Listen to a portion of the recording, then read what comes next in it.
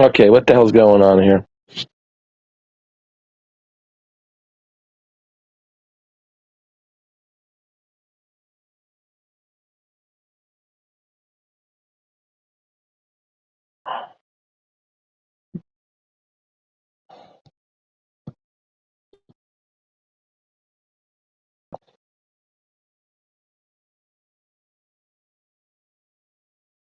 I don't know what's going on. Looks like for some reason the melon is not working for some reason. I don't know what the hell's going on. Um,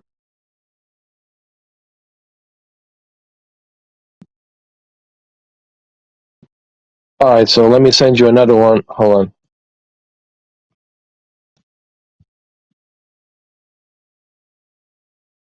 There we go. Uh,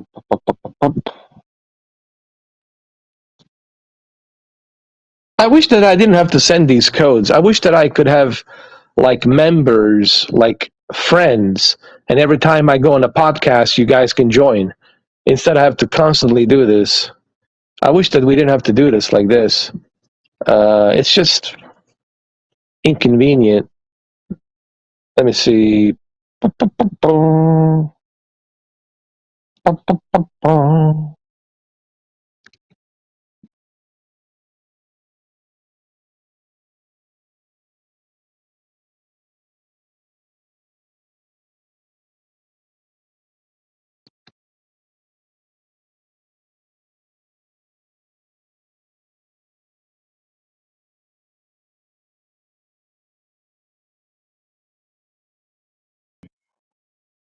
Are you there, Mamba?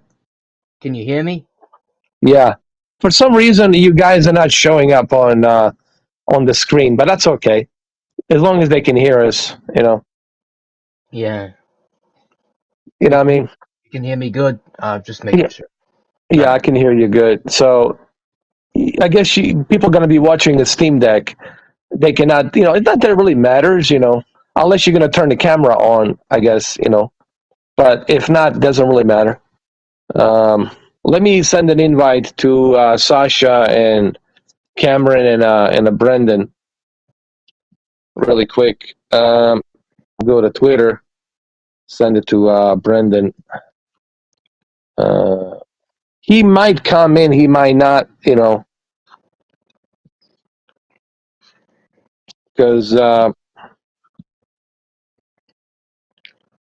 he's dealing with that COVID thing. Yeah. Okay. Let's see here. Hold on, I'll be right back. I just gotta do All right, something. go ahead. Go ahead. I'm just trying to get myself organized here.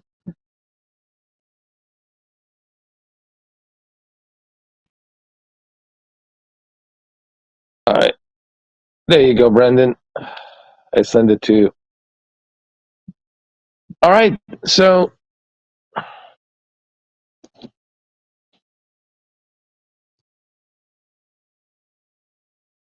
I think we're good to go now.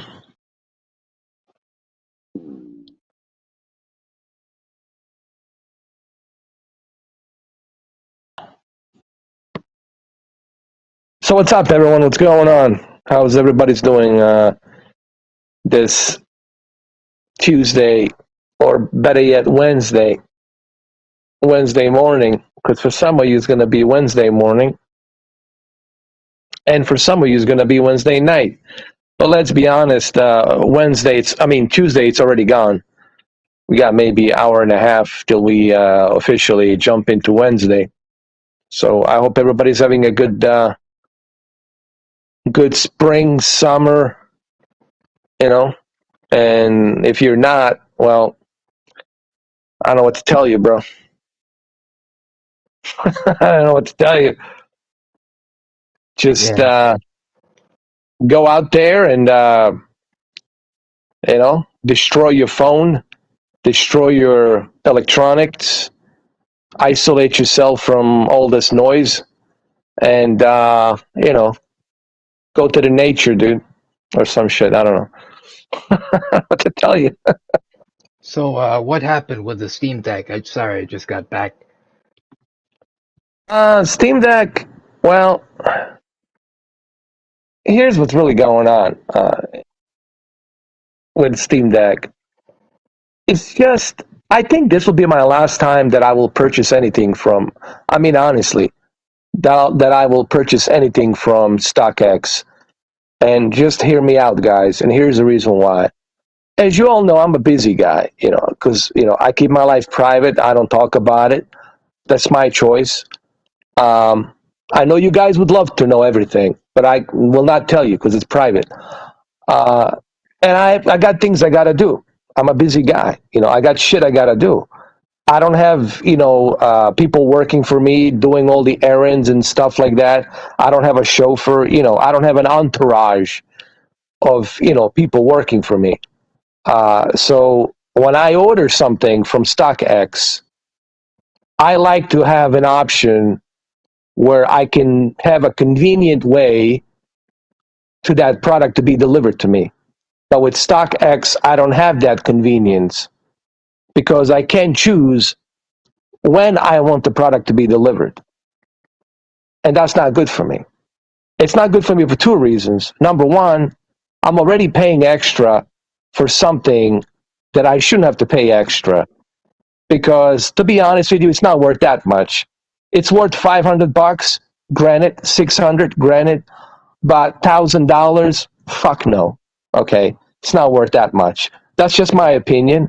So it's not bad enough that you are paying, that I'm paying, or others are paying a scalper price from some douchebag, yayo, low-life ghetto motherfucker who's trying to sell me some shit and fuck me in the ass. Fuck that guy.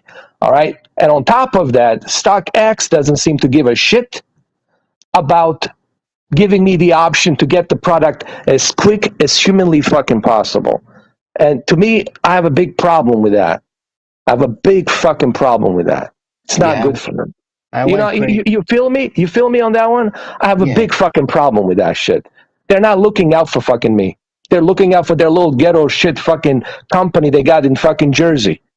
I'm being honest here. Fuck these people. I'm calling them out for what they are.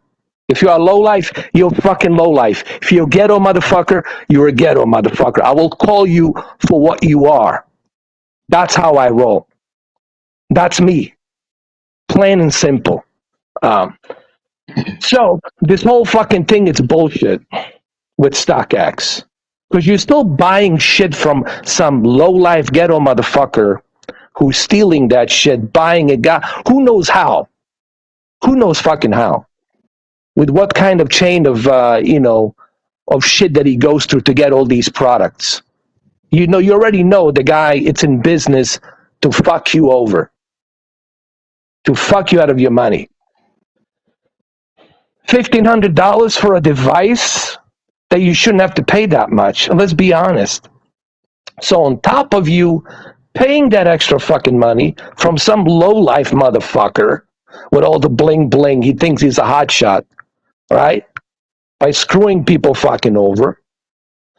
Now, you got to go through fucking StockX, and they don't give a fuck. Yes, they do it, they authenticate, but they don't give a fuck. Because if they gave a fuck, they would give you the option to get the product as quick as fucking possible, So I'm sorry that I'm kind of angry about this shit. I'm sorry that I'm, ranting, but this is how I feel. I don't like when somebody fucks me in the ass, and I feel like this company's fucking people in the ass. You can't even contact them. You try to contact this company, you got to go through some fucking chat bot, and they give you a goddamn ticket. And that fucking goddamn ticket, you got to talk to some low-life affiliate, banging some fucking hooker or some fucking low-life ghetto off the fucking street J-Lo shit, whatever the fuck. I'm tired of these low-lives fucking me over on my fucking money, dude. And that's what StockX is to me right now. Bunch of fucking low-lives, bunch of fucking motherfuckers ripping people off. And I think this is the last fucking time I'm going to deal with their fucking bullshit. I feel like this 100%, man. I So anyway, understand. You know, do you understand what I mean? You feel me on this one? I do because Yeah. with the when I got the Steam Deck through UPS, it was the biggest. It's too fucking long, dude. I know that I got it. I know that I have it, but StockX can do better than this, dude. But they're not going to because they're low life. You know, Yeah, I mean, come on. Look, I looked these guys up. Let's be honest. They used to sell Snickers, and even Snickers, they got a bunch of lawsuits because they were selling Fugazi bogus Snickers. They weren't even the real Nike Airs. I did some research on these motherfuckers. I know where they're from Jersey, and there's another place out there, I think, in Michigan or something. Uh, yeah, like these guys are in business to make money to rip you off.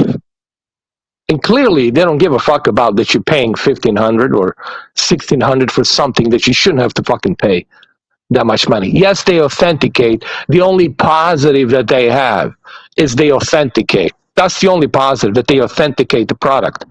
But think about this. What are you getting in return?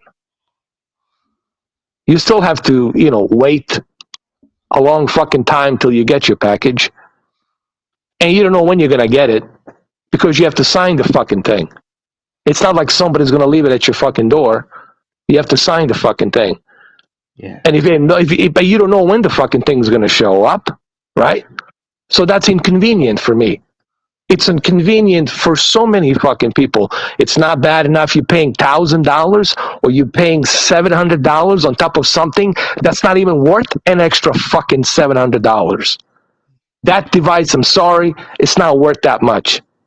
Yes, it's a nice device, but it ain't fucking $1,500. You might as well buy yourself a fucking OLED. Go right to the Best Buy and get yourself a C2. I mean, I'm just being, for real. I'm being real here. Because these are scalpers, okay? These are assholes that don't give a fuck about customers. They don't give a fuck about everybody else. They only care about themselves. They're fucking low-life, selfish motherfuckers. And that's how I feel about low-life, selfish motherfuckers. I have no fucking feelings for you. The only fucking feelings I have for you is my fucking boot up your fucking ass. See now what they're doing to me? They're turning me into fucking Christian Bale. yeah, Into the American Psycho. But you guys understand why I feel agitated. I know yeah. right now you guys are scratching your heads, and I know you got all these fucking thoughts in your head. I fucking get it. I know. But you guys don't know how I feel. If you get fucked in the ass by some of these assholes, if you buy from them, then you would feel too. This is not convenient. I'm not getting anything out of this. What am I getting out of this? Nothing. I'm paying extra for something I shouldn't have to pay fucking extra. And then what's the StockX doing for people? You can't even contact them. You have to go through a fucking affiliate, some guy sitting in a house who doesn't even represent the StockX. He's not a CEO. So listen, people can do whatever the hell they want to do, but I'm personally, after this, I'm done with StockX. I'm done with this bullshit. I don't give a fuck about PSVR 2. If I never fucking get it or get it, I don't give a shit. But I'm simply saying I'm done with this bullshit, man. I think At least give me, dude, give me a fuck. I'm already paying a top dollar. I'm already paying extra money. I'm already paying you fucking extra money. Give me the option to get a fucking next day Air. You don't have to pay for it. I'm paying for it. Give me that goddamn option so I can get the fucking package as quick as humanly fucking possible. Do you know why? Because I have to fucking sign it. Because if I don't fucking sign it, then I have to go find the access point and travel miles and miles to find the access point, like in the fucking Death Stranding game.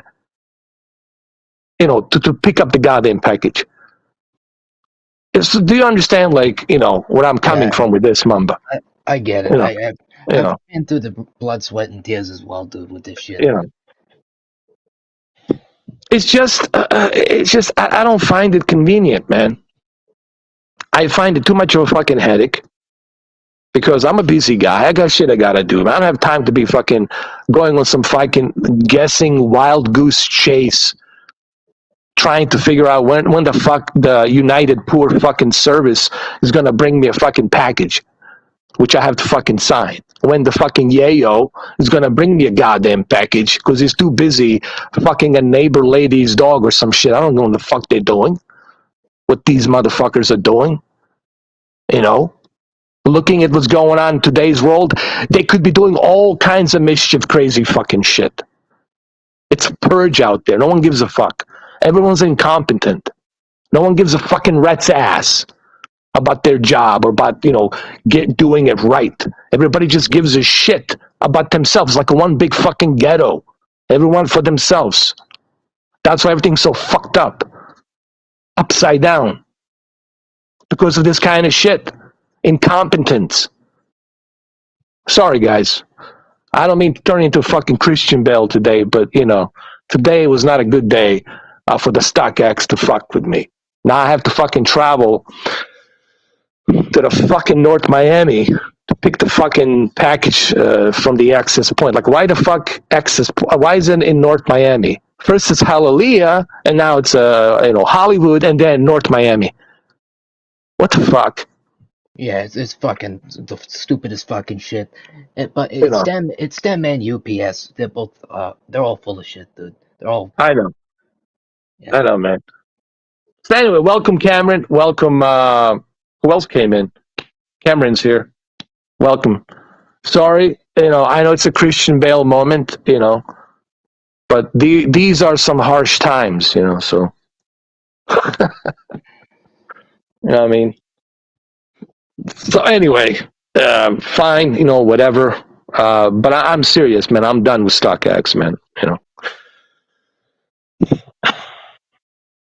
I'm done with their bullshit. Because why the fuck should I order something from a company that doesn't even give me the option? Doesn't even look after the customer, a buyer. They only seem to give a shit about the seller, but they don't seem to give a shit, too much of a shit, about a buyer. Because the buyer is the bloodline for you. The buyer is the heart. And that's what pumps the blood. Fuck the seller. Seller's got other options. Seller can go down a fucking corner of a whatever street and try to sell that shit. Seller can go anywhere. Seller has a lot of options. They need to take care of their customers, dude. All right? People who are paying the top dollar to get a product that's in a high demand. And they should take care of their customer by giving them the option to choose the next fucking day air. I don't get this. Please explain this to me, Mamba. I challenge any motherfucker on this chat right now to explain this to me. What the fuck is the fucking problem? You are paying out of your own fucking pocket. You're paying your own goddamn fucking money. Give me the option to choose. And they don't give you the option to choose. Please help me out here, Mamba. Please, please. I would like to hear the explanation. Well, it's because as you said, they're in the business of fucking people over. It's obvious. I mean, you take a look at the fact that there's no proper. You can't even talk to somebody from the real company. There's a reason why they run you through an affiliate. No, it's not because everyone's on hold. No, exactly. But it's because that they don't want to be talked. They don't want to talk to the actual company because well, let's be honest. I mean, they'd be giving their bullshit shit away. Bro, they got exposed for the fake Nikes. They were selling fake Nike Airs. They got exposed on that shit.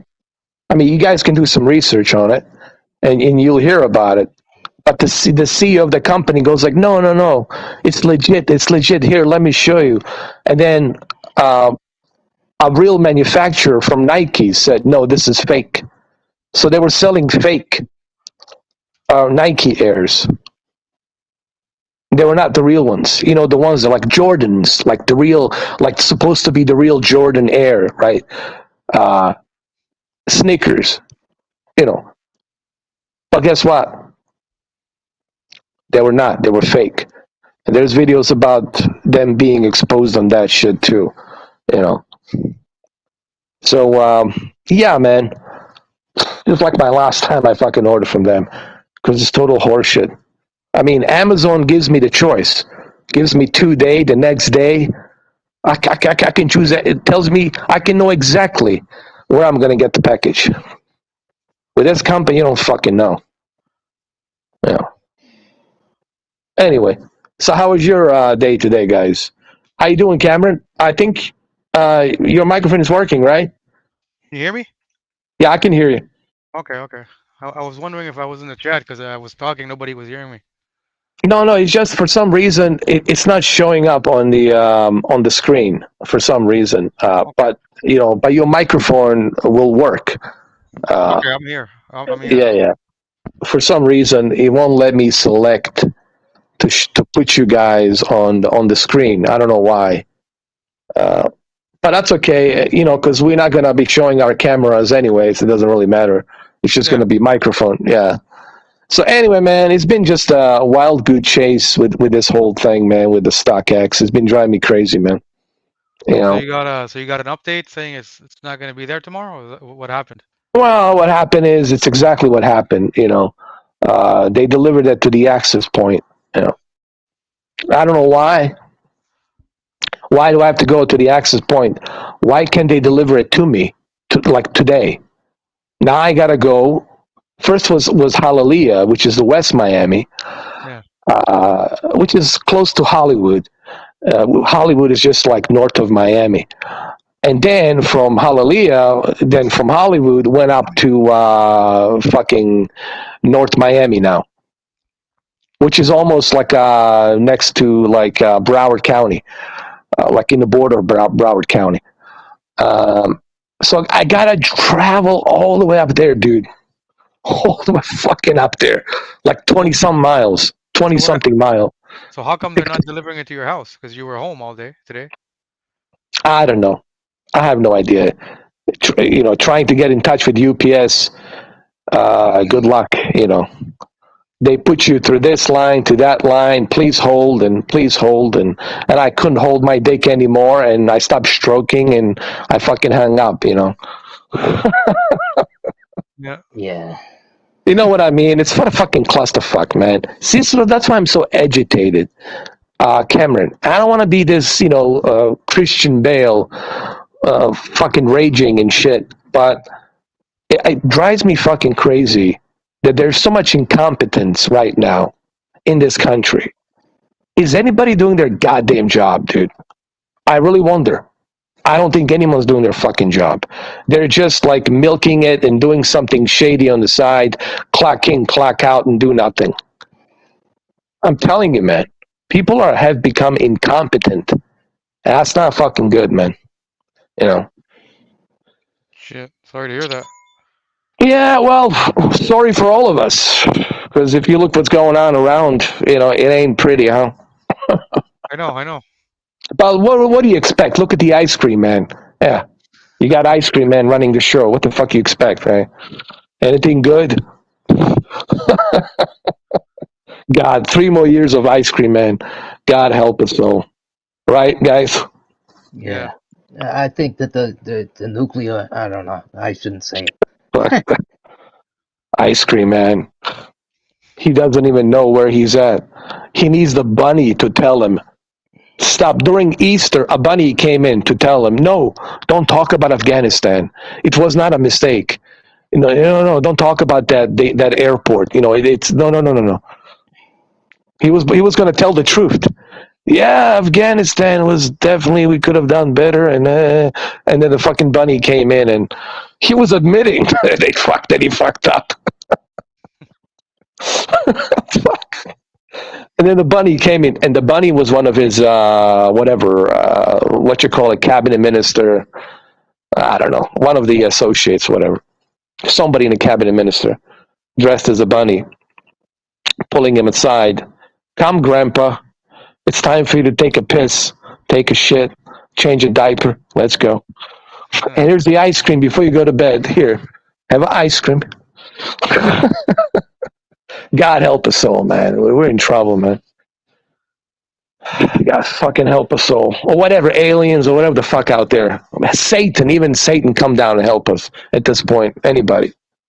So how you doing, man? How you guys doing? What's going on? I'm doing well. I'm doing pretty good. Doing all right. That's good. So when do you have to go pick it up? Tomorrow?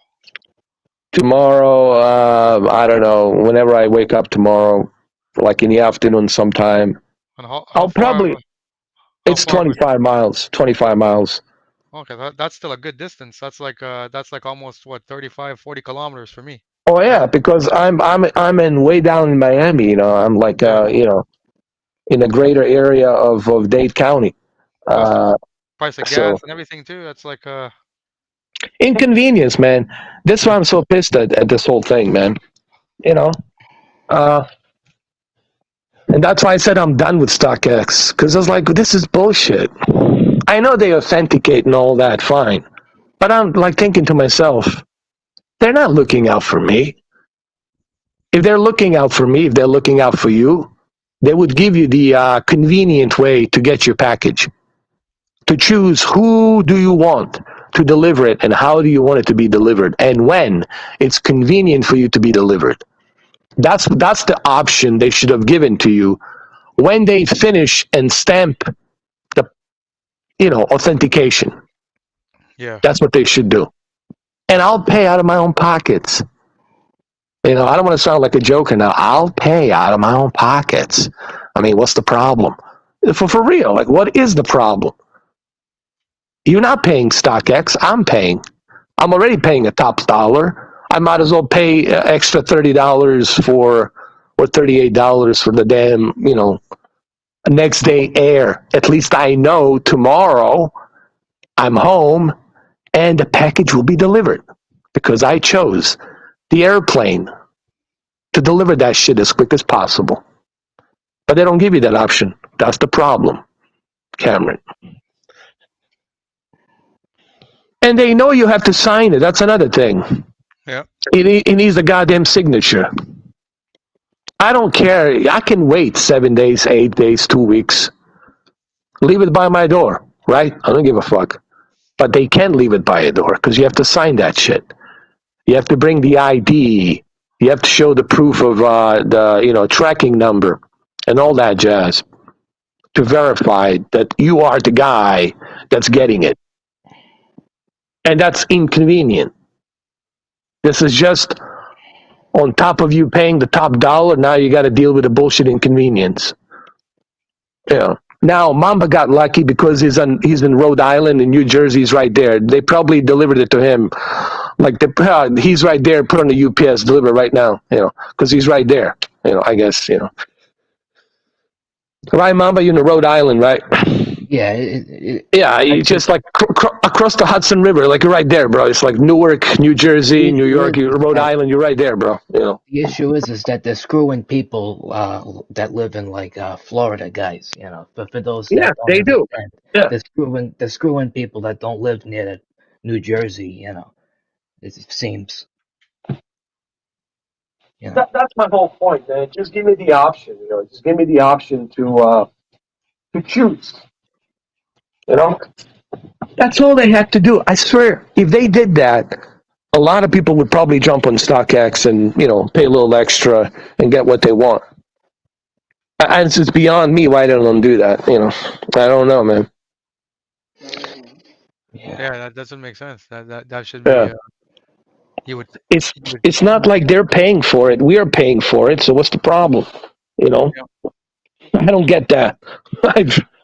Shit. And obviously, UPS would prefer you to pay the extra and get it because they make more money, right? Hell yeah. Of course they would. FedEx, UPS, DHL, whatever. Even United States Postal Service would gladly have you take your money. Not that they take our money anyway, but they'll love for us to donate more for the ice cream. Yeah. Yeah. yeah, man, it's yeah. I'm sorry, guys. It's just I'm just fed up with the bullshit, and just have to get off my chest. I mean, because I can pretend, I can act, and then because it's if something bothers me, I got to say it, and this is a common sense, Yeah. So anyway, tomorrow, I don't know if I'm gonna do a live stream. Most likely, I'm just gonna do like a video, couple of videos, 2, 3 videos, unboxing and setup, and then my initial thoughts on it. Second video, initial thoughts in a 4K video, so that way you guys can see it in a better glory, in a better detail. Yeah. So that's probably going to be like what, 3, 4 o'clock in the afternoon. You think you'll have it by then? With the traffic in Miami, probably like 6 o'clock. Okay. Yeah, or something like that. Yeah, that's another thing you have to consider. The traffic. Yeah, the gas, the traffic, and all that bullshit.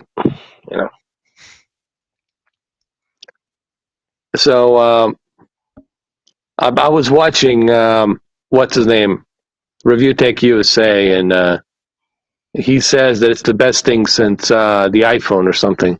Yeah. He said, yeah. He also said that it's something like you have to hold it in your hands to like you have to have it in person to see why it's so good, And he also said, like you said, in terms of a screen, he doesn't think it's a deal breaker, all that, Yeah, the added coating for the sun. Like I said, most people are not going to be playing in the sun. You're going to be in your house playing it, so. Exactly. Yeah. So what else is going on? Anything else going on that I missed today? No, I didn't see anything in the world of technology today. Yeah. Well, I heard that Elon Musk is allowing Mr. T back on Twitter. He said that he disagrees with the ban for Mr. T. Why don't they turn the tables? Why don't Elon Musk ban the ice cream man and let Mr. T stay on? Let's turn the tables. Oh yeah. I think that's fair, right? It's a fair game, honestly. I mean, it would be a fair game. So yeah. So now let's first of all, it's not like he's the one writing the tweets. He doesn't even know how to even type in Twitter, let alone send a message on Twitter. That it's his associates, whatever, writing. His interns are writing the tweets for him. yeah. I just don't think the ice cream man is capable of writing anything, because they give the guy cue cards, to read.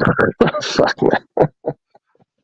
I've never thought that I've seen such an incompetent, quote-unquote, president in my entire life. Holy shit. Well, how do we know that he won? I can't believe that everybody voted for him. I can't fucking believe. Dead people. I don't believe that shit. I don't believe that. It was the people that, already passed away. He sung you a nice song. He gave you a nice song and dance. Him and Kamala Harris, right? And then everybody jumped on his bandwagon. I mean, Kamala Harris. I mean, all of the colored people they probably followed her because they believed her. And then what happened? She disappeared like a fart in the wind. You don't see them anywhere now. Neither one of them. I don't know. A lot of those votes were people that already, passed away. So yeah, dead people. It wasn't legitimate. Yeah. Honestly, sorry. Dead people cannot vote. The last time I checked. Yeah, because those ballots, those mail-in ballots, are from people who were deceased, and they said they didn't know. They the death certificates didn't show up or something. Really? What kind of a half-ass government is that? That you don't know who's dead, who's not dead. All the death certificates are there. You have all the data. Who's deceased, who's not deceased. So it was all bullshit, man. It was all rigged, to be honest. Come on, man. Yeah. Let's stop beating around the bush, man. I think we're past that shit. I think we're past the foreplay. I think let's just call it what it is. This was all rigged. Why? Because this guy, for them, it's the enemy of the state. It's the enemy of the Democrats. Mr. T. And they didn't want him, and they were trying to do anything they could to get him out. And they did. Why? Because they are part of these secret groups and shit like that. Running the show, running the Hollywood, the mainstream media, everything. Even this big tech company we're talking on. Silicon Valley shit. They're running the entire show. Are you trying to tell me that the Democratic Party couldn't find anybody better than some old grandpa in his 80s? He's almost 80. Come on, man. They trying to tell me this is it? This is the best you can get? So some grandpa, In 2024, that's your next election, right? Yeah. So if we make it till then, jeez. So who's the next who's the next opposition that's going to run against them? Like, who are the candidates? Trump again? Oh yeah, big time. Or who else? Oh yeah, Is there anybody else? DeSantis. Okay, I don't know. Yeah. What about Hillary Clinton? Can she run again? She can run again. No, they're not gonna put her in there, man. She's like brain dead, man. She's like a robot. Come on, man. She's just like him. They put her under some kind of hypnotic drug, and then she calms down and she can focus and read a teleprompter. These people they're not even humans, man. I think they're reptilians, bro. Some shit, and they're having a hard time. I think so. Yeah, they're having a hard time adapting to this environment, man. They would rather fucking eat us and suck our blood than to be nice to us. Very well have mind control powers where they can make others that follow their cult turn into reptilians. Maybe. Yeah. I don't know, man. There's too much fucking. Listen, when you got too many secrets, don't sing and dance this democracy, freedom, and all that shit to me. All right. If it's all freedom and democracy, and what the fuck is with the secrecy? Why everything's so secret? Why? Could it be that there's a lot of shit you don't want people to know, and why? Because if they knew, you would have a fucking unbelievable, purge going on and shit. Chaos. Yeah. I mean, look at Vatican. All the secrecies in Vatican. God knows what's there, man, that we don't know about. No. So what else can you tell me about this? What else can you tell me about a Steam Deck, Mamba? Like, is there anything else I need to know for tomorrow? Any kind of features? They did add an experimental feature where you can limit the refresh rate to like only 40 frames per second, like the actual refresh rate. You can switch it down to 40, and this saves a lot of battery. That's the advantage of that. It definitely. You can select a range between 40 to 60 now, right? With the update. Yeah, it gives you a better advantage on battery life. Oh, really? That's cool. Hey, Sasha, how you doing, man? Yeah, what's up, man? It's probably thinking, fuck that, I'm running it at 60. Oh, yeah. Can you hear me, guys? Oh, loud and clear. Okay. Yeah. Wunderbar. It's wonderful. We hear you. Yeah, really good. Yeah. What's that? Yeah, go ahead.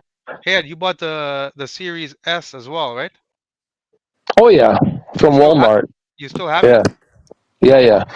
I was just watching a video of this girl who just unboxing. She just got it yesterday, I guess, in her video. But I've seen a lot of YouTubers say, yeah, it works, it's great and stuff like that. But they're seeing, like they said, they're seeing like some games you have to like lower the performance or the frame rate to be able to run the game properly compared to the Series X and PS5. So how do you think down the line when Xbox starts to release like their more demanding games, how do you think the Series S is going to be able to compete? You think it's still going to be worth getting the Series S over the X? That's a good question. I think the original plan was to have always these different types of consoles. One the entry level, and the other one premium level. So that way, I guess Phil Spencer felt like we can give people a choice, so they don't have to go all out, pay that extra money. They can go and have something cheaper. But is it going to really survive? Is it really going to be there? I don't know. That's a good question. Probably not. If it's not selling that well, I don't think it will. But I think it did sell well, from what I have. Yeah. It's available. It's available. Yeah, it's Compared to available Series here X. too. It's available Yeah, here. yeah. Where Yeah. yeah. Like you can walk into Walmart here and get it too. Yeah. I mean, look, man. I'll tell you what. If let's say you were dirt poor and you really got nothing, Yeah. right? And you're just a regular Joe. You don't give a shit about Hubble telescope, magnifying glass, digital foundry shit. You're not one of those guys, right? So for you, you'd be like, hey, I don't give a shit. I'm sitting 7 feet away from a TV, right? So for me, it's not going to make much of a difference whether it's 1440p or 1080p 60. It's still going to be upscaled to 4K, so you really won't tell a difference. So for those types of regular hipsters, Joes, right? Yeah. They're not going to care. They're going to be happy that they got this console very cheap, and they got the Game Pass in it, and now they're happy. So what if you have a 1X? So what if you have the 1X? Is the Series S much better than the 1X? Oh, is it yeah. the same? Oh, yeah. Well, first of all, let's be clear. With 1X, there's no ray tracing, right? Okay. And on this one, you can do ray tracing. Also, you cannot do 120 hertz on Xbox One X Project Scorpio. So there's that, and you also have a NVMe SSD. Yeah. You got quick resume.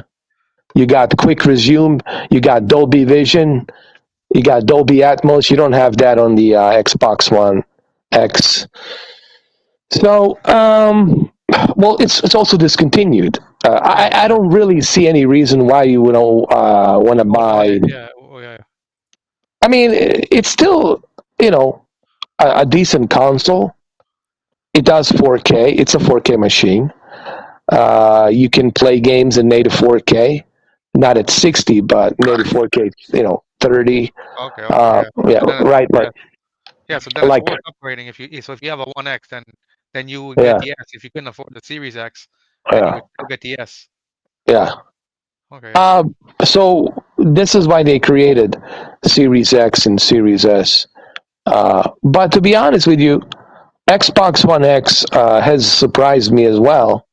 When I look at like Far Cry 6, native 4K 30. When I look at Red Dead Redemption 2 in 2017, or 2018, I'm sorry, October. It was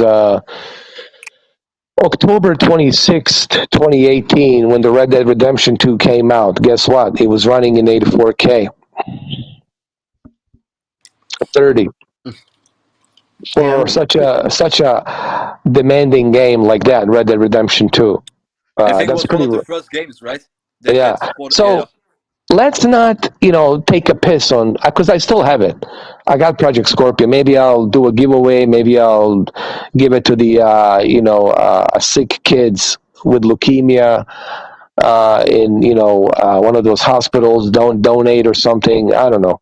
We'll see. I would tell people don't take a piss on the Scorpio yet. It's still a capable 4K machine. It's just it doesn't have a ray tracing. It doesn't have a SSD, NVMe. It doesn't have a quick resume, and of course, not having that Dolby Vision for gaming. Sure, and you can play, Flight Simulator. That's another bummer, With the cloud, only. Yeah, through the cloud. Yeah, That doesn't- you can do it. it Yeah. doesn't really work the best, Yeah. So it's in 2017, Scorpio was good, and I enjoyed it thoroughly. You have a 4K player built into it. You can watch 4K movies. I enjoyed it. It was a good console at the time, but it was a short-lived console. They lived like almost like a Dreamcast, a year and a half, 2 years, give or take, right? Something like that. A couple of years, right? Yeah, I think so. Yeah, but yeah, if you want the best of the best, of course, Series X. There's no, that's like if you want the best Xbox experience at the moment. Yeah, Series X, of You know course. why? Eden. You know why I think they released PlayStation 4 Pro and Xbox One X back in the day, probably to compete with like the new graphics cards, right? Like at that time, like 2080 or something. At that time. Oh yeah, Yeah, exactly. but I also feel that Phil Spencer was kind of misleading his fan base. Because here's the reason why. Because he went on this whole 2017 summer E3 of 2017 when he told everybody, Scorpio is the most powerful console on the world, in the planet. Enjoy the best of the gamings on the most powerful console on the planet for only $4.99 this November 7th. All this bullshit. Hooray, hooray, right? And then everybody was like, wow, dude, the stuff we're going to be able to do with this, Project Scorpio, the most powerful console on the planet. And once it came out, sure, it had some nice upgrade features for you to utilize with Forza 7 and some other things, But, again, here we go. It fell short. Here comes Series X. Here comes Series S. And we're like, dude, I just bought a fucking Project Scorpio because you told me it's the most powerful fucking console on the planet. And here we are, 2019. Now you're telling me, fuck that. Sorry that you wasted 2 years and $500 on the most powerful, not so powerful console on the planet. But we got another powerful second generation console on the planet called Series X. And you're like, huh? It was confusing. I think the marketing, one of the biggest problems that Microsoft has is when it comes to selling their consoles, the marketing. They're really not that good, man. To be honest. It's very confusing for a lot of people. For parents, for a lot of people, they're like, wait a minute, Xbox One X? Xbox One S? Series X, Series S, XL, XX, YZ, YK, QR. What? Yeah. Dude, just stick to the fucking numbers. Xbox 1, 2, 3, 4, 5. Yeah. And like PlayStation does, man. The funny thing is, I used to remember back then, like in 2013, right? I actually used to thought that the next console will be called like Xbox 720 because of the Xbox 360, right? Yeah. Yeah, I know what you mean. Yeah, and then Xbox 1080p. Yeah, Xbox 1080, Xbox 4K. It's just confusing, dude. Like this is the thing. Like they even with the Xbox One, like back in the day, they market that console so wrong with the TV stuff, and then 1 year later they came with all their good stuff like Master Chief Collection, and then when was this, like 2015 when they announced like backwards compatibility, or 2016. Yeah. And that's when Xbox started to come back, out of that shithole, Yeah. I think that the mistake they made is with this whole, 360 and then the One, Xbox One. I was like, what are we doing here? We went from 360 to square one. Like, what is this? Yeah, exactly, right? Listen, they should have just stick to numbers, man. Yeah, man. Yeah, then you know right away. Okay, Xbox 4, and then there's Xbox 3. Okay, 3 is the older one. Yeah, I mean that's how it should be. But no, they wanted to be like Nintendo, Like what were they? They were in competition with Nintendo, like Nintendo Wii U, Switch. Don't switch. Like what? Dominatrix. What are you gonna call it? Strap-on Dominatrix next. I feel like that it worked a lot better with PlayStation. I mean, at least they called it PS4 Pro, Yeah, you exactly. know, Yeah. So and it's PS4 Slim. You know, it Yeah. was kind of more straightforward with them. At least I'll give them credit. Think about how smart Sony is. They knew, hey, guess what? Mark Cerny is letting you know this is not a next generation. This is just an upgrade, refinement upgrade. Pro. So you're buying an upgrade. And everybody understood, okay, it's still a PlayStation 4, but an upgrade.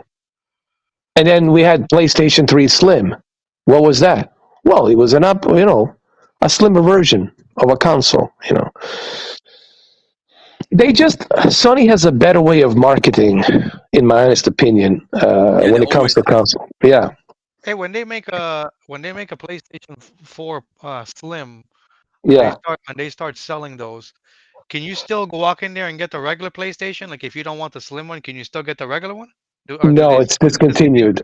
Yeah, Okay. you have to go to Amazon, buy it from some Billy Bob Joe six-pack Budweiser, and the cockroaches inside a slim version. But Eden, you know what I think? Like this is what really saved Xbox. Like either the Master Chief Collection, like in 2015 when they announced that, or the backwards compatibility, and that brought Xbox like kind of back, right, in those years. Yeah, I mean, look, Xbox 360 was definitely their best console, next to the original Xbox. But this whole thing went downhill with the Xbox One and this Kinect shit. Exactly. Nobody cared about Kinect, dude. Nobody wanted it. No one gave a shit. And that's what happened. And of course, you had Phil Harrison telling you that you can watch your favorite cable channels on your Xbox console. Like, dude, I'm not buying a TiVo. Right? I'm not buying a fucking TiVo. I'm not buying DirecTV. I'm not buying a Dish Network. I'm not buying a Comcast. I'm buying a fucking, console. Yeah. I mean, he acted like one of those guys from Comcast Xfinity or something. Like, who cares about television? I'm buying a console, dude. Show me the fucking games you got coming for this motherfucker. Show me the next gen games that are gonna run in this One X. That was a disaster. When I watched that shit in 2013. Hey, by the way, did you watch that live? God. Because I remember I watched that live, like on. I can't remember what day that was. Yeah, I did. I watched it when Adam Sessler from G4 went over there, and boy, they didn't like him going there because he was asking like, "Why are you guys so focused on cable television and DVR and using the hand gesture and voice gesture?" People, it's like, do you really think that's what the gamers want? And the funny thing is, right, this is what I also remember, like, they didn't even have any games, right, for Kinect and stuff. Yeah, exactly. Yeah. It was terrible, man. It was just horrible. Yeah. I remember just wasted money for a stupid product, right, like Kinect and stuff. Like, wasted money, People didn't care about Kinect with the Xbox 360 Slim. They should have told them that they don't care, right? Yeah. When a 360 Slim came out, no one cared about it. And no one really did, honestly. Using hands, so I can pretend that I'm holding something. You know what? I don't need a console for that. I can just pretend right now I'm holding a fucking something, I can pretend I'm holding a big, I'm touching 34 Double D right now. I can pretend. Thank you, Xbox. Thank you, Phil Harrison. This just shows you he's a failure, man. Phil Harrison is just like a fucking walking Titanic. Yeah, especially Phil Harrison. It is true. He is, man. Everything he touches just goes down bad. Oh God, man. Ugh. Hey, Eden, did you have the Xbox 360, right? Like, what was your first console, the white one or the black one? Like the Elite version? I think it was a white one I had with a From yeah 2005, the first version, right? yeah that's the one Yeah. I had with a King Kong Peter Jackson King Kong. That was the first game I played. I was blown away by the graphics, and I was like, wow, finally I get to play in high definition, 720p. Wow, I It was was blown crazy away back by then, right? yeah, dude, I was blown away. Dude. Yeah, but that was back then. You know, it was 2006, right? Yeah, around that time. Yeah. But But HD seven, really, like HD, really yeah. blow me away from SD. You know, like from the quality wise and stuff. Oh yeah. Remember the HD DVD player when it Yes, I came do. out? Yeah. I think I still have it somewhere. I just have to find it. I wonder if it works. Probably does. I would figure it. And I have my Modern Warfare 2 Xbox 360 somewhere. I gotta find it, man. I don't know where it is. Yeah, I'm that's pretty gonna sure. be. I'm pretty sure whatever it is, buried somewhere out there. Cockroaches have already. They're living in there, man. They got a whole family. They're all in there. You open the fucking tray, you see the roaches coming out. Hello. How can I help? Shit, man. Hold on, let me see what the people are saying. How many DVDs do you have, bro?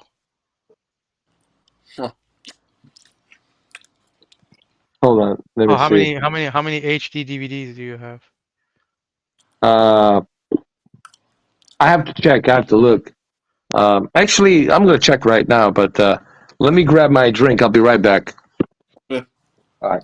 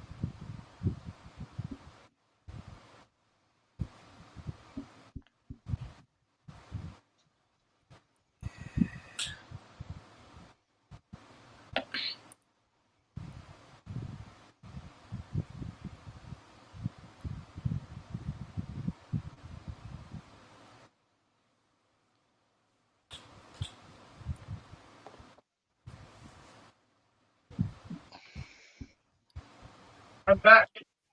Okay. I'm back. Where were we? Oh, that's right. The Xbox 360. Yes, yes. Hold on, let me. Gamer Buffett says he failed a lot, but not with his vision for PlayStation Home. No, you got to He read. failed. You have He to read the failed, comment man. above that. You have to read the comment above that to get the Let me context. see. It's not fair to say that about Phil. I got to read this with Joker's voice. We're gonna do this. We got to do it right. While Joker eating an apple. You see, Gamer Buffett, I know why you have these group therapy sessions at night. Phil Harrison. It's not fair to say that about Phil, your little Phil. He had a PlayStation Home, and I was a large success. Well, he was a large success. Literally, the metaverse is trying to replicate what he did with PlayStation Home. I really don't know what you're talking about. What are you on about? I don't know. I really don't.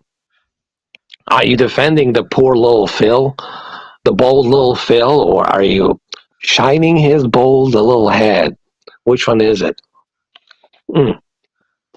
I think you're shining his head. His bold, shiny head. Look, man, what has he achieved? I don't know. Like what? Nothing, Stadia right? with the what? Tell me his achievements. I like to hear it. Nothing. That's the answer. I think Yeah. I think that the metaverse is bullcrap. Sorry. Yeah. Come on, dude.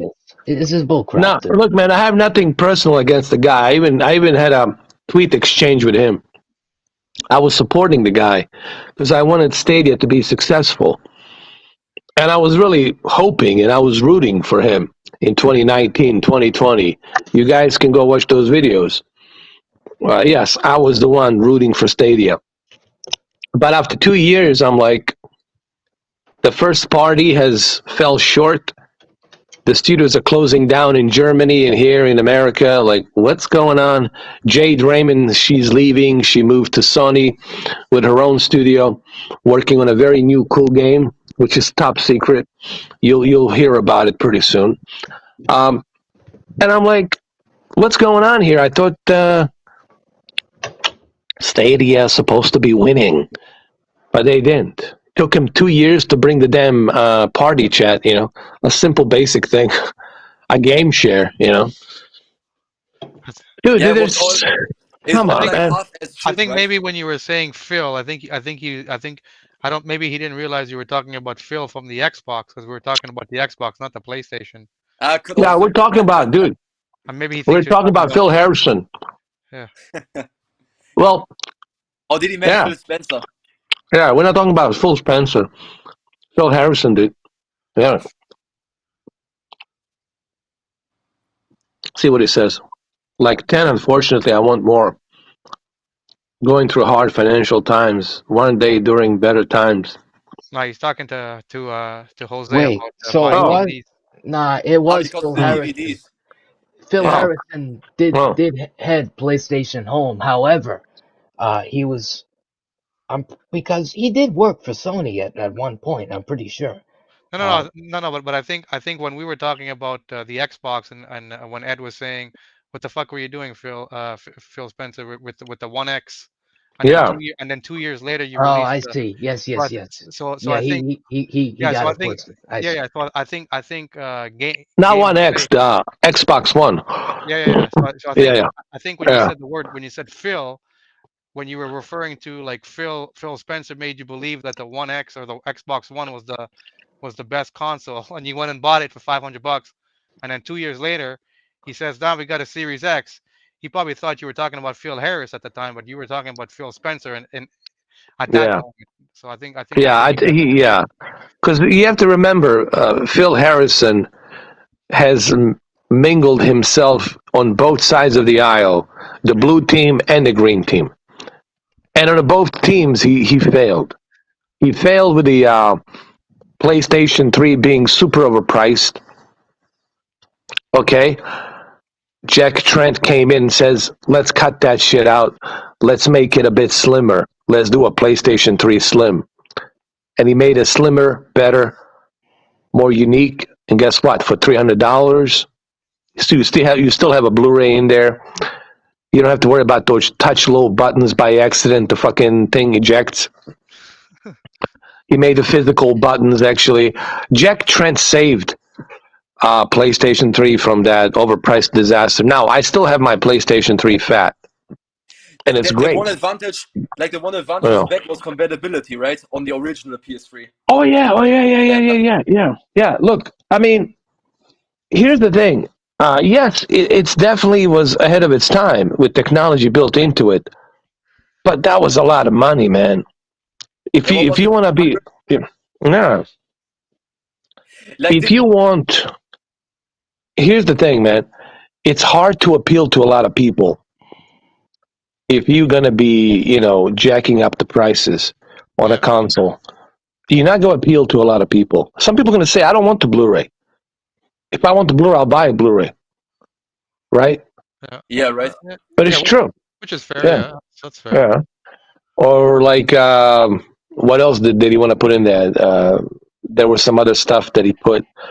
That motion controller was a good thing, DualShock. Yeah. But here's the thing, like DualShock 3. Yeah. Yeah. Now that you have your you have the PS5, we all have the PS5, when you have the series. I forget. They usually do this with PlayStation, but now that you have your PS5 and you have like technically this would be called the fat version, right? Because the way it is. So and it has pretty much all the bells and whistles. So and then let's say now they release a PlayStation 5 Slim. And they said, okay, well, it's going to be cheaper, but we're going to take away some of those bells and whistles. I don't know. Maybe it's not going to have the as fast. It's going to have It's going to have the NVMe, but maybe not as fast one as the regular PlayStation 5. Maybe it's not going to have that USB Type C. That's the super fast one. Because they're going to cut the cost down. Would you prefer? Would you let's say they had the option of both? Would you still buy the Slim over the fat one to save the money, or you would still go with the fat one? But it doesn't matter. See, you're missing the point, Cameron. What he should have. Oh, but I'll get to your question, to that question. I'll give you the answer to that. But let me first answer this. That's besides the point. What I would buy, what I wouldn't buy. You as a CEO, what he was back then, or is he marketing, whatever. Director of the Sony PlayStation 3 in 2006. Your job is to get the numbers, to sell, to get the commission, right? Your job is to sell as many consoles as possible. Now, how are you going to sell as many consoles as possible when you are only limited to one choice, and that's $600? Yeah. Now, if he had that choice in 2006, between a slimmer version for $300 and the fat version with all these extra bells and whistles, all right. Now you're giving people choice. That would be a much better marketing, in my opinion. Oh, yeah, for sure. Yeah. That's what I'm saying. They should but me personally, to answer your question, of course I would go with the best of the best. Yeah, that's what I'm for saying. Sure. Yeah. They should always have both. They should never discontinue one for the other. Yeah. That's why I asked you earlier when they had the PlayStation 4 Slim, were they still selling the fat one? Because the fat one, and so they discontinued. It was dying off. It was selling, but it was dying off. Yeah. Honestly, it was dying off. People didn't like that it was a fingerprint magnet, scratches, and all that shit. People didn't like the fact that you, by accident, would press the power button to turn off because it's the touch sensitive. So you had the fat one and the slim one, or just the slim one, or which one did you have? The first one, right? The first one, the fat one. I also had a slim version, but I traded it in because I was like, So when you got the slim one, what did they take away from the PlayStation 4 Slim versus the fat one? What was different about it? Well, matte finish. It was smaller. It wasn't as robust, as big as the Yeah. the PS3 Fat, because PS3 Fat is big, it's huge, and it's heavy. So there was that, and it wasn't a finger magnet, like Yeah. Yeah. the Fat is. And it was flat. You could put it underneath, your home theater, what you call that, desk, and cabinet, your home theater cabinet. You can fit it vertically, horizontally. It fits perfectly next to your, home theater system. Not that, PlayStation 3 Fat didn't fit. Sure, it fit, but it kind of stands out. Like you see it. It's a big, giant thing. It's huge. It's robust, and it's fat, and it's thick. That's what she said. And it's a What about fingerprint what magnet. about as far as like USB ports and all of those things? It was the same, or it Oh had less? yeah, listen. Yeah, There's no question about the PS3 Fat had more features, like SD memory card, bunch of more USB. When you open that little handle, what you call a little compartment, you open Yeah. that bottom front compartment. You see, actually, I can do a video on it if you guys want me to. Maybe Friday, I can do a 4K video on the PlayStation 3. If you guys want me to. Uh, you guys want to do that? yeah. Yeah. Okay. Yeah, I'll do it. Yeah. Hey, Yeah. believe it or not, actually, I Yeah. have Yeah. the Slim right next to me right now, like next to my PC. Nice.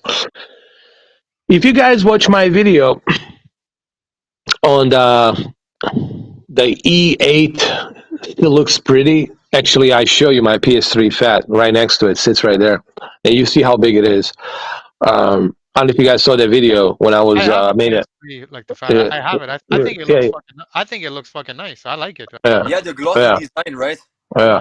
Kind I of think I mean, well, that's why I kept it, because I had a little nostalgia about it, because I had good memories with it. Playing, Metal Gear, Guns of the Patriots, and other games.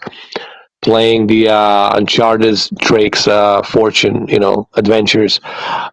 So I had good experience with that. But I felt like my friend Dan. We felt like, PlayStation 3 Slim. I can take it with me. I can watch Blu-ray movies. You know what my friend Dan used to do? He used to take this little, what was it, like a 12-inch monitor or something like that. It was like a 14-inch monitor. 14-inch monitor. Would put it in his 511 little rucksack bag, and then he would also put PlayStation 3 Slim in it. He would watch Blu-ray movies, play Far Cry 3 and some other games, So it's kind of funny if you really it was portable. PlayStation 3, what I'm trying to say is this. PlayStation 3 Fat was, to me, a stationary home theater console, while the PlayStation 3 Slim was this portable option. Take it with you, you know what I mean? Shove it in your... and I did. I'm being honest. like a PC and a laptop. Yeah, I mean, I used to take it with me. My friend Dan used to take it with him. We would go like out, fishing or going to the trip in South Carolina, North Carolina, right? We would take that console, put it in a 511 backpack, that rucksack, military style, small one, and no one would even know like there's a PlayStation 3 in there with a monitor. But PlayStation 3 Fat, that shit was heavy. You put that son of a bitch in there, it's a bit uncomfortable with that one. So that's the way I look at both of them. I look at them as PlayStation 3 to me was this home theater entertainment center, right? It really was a home theater entertainment center. And it worked great with the receivers, pass through, Dolby Digital, optical, and all that shit. It even had the optical out on top of the HDMI. Had a lot of cool features, You know, if you really think about it, right? Like, let's just say PlayStation 2 is still the greatest console ever made, right? Like, as a fact, right?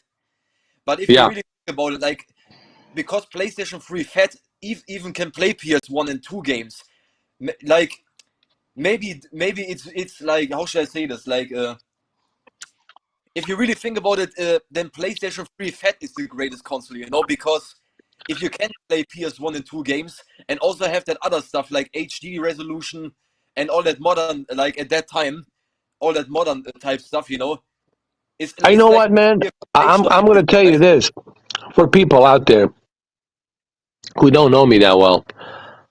I could easily like qualify, like no problem. I could easily qualify right now to be like a Sony fanboy, like easily. Uh, that's because I have owned every single PlayStation console that came out. And even right now, I have two PlayStation 4 Pros, including the original one from 2016 and the God of War version. I got my PS3 Fat. I've got my PlayStation VR with the Move controllers. Um, and I got the two PlayStation 5s, one Blu-ray and one digital. So I could easily like pass on for a Sony fanboy, but I'm not. But I gotta tell you something. Sony has always brought me memories throughout the years, memories that I will always remember, memories from Silent Hill, Resident Evil, nostalgia. You know, these games from late '90s to early 2000. it's just These a are the status, right? Yeah. This is something that Microsoft will never be able Never, man, never. to achieve. No, Halo, really? Halo and Gears? I don't think so. I don't think so. So let's be honest. You know me, I'm not a Sony fanboy, Of but I course. could easily qualify because I have all of these Sony consoles. I could easily qualify. And even my, channel background, it's PlayStation. I mean, fuck. So I could easily qualify. And I played majority of my time. I played Sony games. I fell in love with PlayStation in 1998. I went to a Target, and I'll never forget it, man. You see, to me, PlayStation, it's not just a console. It's personal because I have good memories, dude. It's like a Memories of me and Victoria when I was dating Victoria and some other girls, back in the days. I have good memories of my old friends and then me and my brother and then his friends. And I have good memories, man, with PlayStation. Playing a bunch of games with me and my brother, my cousins, my friends. I remember when I first got my PlayStation 1998, man. Me and my brother were blown away, dude, by Metal Gear. Metal Gear. Colonel, can you hear me? Who is that? Naomi. It was fucking great, man. I had a blast, dude. I enjoy it, So I had playing all those games, then Resident Evil 2, Silent Hill, blockbuster after a blockbuster, like nonstop blockbusters, dude. Dude, Sony changed the game. I mean, I think me and Cameron talked about this. I think all of us talked about this. Sony changed the way video games are being played. exactly. The games became more adult, mature, more like a digital art format instead of just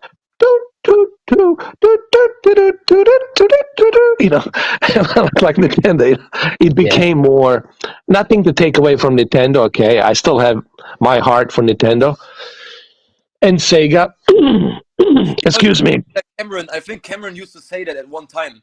It's Yeah. like when you play like Sony games, you feel like a movie. I think Cameron used to say that like a couple Yeah. of months ago. Yeah. I cannot listen. I'm speaking subjectively. People who are watching this, I don't want you to think I'm some kind of a fanboy holding a. They're calling you fanboy. That's probably what they're gonna Of say. course, a fanboy. This is what everybody else is going to be talking about me now. He was a Sony fanboy in a closet. No. It's just the Sony gave me such a good, cherished memories that I'll never forget. Okay, like we talked about Steven Spielberg. Steven Spielberg gave me great, cherished memories of his movies. I cannot forget that. Microsoft only gave me Halo and oh. I mean, they couldn't even put that fucking song in a TV show. Oh, that TV show is, I think they're gonna cancel that shit. Yeah, that's It's getting so much. It's getting backlash so badly, man. Yeah. Oh God. And they had so much fucking time to perfect that show. Sure. And look what happened. It's so fucking sad, dude. What did they Hey, do? hey, You know let's what? rub it in. Are you guys ready for this? Since we're talking about Halo, Sony bought the Bungie. Yeah. They did. I'm not lying. They did. Sony bought a Bungie. Yeah. Didn't they do that Yeah. like since Destiny 1? Like at that time? And how about this, man? Dude, like, how about SOCOM Navy SEALs? Yeah, What a fucking amazing game, dude. that franchise was fire, man. So Yeah. Navy Seals, yeah, hell yeah. How about Siphon Filter? How amazing that was, Siphon Also, Filter, like, and all remember these. back in the day, like Jack and Dexter, the old school Ratchet & Clank games. Back How on- about a Parasite E 1 and 2, and all of these, you know? Dude, I can go down the list. Dino Crisis. I mean, dude, just PlayStation 2 alone in 2001 dominated, dude. Yes, I did play Halo, but come on, man. As soon as I finished playing Halo with my friends, I was like, fuck this shit. Let's go back to Metal Gear, Sons of Liberty. Let's play that. Let's play the Ace Combat. You know, let's play Grand Theft Auto 3. Dude, juggernauts of how about Gran Turismo 6 A-Spec? A-Spec. Or A-Spec. I'm sorry, A-Spec. Gran Turismo 3. Yeah. I mean, Zone of the Enders. Kiss my ass. I mean, come on, guys. I mean, listen. You guys know me, and please, you can vouch for me. You know that I have a lot of stuff, and you guys have a lot of stuff. But if I had to choose, PlayStation all the fucking way. Come on. I mean, let's cut the bullshit. Let's be real. Come on, really. Can we be real here? yeah, Let's be real. Come on, yeah. And I know people are gonna start shitting on me. Oh no! What about the Xbox Game Pass? Dude, it's like Cameron says. Yes, they have a quantity of games. Doesn't mean I'm gonna enjoy it. What if all the quantities of games are shit? I'm not gonna Right. say anything. All I'm gonna say is you guys know what my PlayStation profile picture is, so that's my side. But no, Cameron, what you said is no. It's true. I mean, you were right. You were right. Who gives a fuck about quantities if they all suck? Even with Stadia, I don't care how many quantities of games, but if they all suck, you know, no one's gonna touch it, right? Who's gonna play, you know, like some shitty ass game nobody cared about, some indie game, you know? It's not about a quantity; it's about a quality. And this is fucking true. Like I'll It's say, true. like for me, for the Xbox, the first game that caught my eye, and I know probably, I mean, I haven't played it. I haven't played the newer versions, but I don't know how they are now. But the first game with Xbox that caught my eye, that I was like, okay, this is something good, was probably when I first seen Gears of War, the first one. I was like, holy fuck, I never seen a game like this. And then when how the camera follows the character. yeah, Gears Yeah. of War, the thing with Gears of War, When I seen the first one for the first time, I was like, oh my god, this is something good. I didn't know Xbox had games like this. But I mean, I know they have more of them. I don't know what they're at now because I haven't played them in so long. But I was never like a big Halo guy. I was more of like the Gears of War kind of guy. But beyond that, I used to say, well, beyond that, what else? You know what I mean? Like, you know, like that was just me. You know, I mean, somebody who has Xbox might be thinking different. They're like, no, there's a lots of other games, but that could be true. But for me, the game that always caught my eye was when I seen the first Gears of War and how the camera follows you. You know, like how they made the camera follow you as you're running. It kind of puts you in the action. I thought that was a cool game, but I mean, Gears was cool. You know, came for 360 in 2007, right? Was it 2007 or 2006? around the time. But It I was think- 2006. Yeah, You know- but you know what? Granted, they had Gears, they have Halo, but what else you have? Yeah. Okay, what else you have? I mean, all of these years, really, Microsoft, you couldn't come up with some better IP? They never really like did Come on. IPs like Sony, right? Like never on that Oh, That's dude. what I that's why I always tell people like, okay, if I and if I look at Sony, I would say, well, they got God of War, you Yeah. know, they got fucking Spider-Man. yeah, Uncharted. they're Yeah, like they're Uncharted like was my right? favorite. You know, that was Yeah. that And The Uncharted. Last of Us. Come on, man. The first one. Yeah, come on. Yeah, exactly. Come on, like there's probably like Yeah. a like with Xbox, maybe there's like like fucking PlayStation, you can hold up two of your hands if you and you can Days play 'em. Gone. Yeah, like Days all of them. Gone. Yeah, masterpieces, Heavy right? Like Rain. you know, Heavy Rain. Yeah, Heavy Rain, man, yo. Come on, man. Uh, I mean, look. Let's just cut the shit, right? And then we're all listen. We all have different consoles. We have different things. But let's be honest here. Let's stop beating around the bush. No one can even hold a glass of water to the Against fucking Sony. 25 years, excuse me, 26, 27, 27 years of entertainment that they brought us with the video games, and they still continue to do it. Good luck. I mean, and they always innovate. They do a PlayStation Portable, PlayStation VR. Microsoft always playing it safe. Like Bill Gates' little dicklet playing it safe. Let's not do it. I have to agree with you. Let's work on the vaccines. The yeah, fact, the fact He that went Xbox, from, dude, think about it. He went from a Microsoft to Microneedlesoft. well, listen, listen I've for a always said, second. I always thought it was pathetic that Xbox never put VR on the table. It was fucking. It Beyond fucking. me. You're right, Mamba. It's You know, beyond me, dude. Like, and here's the funny thing. They have, I'm laughing because it's so fucking pathetic. They have Windows Mixed Reality. oh my god. I'm sorry. I'm And sorry. and And then I'll Phil add, I'll Spencer, add no, that. I'll Phil add the Spencer cherry on top. he says to Major Nelson, we don't think that our community of Xbox really it's demanding or really wants to push the VR. So that's why we're not focused on the VR that much. But I'll add the cherry on top. Windows Mixed Reality isn't even compatible with Xbox One. So hold on. So Phil Spencer's trying to tell me and everybody else on the Xbox community that I don't want to play Halo in VR.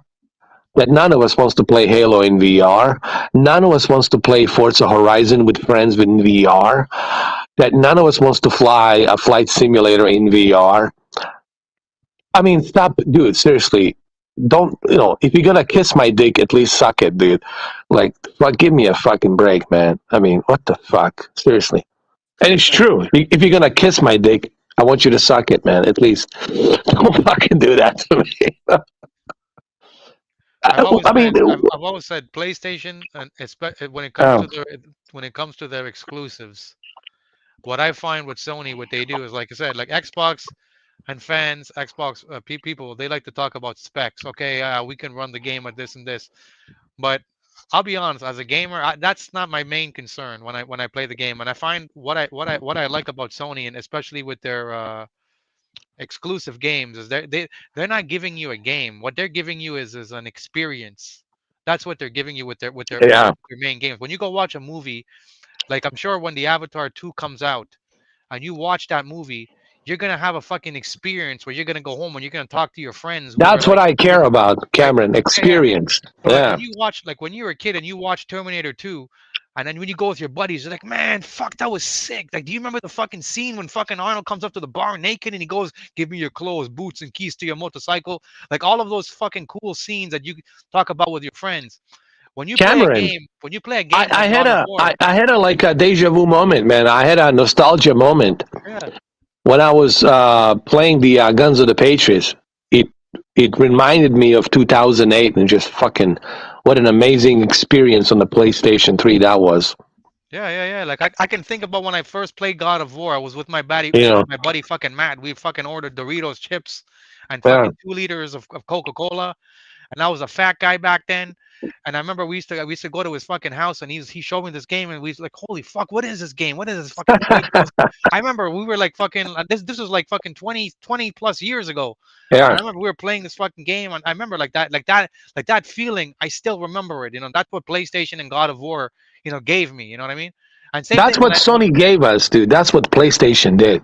and I remember when I first seen you play Yeah. it, I keep talking about this game and all the time. And I tell my friends in Ghost of Tsushima, like, dude, I'm like, yeah, I fucking love Ghost of Tsushima, but Oh you yeah, guys, we forgot about no, no, that. no, no, no, but Excuse I me, tell, another IP, Ghost of yeah, Tsushima. Yeah, thank you. but I tell my Ghost of Tsushima friends, but you guys see my fucking wallpaper, right? It's fucking, I mean, my profile picture, it's fucking Ellie. So I keep telling them when I play, and I tell these guys about you. I'm like, yeah, there was this guy 4K. He has a YouTube channel, and in 20 fucking 20, he played this game, and I never heard of this fucking Last of Us. Everybody's talking about the Last of Us, and the moment I seen this fucking game, this was like a fucking Martin Scorsese fucking movie hitting me. I was like, Jesus Christ, what the fuck's going Bro, on here? I was like, And I was dude, I had a hard time. experience. Yeah. Bro, I had a hard time disconnecting from the game. I couldn't stop thinking about it, dude. I did like 12 hours a day for 2 weeks playing that shit. Yeah. It's all documented. People can watch it. Why did I do that? Because the game has. It's not even a game. It was like a Matrix experience. Like Yeah. I was in that world, dude. I was angry. I felt the pain Yeah, and that that's what the both. game exactly. And the fact that a Dude, game made you fucking hate it and call the guy yeah. Neil Cockman that much, it just goes to show you that what Sony and these games, the experience that it gave you, and that's something you're never gonna forget. Like if I asked You you, know what? You know what? You know what he did, and which is geniuses of him that he did that.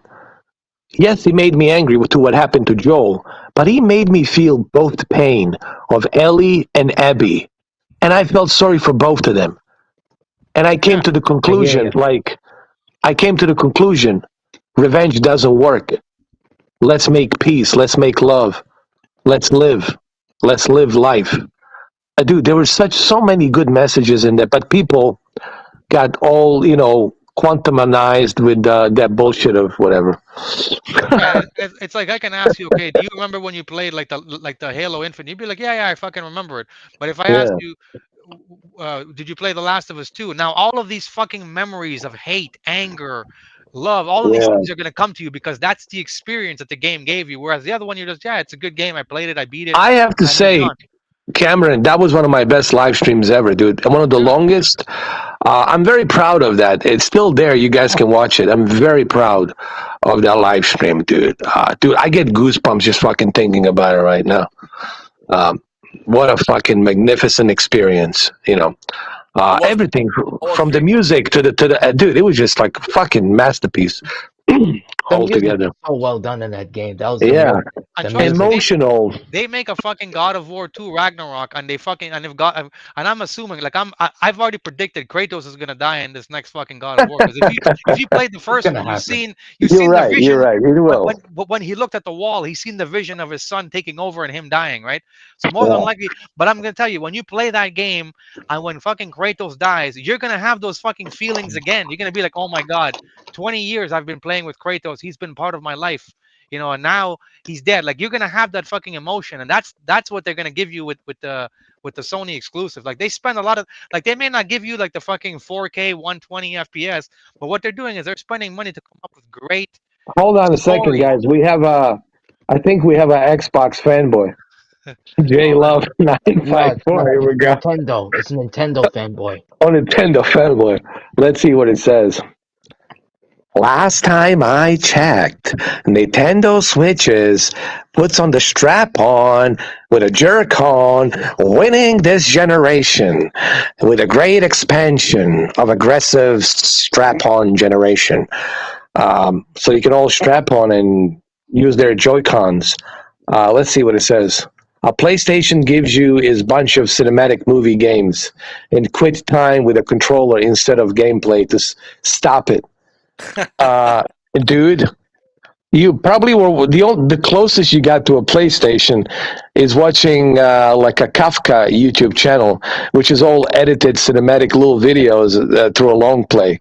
but see, You the do thing is, realize that you control a character in The Last of Us, right? but see, Uh, also like you can also have the argument that if you look at all of the games that get Game of the Year, they're usually always Sony. You don't see the Xbox or the Nintendo game getting Game of the Year. You know what I Hold mean? on, Cameron. I gotta say a shout out here.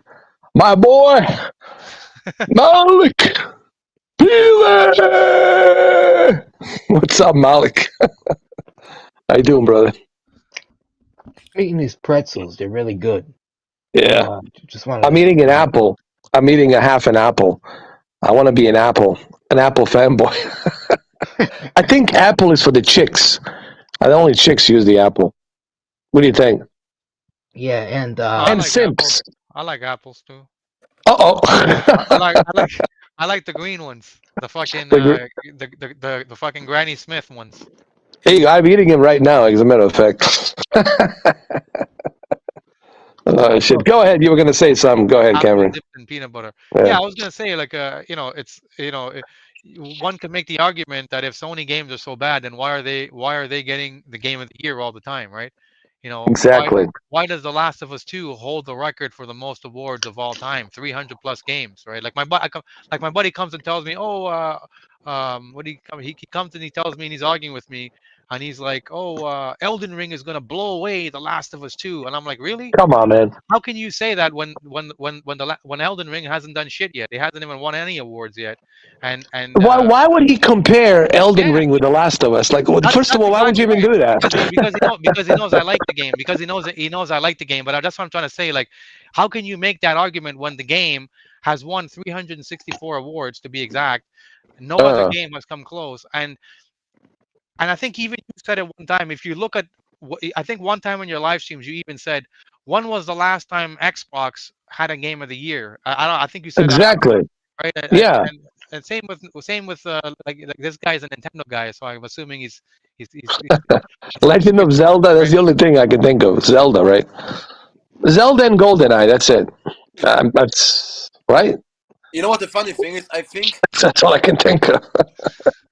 Metroid. Okay, Zelda, GoldenEye, and Metroid. Whatever. But Metroid's been around forever. Yeah, I don't know. So. But the latest Metroid, when did it come out? It came out in what, 2020, 2021? Yeah. And it didn't get Game of the Year. It didn't get Game of the Year. Who won? No, because it's too difficult. That game. Was What it- is it? yeah. With the two little cartoon characters. What is it? No, fucking, I forget what it is. Yeah. It was an indie game. Huh? It felt too. Yeah. It felt almost like too small to me, like the game Metroid Dread. I don't understand. I can't pinpoint it. The gameplay almost felt like minuscule to me. It felt like a small game. Considering what it was trying to do, it felt small to me. It didn't feel like a next generation. It didn't feel like I thought, like, why are you going back to the 2D platformers? Why are you going back to the retro? Why not go back to the next generation of Metroid? Like, okay, if I want to play a retro Metroid, I'm gonna play the retro Metroid from SNES and NES, right? But why bring it back as this 2D platformer again? We're done with that. That's in the 80s, dude. Like, just make Metroid Prime 4 if you can. How about Metroid VR? How about that? How about that? Metroid Prime 4, right? To cap off, which Here's they've another- had in development for years. Here's another topic. 2021, the Game of the Year was that indie game called It Takes Two. Oh, that's the game. It Takes Two. Right? Yeah. Now there was a couple other games that were up against it. Now I haven't played that game, so I can't really say. But when I played for 2021, I honestly wanted Resident Evil 8 to win because I thought that game was fucking phenomenal. What do you guys think? I thought maybe Ratchet and Clank. That was my pick. I played that too, and I got the platinum, but I still think overall I still preferred what Resident Evil 8, and that was Resident Evil. It was my first experience in the Resident Evil game, and to me that was a phenomenal game. So when I seen that this It Takes Two game won, I was kind of shocked. I don't know about you guys. Well, it's funny. Jose just said something interesting. Breath of the Wild 2, it's supposedly giving developers problems on the old Switch. Actually, it does, because it's not powerful enough to handle it. So what they're going to end up doing, they're going to stream it. So you're going to be playing Oh But God. the Switch OLED can run it. It's got more power. No, he doesn't. Oh, okay. So they have to make a new Dear Switch. God. Don't Oh, even Yeah. say it. Oh so God. this is like Phil Spencer. You just bought it now, and then next year you gotta buy another one. Fuck, man. So Dude, guess what? You have to stream it. Nintendo. They're gonna stream it. Nintendo's trying to copy Phil Spencer right now. Yeah. They saw So him. hold on a second. We're gonna pay. How the fuck is this gonna work? So you won't be able to buy a physical copy for. You gotta get the Switch Pro. That's what it's gonna be called, Switch Pro. Oh man, so we're gonna get fucked again. Oh god, Nintendo Keynote, whatever they call that, Nintendo Keynote, right? Yeah. That Nintendo Press show. Buy Nintendo Switch Pro with Breath of the Wild 2 this holiday season, 2023. Just one OLED came Stock out X. last October. What the fuck? Man, I feel like we're getting fucked in the ass. I feel like a whore, but I don't get paid. I don't really. I feel like a fucking whore, but I do it for free. No, I feel like a whore, but I give the money to pimp. Like, and the pimp is Nintendo now.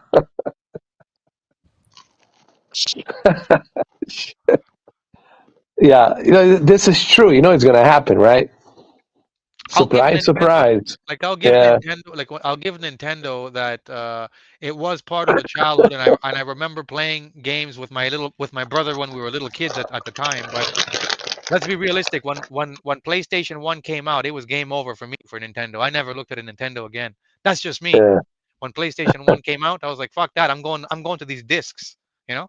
exactly. I think that the Wii was good. That the Wii was the main one for me. I never had But a Wii, so I can't say if it was how it was. A VU like wasn't that bad. What about the N64? Was that a good console too? Oh yeah, yeah, that oh was yeah, a good one. yeah. Yeah, yeah, yeah. GameCube was all right. It's just that it was portable. I mean, I'll give it that. You could take it in your bag and backpack or whatever. That's the one thing about GameCube that I liked. You could put it in your backpack or bag or whatever. Yeah.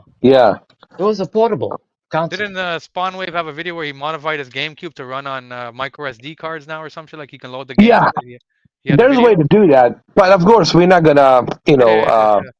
entertain that idea. But yeah, there is a way to do it. Um, Look, Nintendo had a uh, great run, and still is. I'm not dissing Nintendo. Sure, Nintendo has really, managed to, achieve greatness in what? It's all part of our childhoods. It's all part of Yeah, our it's childhood. 40 years, For 40 guys years, our 40 age. years, 40 years of greatness, almost 40 years of greatness. But when it comes to pushing the envelope and giving me a new experience that I will never forget, Sony holds that title, man. I hate to say it. Sony holds that title because Sony pushed the envelope with God of War and all these other games, while the Nintendo always played it safe. Let's not go too adult, let's not go too mature, right? Let's not go too political, this and that. Let's just keep it safe. Sega did the same thing, keep it safe. Microsoft, like, just keep it Halo and Gears. But Sony pushed the envelope. They went out, changing everything, man. They inspired even the PC games to evolve. They inspired Microsoft. They destroyed Sega Dreamcast, for fuck's sake. They've done so much, man. It's really hard to. Just the word PS2 was one of the greatest best-selling consoles of all time. I think Right? that's a fact. That's a fact. That's not just me blowing a smoke. I don't care. I don't care which fanboy flag you're holding, but dude, that's a fact. Yeah, That's a, it's true. go That is Google true. it right now. It's a It is. fact. It's a damn Uh, fact. PlayStation 2 is the best-selling video game console of all time. This is counting handhelds. What's in second place is the Nintendo DS, but this is counting handhelds and home game consoles. Exactly. And the PlayStation 2 at the time would have costed obviously more money than the handheld. So that goes to say, like, people didn't care about the price, and more people still got the Exactly. PS2. You know what I mean? It You would think, costed three. Think about it. It came out in 2000, right? October. And then it was 300. So it's probably 420, 430 today, right? I'm thinking. Yeah. Or 450. Yeah. I mean, look, there's no question about that, man. PlayStation 2 dominated in such a way that how do you, man, go above that bar with a You can. PS3? And you can't, man. But PS3 still managed to get close to it in a different approach.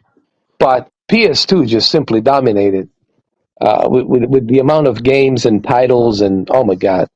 I would like if it wasn't for PS2, there would probably never be an Xbox, right? Oh yeah. Well, the Xbox came out A little bit in later, 2001. 2001. You mean the PS1? Yeah, it was without a PS1, there probably wouldn't have been Xbox. Yeah, I understand. Yeah. Oh my god, Malik. Malik, he I know what he wants me to do. What is it? Oh.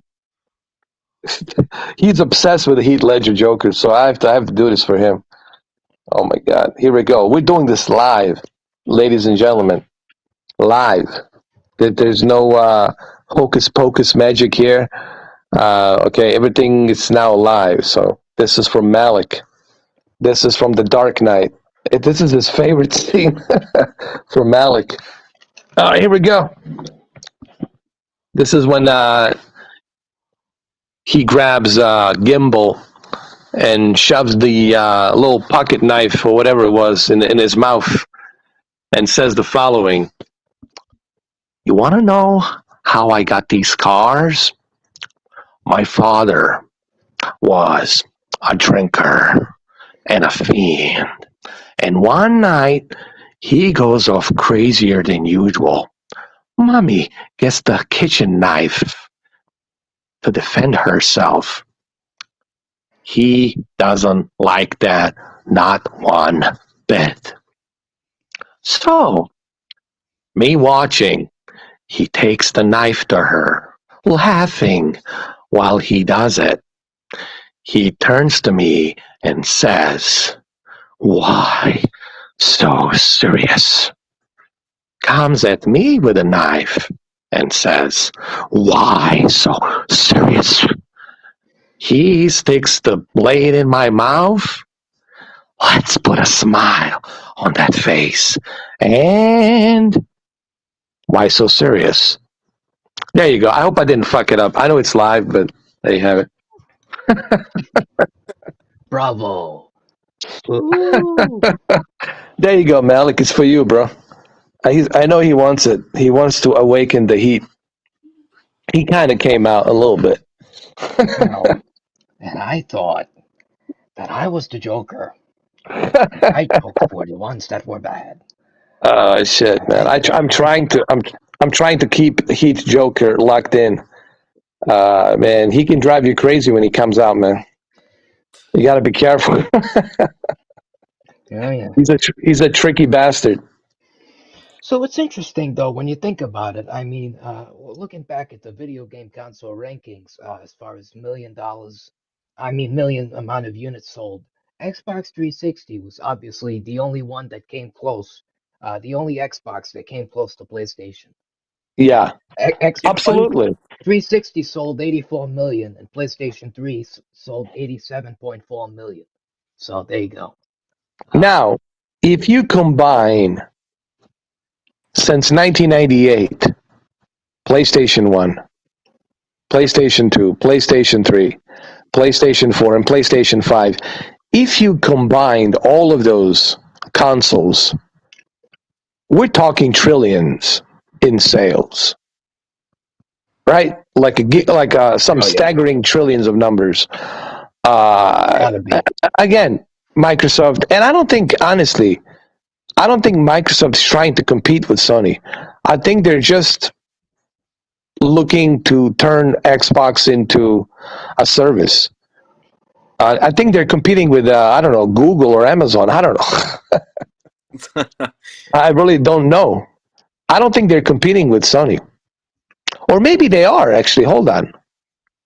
I think they are going to be competing because now the PlayStation is going to be coming out in June 13 with the PlayStation Plus Premium, right? Tier 3. Yeah. Right? So it is a compass. They are kind of. What do you think, Cameron? You think they're competing? Of course, I think so. Of course, they are. Yeah. Yeah. They realize it's a huge, it would be a huge revenue loss, and it would be stupid not to compete, right? Exactly. Even if not every PlayStation 5 or PlayStation 4 owner gets this new service, they know for sure a lot of them will be compared to what they have now. So it's going to be a win-win for them, The right? interesting thing is, though, is that when Stadia first got announced, Uh-huh.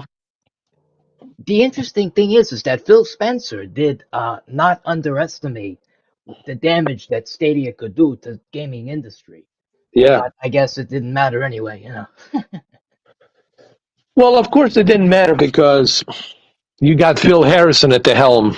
You've got Phil Harrison sailing that ship into the iceberg. Yeah. And he did. I just thought that it was good instinct. And listen, Phil Spencer ain't perfect. None of these guys are perfect, but it was good instinct by Phil to see the what could have been. Look, me and Cameron talked about this. Me and Cameron did a live stream. I don't know if you guys remember. 8 hours and 5 minutes going through PlayStation Now. And we talked about like how could Google not see and learn from PlayStation Now? This is how you do it successfully as a subscription service, instead of charging people to pay for a full price of a game, like you would be paying for a digital or physical, for something to sit on the cloud, and then on top of that, charging people a monthly membership. I mean, and then you got like no games, no heavy hitters, no nothing. Not even Grand Theft Auto 5, for crying out loud, Yeah, I think that Sony is the king right now. Sorry, Yeah. I have to. I can't spout bullshit out of my ass. Come on. Well, they've been kings, I mean, But they've been kings for quite a long time. the trend will continue. I think Yeah. so. Right. But right now, we gotta thank Xbox. We gotta thank Xbox for creating the Game Pass, because now for Sony fans, this is just gonna be better now, because now you're gonna have your own subscription service, which means you're gonna have the option to be able to stream or download your games for one smaller price a month. You can have access to all these games. If Xbox wasn't doing this, Sony would never give you this subscription service. They'd be like, "Fuck you, go buy these games individually." And then meanwhile, you take a look at people like us, and people that own everything. Holy shit, this is going to be unbelievable, Yeah, exactly. For us, it's the best of both worlds, because if you got a Series X or a Series S, you probably already have Game Pass. But if you have a PlayStation 5, you're probably just restricted to buying games or waiting for a discount. Now you can be like, okay, now I can go get myself some old games. So like what Hip Hop was saying earlier, is that now like he was saying, like the PlayStation, if you had a PlayStation 3, well, technically the PlayStation 3 FAT was probably the best console, because then you have access to the PlayStation 2 games. But now with this service, you're going to be able to play your PlayStation 1, PlayStation 2 games with this service, so you're not going to be missing anything anymore, you know what I mean? So that's going to be great for guys that want to play those old games. Exactly. And that's the thing. That's what's going to be great. So in that regard, you have to thank Xbox for coming out and sure. Well, that's the beauty of competition. Competition creates better, quality. Competition is always good. If you have no competitors, well, then you hold a monopoly, right? But if you have a competition, well, guess what? You cannot hold a monopoly anymore, because people are going to say, Well, screw you. Why should I come with you and stay with you when I got this better thing over here, this better deal, right?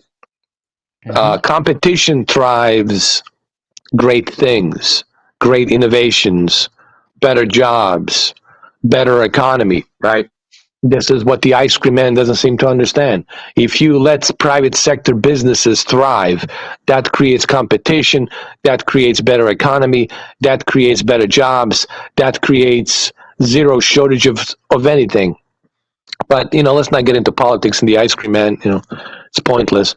But, yeah. But the only thing I don't understand is, and I'm not like a Harvard scholar, didn't graduate from that kind of shit, but I know basic common sense, like 2 + 2, it's 4. 2 + 2, it's not 22, okay? At least I know that. And I'm not the smartest guy on the planet, apparently. But here's what I don't understand when it comes to not being the smartest guy on the planet. Riddle me this, Microsoft. You're spending all this money, $70 billion there, $30 billion here, buying Bethesda and all these other studios. My question to you is, why don't you use a portion, a small little tiny portion, like $100 million or $200 million, and you're not going to feel a damn thing if you use a $200 million to create a state-of-the-art new IP, that game of the year, right? Why don't you do that? Guess what? In years, right? Yeah. Exactly. Right, Sasha? Right, Sasha? They haven't done that. Like nothing, right? Like, let's say, like what was the biggest last hit that they did? Like, for real, right? Master Chief Collection, probably. The Forza. Here's all I know. I think Flight Simulator was like the only. Well, that's an old IP. It's just the next generation. But like the Microsoft, it was just Microsoft Flight Simulator, Halo, Gears, and Forza. Like the Master That's Chief it. was the last good hit, right? In 2015, I think. I think Halo 3 was decent, but after Halo 3, Halo 4 was like, yeah. Yeah, Halo 4 was crap, Yeah.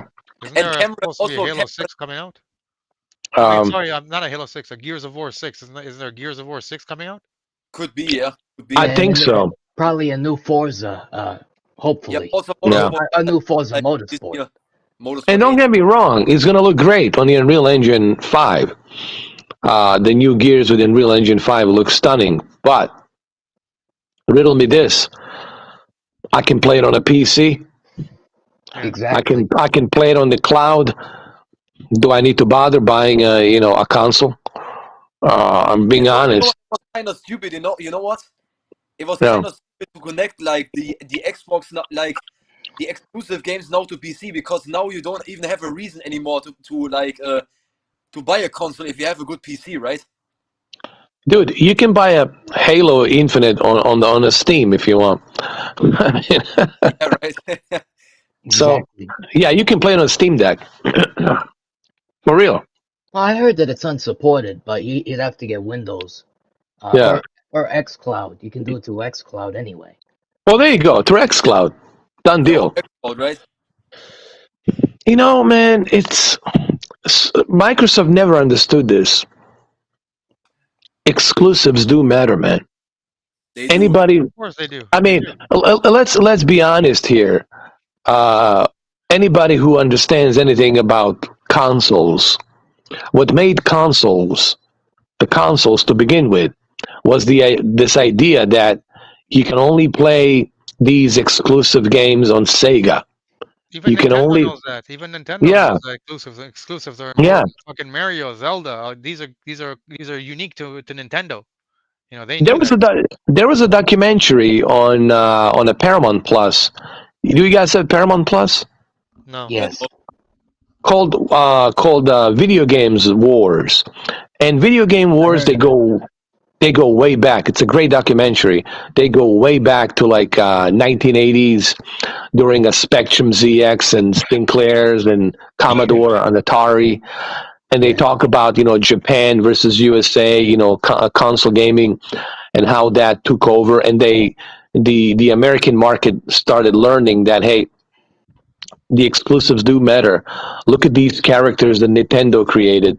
Look at these exclusives that Nintendo created. Look at these exclusives that Sega created. and that's where the Japanese gaming. I think Japanese games have really they are the grandfathers of the consoles. Let's be honest.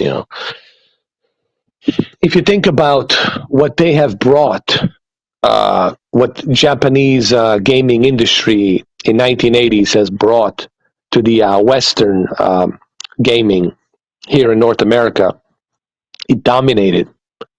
When the NES came to be on the market, no one gave a shit about the Atari to any extent. No one was bothering buying ET on the Atari and playing all that shit. People were just all the way Nintendo, NES. And then you got, Super Nintendo after that, and then Sega Genesis. Sure, we had these computers, because Commodore was a computer. I look at it as a computer, personal computer. Yes, you can play games on it, but it was a computer nonetheless. So I don't even want to classify Commodore 64 and Spectrum Sinclair as a console because they were computers. Let's just be clear on that. Are very successful computers. But when it comes to consoles, I would say Japanese destroyed Atari. Like they took a shit all over the Atari, man. You guys got to watch the documentary called Video Game Wars. It's about 2 hours. I fucking love it. I'll watch it right after I get off here. Oh, man, you got to watch it. Do you have a PlayStation Plus? You got to watch that. Paramount, yeah, I do have it. Yeah. Yeah, Paramount Plus with a Halo sticker. Oh, God.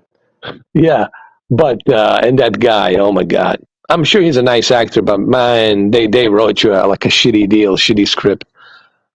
So my whole point is this. Exclusives do matter. Japanese gaming industry understands this. Sony understood this. Sega with the Dreamcast understood this. Nintendo understood this. It's just a Microsoft, like Atari, just doesn't seem to get it. It's got to be this Western thing. I don't know what it is. Maybe it's a Seattle thing. Whatever. I don't know. I don't fucking know. I don't know, really, man. I don't know. Maybe it's a sleepless in Seattle's without exclusives. Hey, by the way, Cameron, you asked when the last Xbox exclusive won the award, right? Yeah. I think it was Halo Reach back in 2010. That was like That's the last. Yeah. Think about that. Fucking 12 years ago. The fuck they've been over 12 years. Like Halo Reach was the last game, right? That actually won an award, I think, from Xbox. Yeah, I think that's what Ed had said in something along those lines. Yes, Halo Reach. And then you had Halo Reach ODST, and then you had the which are Spartans, like another division of Spartans, and then you had Halo 4 fighting these Prometheans or whatever they are, these aliens, and it was all right. Halo 4 was okay, but was nothing that was. Halo 5 was shitty, right? Like Halo 5, like.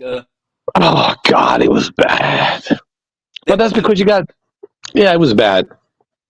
Let's be honest. Okay, again, we got to be honest. Ever since Bungie left Halo, it ain't been the same anymore. Yeah, let's just. And I know my Xbox fanboys will hit as many dislikes as possible. I'll check it later. But this is they don't want. Here's the problem. I mean, they know I have Xbox. They know Cameron has Xbox. Mamba has Xbox. I have Nintendo. They know tomorrow I'll have Steam Deck. They know that I'm not a hardcore holding a flag Sony fanboy. But this is a fact, man. See, they don't want to hear. See, that's the issue with people these days. And me and Sasha talked about this. People don't want to hear the truth. He calls it like he sees it. Yeah, they would rather that I lie to them. Like they only want to hear what they want to hear. It's a weird fucking thing, man. In 2022, people want to hear what they want to hear. Like, it's dark outside right now. No, it's not. It's not. It's just something's wrong with your eyes. It's not dark. It's bright. Can't you see those lights? Look at these lights. These city lights. They're like, take off your fucking. You're wearing fucking shades all the time. Take off your shades. Or your contacts, your little shades contacts. It's bizarre fucking thing. It's like bliss, like ignorance. Everyone's living in ignorance. Nobody wants to hear the truth. Nobody wants to acknowledge, Godzilla walking down the street. Ain't no fucking Godzilla. It's just whatever, dude. That's not it. It's a hologram. It's a holographic imagery or some shit. See, if I was an Xbox, if I was an Xbox, if I was an Xbox guy or girl, and now that Sony is coming out with their subscription service, if I was an Xbox guy or girl, I'd be thinking, man, I hope when Sony comes out with their fucking service that they fucking do shit that fucking makes Microsoft get off their ass and make Game Pass even better now, right? Because we want competition. Because we don't want Game Pass to just be the same. Same thing See, with the no, Sony. Right? If you're see, nobody wants to ask the real question. Why is it that the Bungie split off from Microsoft? Why is it? Is it because they wanted to do their own thing? Not really. It wasn't really about that. I mean, it was really about the fact that the Microsoft didn't want to give them what they deserve because of the success of the first two Halo 1, Combat Evolved, and Halo 2. Microsoft felt like, well, we have the ownership of you, and you're going to get what you're going to get. And these developers from Bungie felt like, hey, man, we're working our asses off. We don't get to see our families. We're pulling in like a 38 hours fucking overtime, dude. I don't even know what my home fucking looks like. I know I have a home, but I fucking don't know how it fucking looks like because I'm never fucking there. I'm stuck in the studio, living on the fucking floor, sleeping on the fucking floor, making this game for you. And you treat us like this, you pay us this, you pay us that. It was really, I swear to you guys, this is the main reason why the Bungie split up. They felt like, these guys, like, they just felt like that we're underappreciated. I think that was the word that they felt like. They felt underappreciated, and they were like, fuck this. Let's pull out of this contract. And it cost them a lot of money to pull out of it, but guess what? But at least they were real, right? They made some successful games after that. They made Destiny, and after Destiny, here they are now with Sony. So good for them, dude. Good for them. Yeah. But but nobody wants to talk about that. Nobody wants to acknowledge that. Do you know why? Because then, Xbox fanboys are going to lose their shit. Well, no, that's not the reason why. Why do you think 343 Studio came in, was created? Microsoft needed somebody else to replace these, underappreciated, begging Bungie developers because they were too cheap. Microsoft was getting too cheap. They were paying him shit money, but they wanted him to create these AAA, sequels, successful franchise Halo. So they were like, fuck you guys. And I think they made 3. I think the last one after the contract and all that was Halo 3, right? Yeah, I think, or Reach. I think Halo Reach, I think. Yeah. It was Halo 1, 2, 3, and Reach. And after that, that's it. Like, fuck this shit. And all 3 of them were successful. Think about that. See, this is the power of Bungie. They made a statement to Microsoft, hey, we know how to create this game. We understand the universe of this game better than anybody. We understand the Master Chief Cortana and this world better than anybody. But since you're not going to pay us the money that we want, since you're not going to fucking take care of us, we got to take care of ourselves. We got to eat. We got to go to doctor. We got to, stay healthy and live a prosper life. Since you're so goddamn cheap to pay us what we need, well, goodbye. And what happened after that with the 343 Studios? It went down the toilet. You know what? Since you said that, because I never knew that they left because of the payouts and stuff, right? Yeah. You know what the funny thing is, like, it seems like Halo these days, right? Like, since, like, after Halo Reach, like when Halo 4 released, right, in 2012 and stuff. Yeah. Like, Halo felt like an excuse. Like, nowadays they're using Halo for an excuse. Like, it's not a legendary game that it used to be, like a franchise and stuff. And now they're using it just for an excuse. Like, this is the new Halo game. It don't matter how good it is, it's just an excuse, like, right? with They 343. can't even make a TV show proper, man. Yeah, Because they got 343 Studios. Oh God, 343 Studios. and they didn't even Yeah, have a core, right? In Halo Infinite, yeah, so yeah. that's pathetic, right? Bungie was laughing their asses off. I was like, why is he taking off the fucking helmet? What's wrong with these people? Right? Yeah, it's true, right? Why Like does he spend most of his time without a armor and just walking? What is this? Is this about John or is this about Master Chief? exactly, right? That's what made Yeah. him so iconic in the first place, right? That you never saw his face and stuff. This person. And why is he always naked? Like we're running around naked, showing his butt. You know what the fuck is this? You know. Universal Soldier. Yeah. Look, now, like me and Cameron talked about, people who never heard about Halo, sure, they'll probably enjoy the TV show. They'll probably have a kick out of it. But dude, But as true Halo fans, right? you can't ignore again the Godzilla, the 3 gigatrillion pounds of Godzilla. That's the Halo fans. Does he have a name in And the show? Like, do they give him a name, or is this called a Master Chief? Halo, just called Halo. Oh, he doesn't have a name like John Tucker Yeah, or whatever. John. before Yeah, they did? John. Yeah. It's just like a you know what you call it, like a John Doe random name, so they Okay. can remember what his number. It's like John 117. So in the game, So does he have that too? well they talked about it in Reach and Halo 4 Okay. with Cortana. She refreshed his memory after Halo 3 and Halo 4. And in Halo 5, definitely they went deep down with John this, John that, and whatever. I just fucking guessed John. I was gonna say John Connor, but Yeah, I didn't know that was his name. yeah. Okay. But You that's know, just the also, name they gave him. It's Yeah, like yeah. giving a number, like Higgy Jiggy 117. You know, it doesn't mean anything.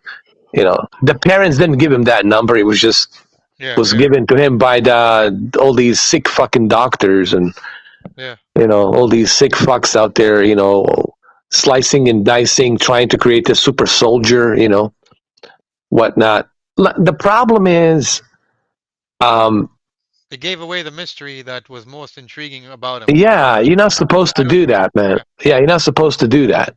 you know what It's, happened with Master Chief? yeah. They made him look like a pussy, you know, like in these later games, right? Like not You like know, a, there's certain rules you don't you know you have to follow by. Same thing with the James Bond. I talked about No Time to Die. yeah. You don't kill James Bond. I mean, sure, he can pass on baton. He can pass on that torch of fire here. Take it like Olympic Games. You know, Yeah, he but can do 007 that. you don't kill. The 007 you don't kill. Just I mean, Yeah, you can have a different actor. You can have a different actor. Like but you don't kill him. He doesn't die. He never dies. Like Bond never dies. That's the rule number one. He never dies. And they broke that rule. And they broke the same rule in Halo. And Spielberg should have known better. You don't show his face. You don't show him walking around, having a good time, blah, blah, blah, cozying out with everybody. It's not a soap opera. It's not a Days of Our Lives and shit. Come on, man. It's not a General Hospital dynasty. What the fuck, bro? Yeah. And by the way, what was your favorite? See, people are getting angry now. But I love the TV show. Yes, I get it. Some people are going to love it. But the true fans will decide the fate of that TV show. Listen, majority opinion will always overthrow, minority. Like I hate. I'm gonna watch it. I'm waiting for Yeah. the last episode to air before I. And you might like it. Listen, Cameron, you I've might like it. downloaded You might enjoy it. You Because know. I've downloaded all the episodes already. I'm just waiting for the Yeah. for the last episode to air. I think it's gonna be. I mean, on listen, tonight, it's not, and I'll watch it. Cameron. It's not terrible. Yeah. No, I It's understand not what you're saying. terrible. Yeah. There's some production value. It's Spielberg. You're gonna enjoy some scenes. It's the same thing like I told you with Uncharted. If you've never Yeah. played Uncharted game and you watch the movie, you probably think it's okay. It's like a regular adventure movie. But if you play Yeah. the game, you're gonna be like, fuck, there's no way Tom Holland is gonna play Nathan Drake. There's no way. Like Mark Wahlberg. Yeah, I like Mark Wahlberg, but I don't see him as Sully. You know what I mean? And because the game was so grand and the adventures were so amazing, you'd be like, the adventure in this movie, it's kind of mediocre compared to what I'm used to. You know what I mean? Nathan Drake. You know, Cameron, that it's, people are not, what this is about, right? They don't complain about the production value. It's done well. The action scenes and all that. It's just that a hardcore fan, you wanna see your character and your game being represented. It's like if they made a fucking God of War game and then they fucking made God of War, and like a sissy, like a dicklet. Or short guy. Hey, listen, for the same reason with Jack Reacher, Tom Cruise. Listen, Jack Reacher movie is a great movie. I like Tom Cruise in it, but he never fit that comic book character from Lee Child, novel.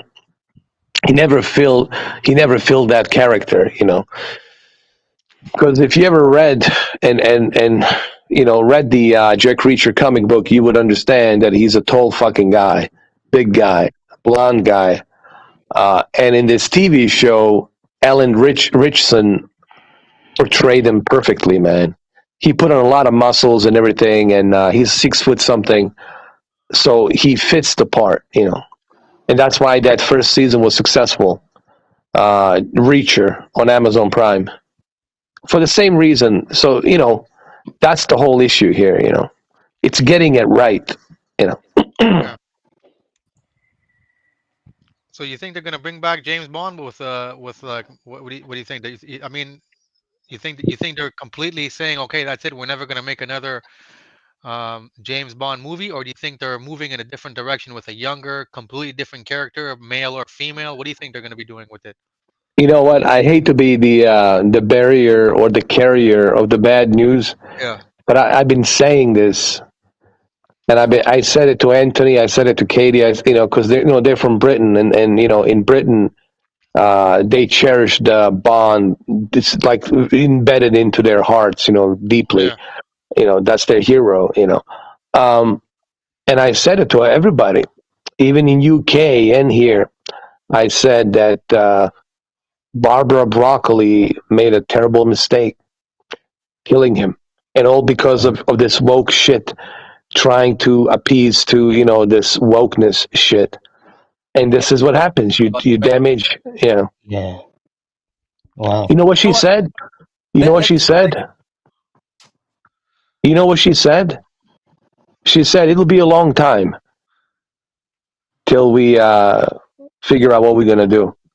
That's not a good news, man. It's not a good fucking news, bro. Yeah. Well, I gotta head out.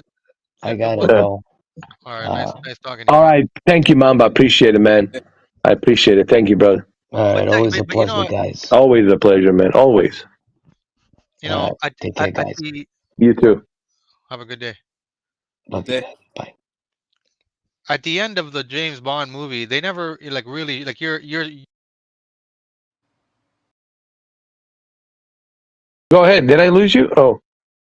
Can you hear me, Eden? Yeah, I can hear you. Can you hear Cameron? No, I cannot. Okay. Cameron, you there? I think we lost him. I think, yeah.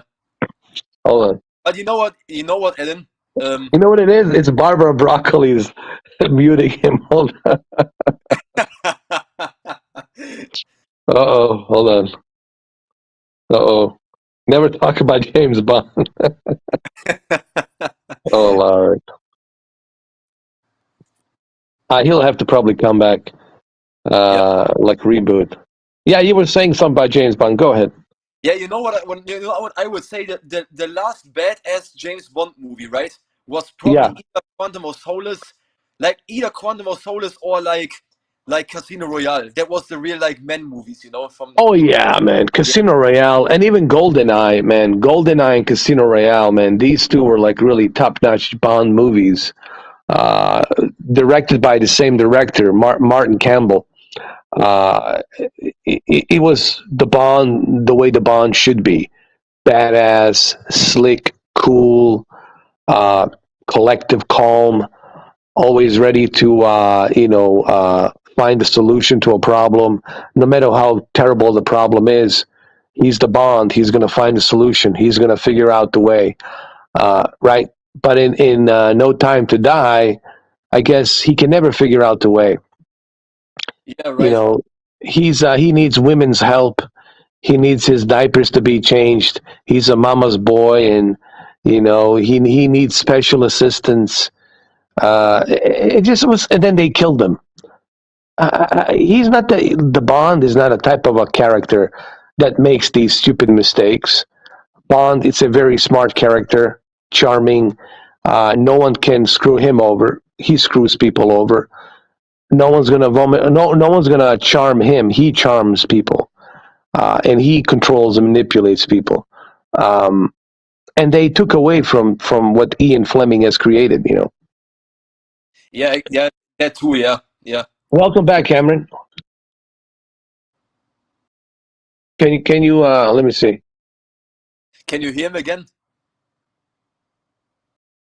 There we go. I don't know what happened. I cannot hear him. Can you? I can too. I don't know what's going on. I don't know. It was weird. As soon as he mentioned something about James Bond, he was going out, right? that was weird, man. That was strange. Actually, if we spoke about James Bond, I'm on a movie run through right now. I started with the 1960s movies again, and right now the last James Bond movie I watched right now was with George Lazenby. I forgot the name. In A Secret Majesty, I think, right? With George. It was good though. It wasn't that bad.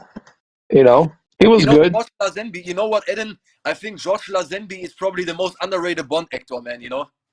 My opinion. Yeah, you know why? Because in the 60s, it was difficult to replace Sean Connery. Yeah, I mean, and he just couldn't fill in the shoes of Sean Connery, and I think that's the reason why he was underrated, because everybody was expecting another Sean Connery, and then who's going to replace Sean Connery? I mean, good luck, You got to have some fucking balls to do that magic, legendary Sean Connery, of course. So that's why he fell short, you know what I mean?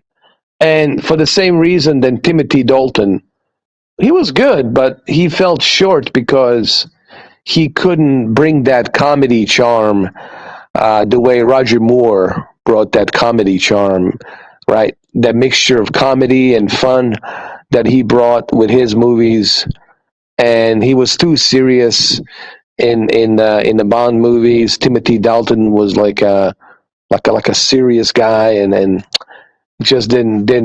It didn't feel like a James Bond movie, to be honest. He felt like I was watching one of those drug cartels '80s movies, like Delta Force or some shit. For real. And then Pierce Brosnan came on board with GoldenEye, and that's when finally we got it right again. Exactly. And of course, with the Casino Royale, it changed everything forever. That was the last good movie, right? Yeah, Daniel Craig just totally dedicated himself. I think that's one of his best movies, period. I know he's done a Layer Cake, and I've seen him in a Layer Cake in this British crime underground, drug dealing crime, underworld crime drama comedy, if you will. And he was good at it. He was good at that movie. But once I've seen him in Casino Royale, I knew that this guy, it's it. This is probably one of his best movies. Not these are the best Bond. It's probably one of the best Bond movies ever. But on top of being the best Bond movie ever, it's also one of his best acting, period, I think. It's the same with Heath Ledger, right? And The Dark Knight. Yeah. Same. Can you guys hear me? Hey, Cameron. Yeah, we can hear you now. Yeah, I got. Welcome back. I don't know what happened, but yeah. I think you upset Barbara Broccoli. You guys are talking about Daniel Craig. Yeah, I'm talking about Bonds in general, like all these Bond, actors in the past, and Who's and stuff. who do you prefer, Daniel Craig or Pierce Brosnan? I mean, they're both good. They're both good, but they're both different. Yeah. They all have different charms, and that's how it should be. That's the beauty of each generations of Bonds. Like Sean Connery Bond was different than Roger Moore Yeah. in the '80s, right? Because the '80s belonged to Roger Moore, and then Timothy Dalton was so freaking different than Roger Moore. And then you have, of course, the guy before, in between Moore and George Lazenby. George. You have him, and he fell short because he couldn't fill in that replacement for Sean Connery. And then, of course, you got Pierce Brosnan after Timothy Dalton. Pierce Brosnan, he still brought that seriousness, but he brought the mixture of Roger Moore Yeah. and Timothy Dalton. And he was like the Exactly. ladies' man too. Like when you see him, Yeah, he had that look, he had yeah. the black hair, he had the look in the suit. Yeah, I mean, Pierce Brosnan brought something that I think is truly a unique feature that Bond needs. Yeah. He was He cannot always be so serious. Like, you have to bring a little bit of that Roger Moore Yeah. and a little bit of seriousness. It has to be a balance. I think what producers of Bond franchise need to understand, the Bond character has to be a balance.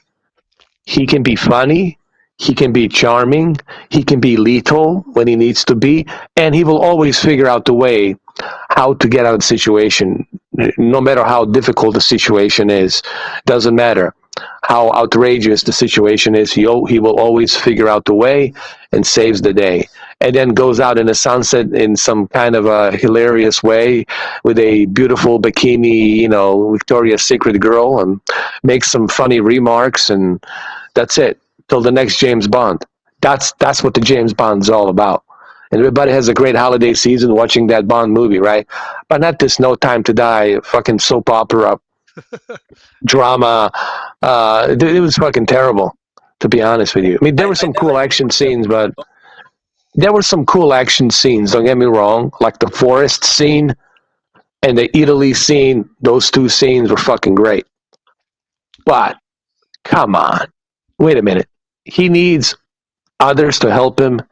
He needs women to change his diaper, to save him. 006. Yeah, he actually doesn't know that the woman he was banging, that she's pregnant for 5 years or whatever. What kind of a Bond is this? Right, like he's stupid or something, right? Yeah, like he's an idiot. They made him look like an idiot, like I don't know, like a simp or some. I don't know. It's fucking. Yeah, exactly. It's speaking of Pierce Brosnan, right? And since you mentioned Pierce Brosnan, what it probably was why he was so good back in the 90s and stuff. Maybe it was that American, because he was an American actor, right? Yeah. And like every other Bond, I think Timothy Dalton was also British, right? If I remember. Yeah. Yeah, and I'll Pierce say Brosnan, this. American I'll actor. say this about No Time to Die. If No Time to Die was standalone movie and had nothing to do with Bond, if it was just a standalone movie, it would have worked, But, this is James fucking Bond. How many years? 50 years, right? Yeah. 60 years, whatever. And you're going to kill Bond? So what comes next? So wait a minute. If Bond is dead, so who's going to fill in his shoes? His daughter. God, come on. I can't. No offense. I mean, to women, but come on. What I was saying before I got cut off is when he died at the ending, you're to assume that he died in an explosion, right? They never they don't show him dying. You just assume he's dead. So I mean, they could always bring him back. That's what movies do nowadays, right? They could always bring him back and say, "Listen, man, we got too much retaliation from people. If we make another one, it's not gonna do well. If we want to make a success, we got to bring this guy back." Yeah. Right? So I mean, there is a possibility that they could still revive him and say, "Listen, Daniel, we need you to come back. We thought we were going to end it with you, but apparently this isn't going over as well as we thought we did."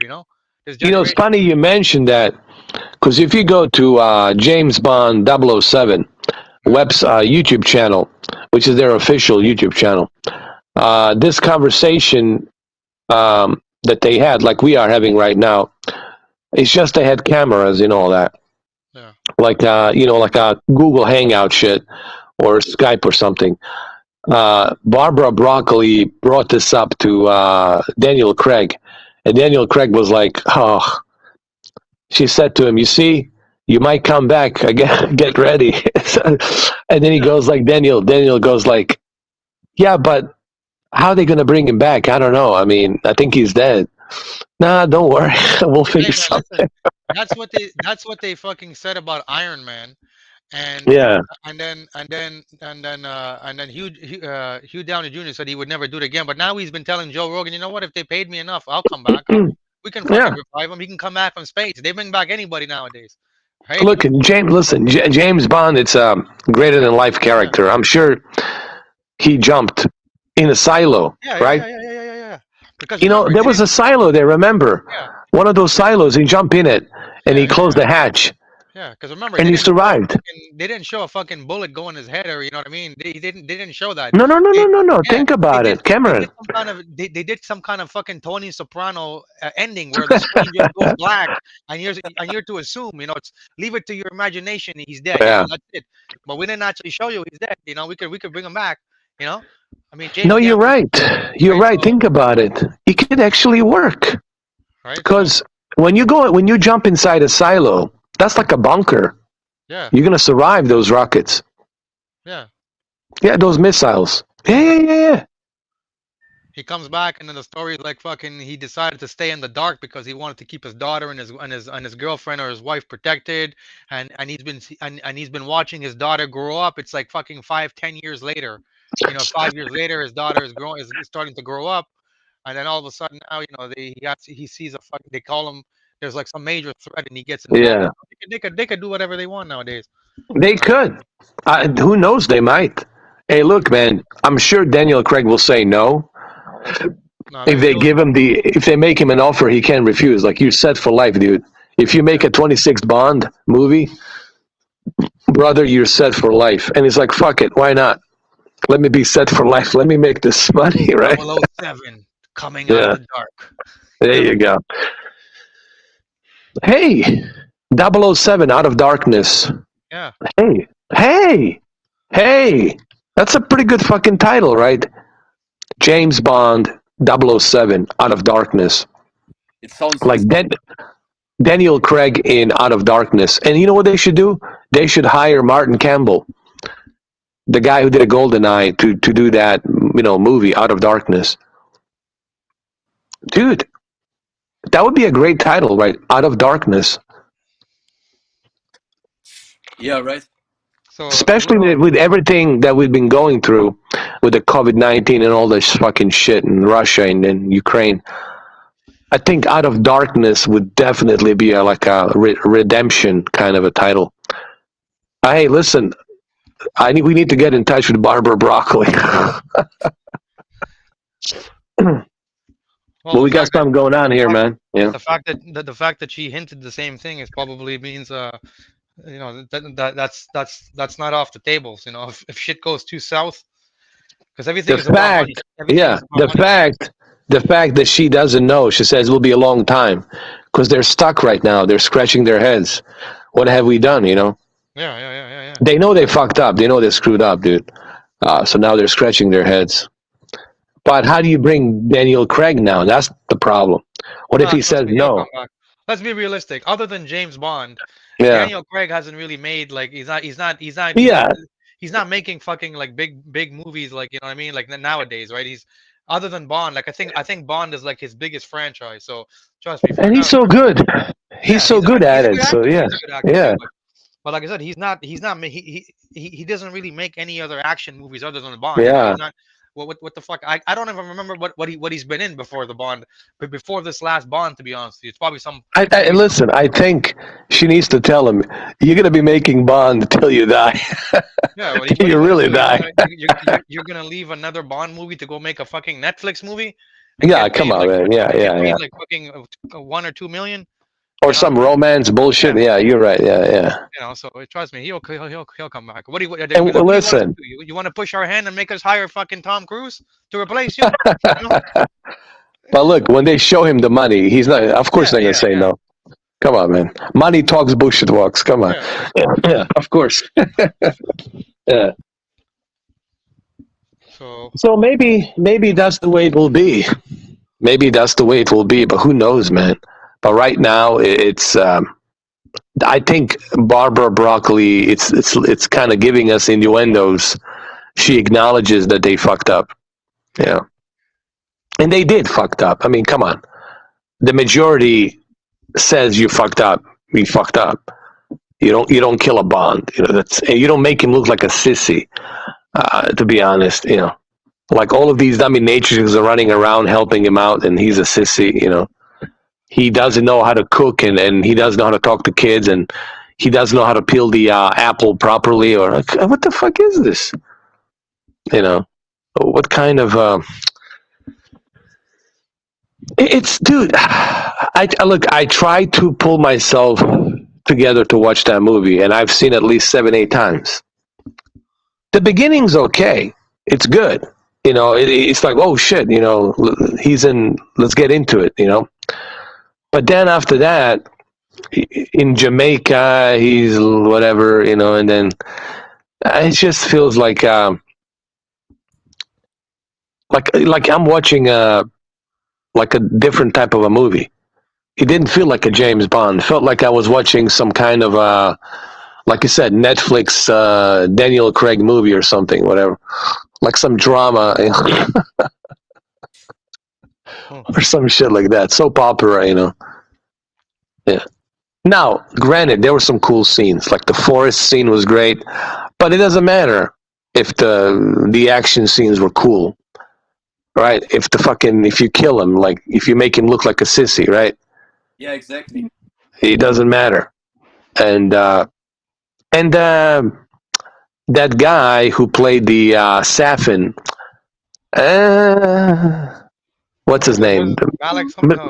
Yeah, Malik. Yeah, Mr. Robot. Yeah. Mr. Bond. Like half the time, I didn't understand what he was saying. Rami Malik. Mr. Bond, you killed two, Mr. Bond. Like the way he was talking, it's like, oh, Mr. Bond. Like, it's just like, oh, we all kill Mr. Bond, you kill, I kill. Like, it was just like, so, like, he was talking, like, within him. I didn't buy him as a villain, dude. I don't know. Yeah, I know. Did you buy him as a villain? I didn't really. I didn't buy him as a villain. I looked at him as like a I don't know, like something from DC comic books, one of those like Mr. Pigwin or the Two-Faced Harvey or some shit. I don't know. I don't know. It was just weird. I didn't know where he fit. And again, nothing to take away from him as an actor. He's a great actor, man. He portrayed Freddie Mercury, from The Queen perfectly. And he played Mr. Robot perfectly. Nothing to take away from him as an actor. He won an Academy Award. But this felt kind of like he was not in his place. Like, it felt out of place. Like he didn't belong there, dude. It just didn't feel like he fit that role. And I didn't buy him as a villain. I wasn't terrified. Lashif, he made me think twice about a lot of things. He had that look in his eye, and you never know what he's going to do next. He's very unpredictable, right? Manipulative and all of that, right? So he was kind of sketchy, and he kind of terrifies you, right?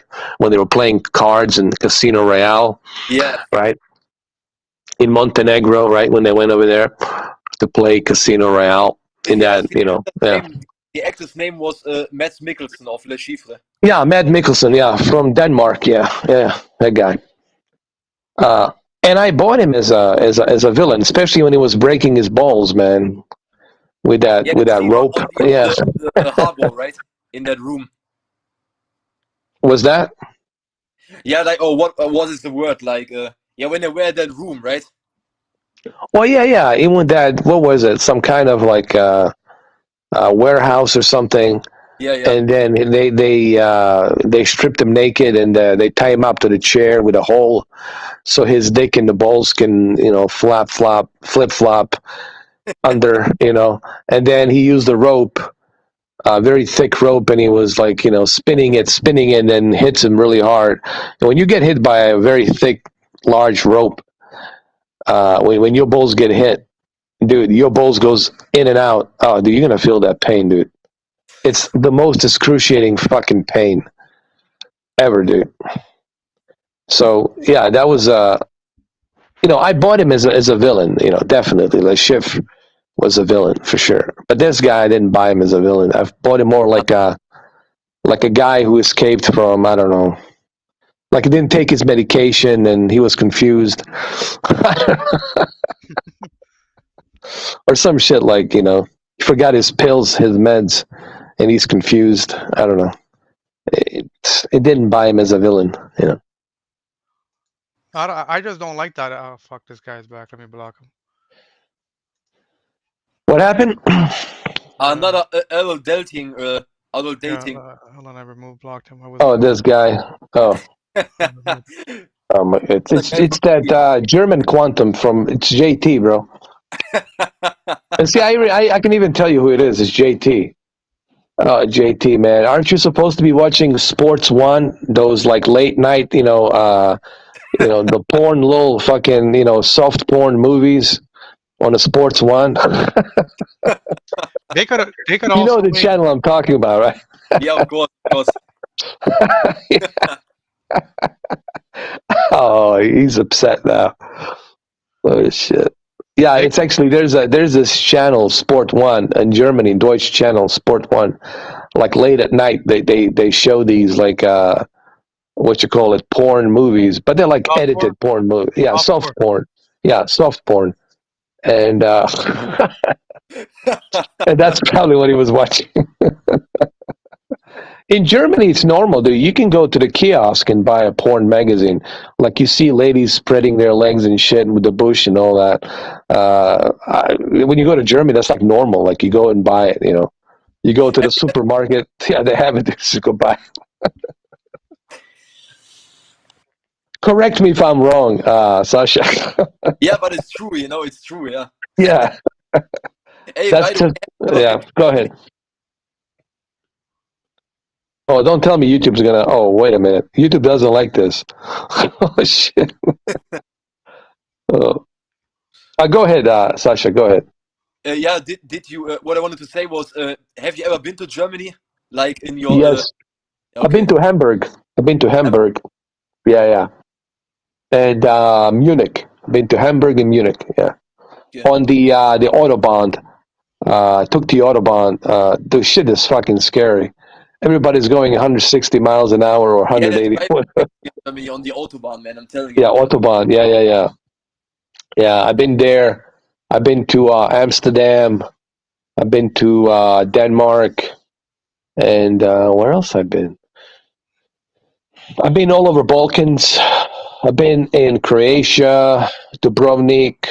I've been to Italy. I've been to Milan, Italy.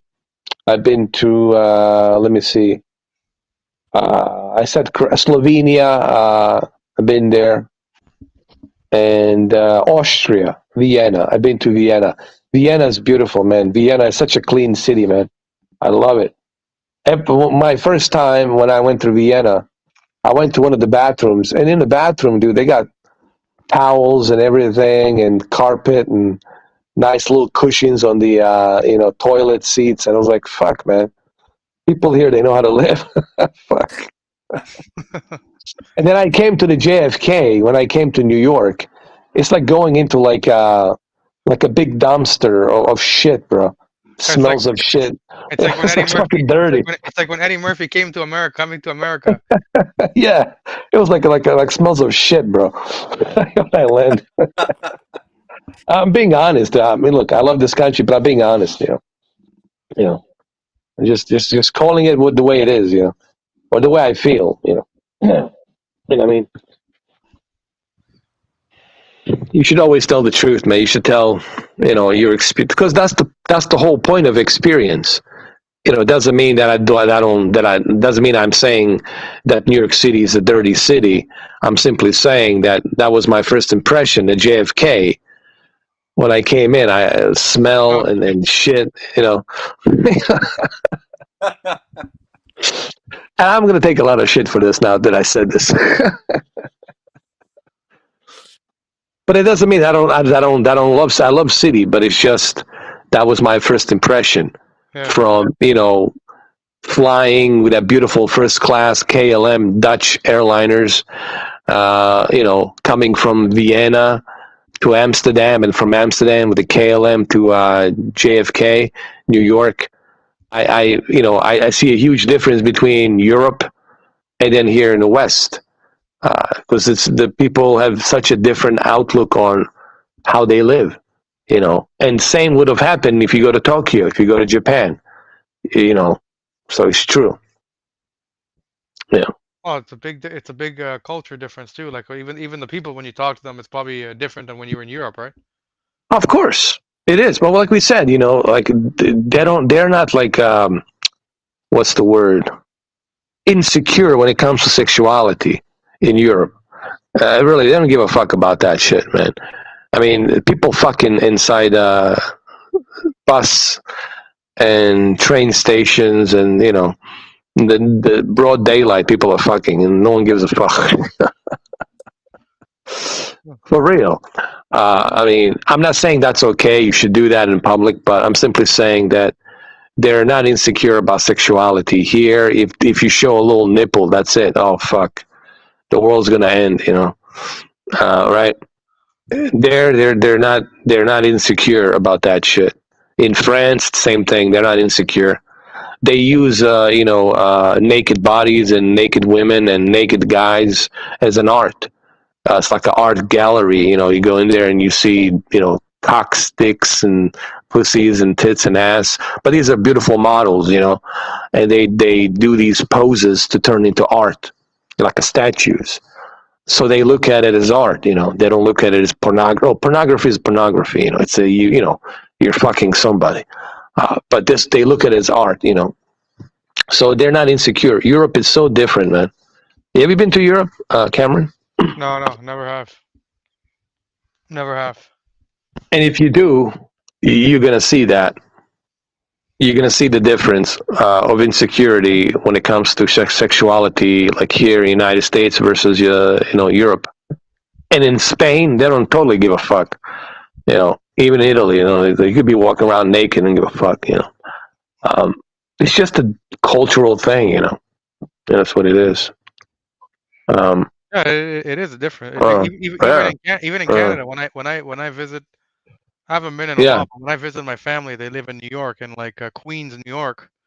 Oh yeah. When we get on when we reach, when we're in New York City, I mean, it's still North Canada's North America, but it's a big difference. Canada, like Canada and America. Like I mean, maybe it's just New York City, because that's pretty much the only part of America that I've been to. I've been there like 13 times, but when I went there, and at the moment we get in New York City, it's like to me the people are different. It's like I'm thinking, holy fuck! I feel like I'm a fucking alien. Like I feel like I stick out like a sore thumb. They can tell I'm not a New Yorker for sure when I get there. I mean, obviously I speak English, they speak English, but it's just I don't know how to explain it. Yeah. But it's like when I get there, I feel maybe it's just New York City. Like maybe if I went to, people say if you go to like Boston and Pittsburgh, it's more laid back. It's more like, you know what I mean. But when I go to New York, when I went to New York, and I seen the people, you know, like I don't know, I don't know how to explain it, but I just felt out of place. I even like looking around the city. And I don't want to say anything bad about New York City, because it's probably like a great city. But my first experience when I went there was like you said, like when I was a kid and I went there. The first time I went there was when one of my uncles died, so we went for the funeral. And I remember me and my little brother. The first thing I seen was I was like, "What the fuck? Why are they? Why do they have all this fucking spray paint everywhere?" Like I was a little kid looking around, right? And the first thing I noticed was like everywhere had fucking spray painted, all this like fucking graffiti vandalism. And I remember we were on the highway and it was like, it was like stop and go traffic, right? And Yeah, and before this, everything I've seen about New York was just probably like in movies and shit like that. And I remember like I was like, man, it smells like fucking piss. I was telling my brother because we speak French, right? Me and my brother, we speak French, right? And at the time, I used to live in Montreal. I wasn't living in Toronto yet. uh-huh. We used to live in Montreal. So I was telling my brother in French as kids, why does it smell like piss everywhere? Why does it fucking smell like piss? I didn't understand all these things, as kids. And then as I got older and we went back there, every time I would go to New York City, like I mean, like my family, like my cousins would take us, to go walking on Queens and like Jamaica Queens. We would go walking there, and I don't know, for some reason I never felt comfortable. I always told myself, man, I feel like I'm gonna get fucking robbed or something. I feel like, I don't know if it was just me, but I got that impression, like, man, I feel like I'm gonna get jumped. Like I don't, like maybe the people were too rowdy for me. I was thinking, man, this doesn't feel safe to me. I don't know. That was my impression, but that was like my first experience is going there. But my cousin's like, no, no, no, don't worry, you're okay, you're okay. But I don't know. I mean, I'm not saying it's a bad city, but that's just like the impressions I got, like when I went there. But I mean, now that I'm older, I'm sure if I go now, my experience would probably be different. I haven't been there in like 15 years. Well, look, my experience has changed. But what I'm trying to tell people, this is when I was a teenager. Yeah, I was making a contrast between the Europe from Vienna yeah, to Amsterdam, how clean that is, and then coming into the JFK. Now, after I started living in America longer and longer, and I'm still here, I'm a citizen, naturalized. Then, of course, I fell in love with New York. I met a lot of friends there. yeah. A lot of people helped me out. I learned about, good neighborhoods, bad neighborhoods in Brooklyn, Queens, Washington Heights. I knew which neighborhoods to stay away from. I learned about, the New Jersey, and the New York, and the differences between New Jersey, Newark, and New York. And of course, Rhode Island. So you learn about these different parts of New York, and you get to understand the city. But the way you understand the city is you get to live in it. And when you live in the city, then you understand it better. And then you understand why people love it. But How do you? now, this was just like you said, please don't take this the wrong way, guys. I love New York City. My heart beats New York City. I even, I lived there, and before I moved up to upstate New York, Lake Placid. I love New York, all right? My heart beats New York. Don't make no mistake about that. But when I was a teenager, a little tiny little whatever, Mr. Forkey, you know, came in, that was my stupid mindset that I had back then. Oh, this smell, when you're a teenager, you say stupid shit. You have stupid, impressions. But of course, I love it, dude. The city's great. What's not to like about that? It's a great fucking city, the iconic city. Who doesn't know New York City, right? To where now you're Yeah, in what, Florida, Miami? yeah, yeah. So And what I do you? miss New York, man. But So what's the looking big at difference do you see from where you are now and there? Like as far as people, as far as the land, um the landscape. What? Miami, it's like it's tropics. It's like being on a big tropical island. Yeah. It's beautiful. The sunset's beautiful. The beautiful ocean. It's nice. So the houses look different too, right? Yeah, houses look different. It's just like in Scarface. It's Yeah. just like in Miami Vice. It just has that, like you've seen Bad Boys 1 and 2. It's like that. It has that beautiful sunset and that beautiful. It's really like this is why so many people are horny in Florida. I mean, in Miami, because it's such a like such a you know place where you feel always attracted to another. I don't know how to put this. I don't know how to put this. It's like I can see why people are very sexually active in Miami, because it's beautiful women, even beautiful guys, and you've got it's like an international city, man.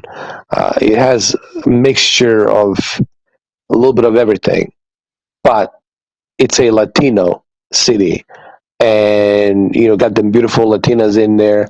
But it's really the climate that's making people so horny here, to be honest with you.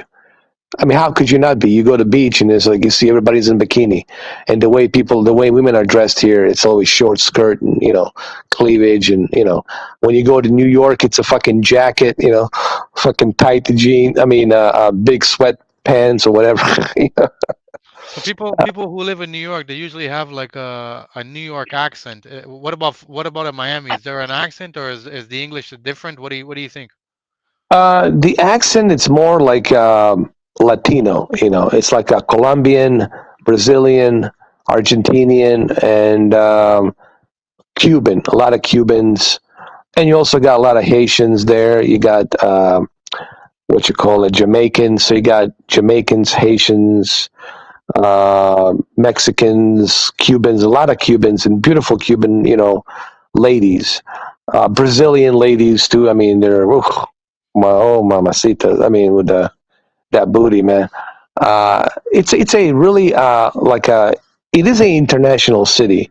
It's a mixture of Latinos, and Latin America, of Latinos from Latin America, and then you got international side from Europe, like people from Spain, Italy, France, Germany, Denmark coming into, British, Australians. It's like a international city, but it's mainly majority. It's Spanish speaking. What about the cost of living difference from New York to where you are now? What did you think about that? It's a little bit different. I mean, it depends where you live. I'm on the west side of Miami. I'm not like on that expensive side of Miami, which is the east side, closer to the Bayfront, Biscayne, and all that. I'm more like west. And there, obviously, where I'm at, you're going to have potentially more crime happening, even at night, sometimes I hear, pop, pop, pop, pop, you hear shootings and stuff like that. Probably gangbangers, drug dealers, whatever. There's homicide. You ever watch that show, 48 Hours? Yeah, They have like the homicide. That's what that is. That's, in that area of Miami, which is mainly, Dade County Sheriff and all that. Usually has that jurisdiction. Along with the Miami Police as well. But Miami Police, usually it's focused on downtown areas, greater Miami. But like West Miami, that's like a Miami-Dade Sheriff territory. And it's dangerous. The West Miami is dangerous, You got these gang wars between Colombians and Haitians and Jamaicans, and you got a lot of that shit going down. So it's dangerous. You got a lot of crazy shit in West Miami. I was telling Brendan, I said, if you're going to come to Miami, don't go to West Miami. How do I survive down here in West Miami? Well, like I said, you learn what to avoid. You learn, where to go, where not to go. You also learn, not to look somebody in the eye and not to mind your own business, not to instigate certain things.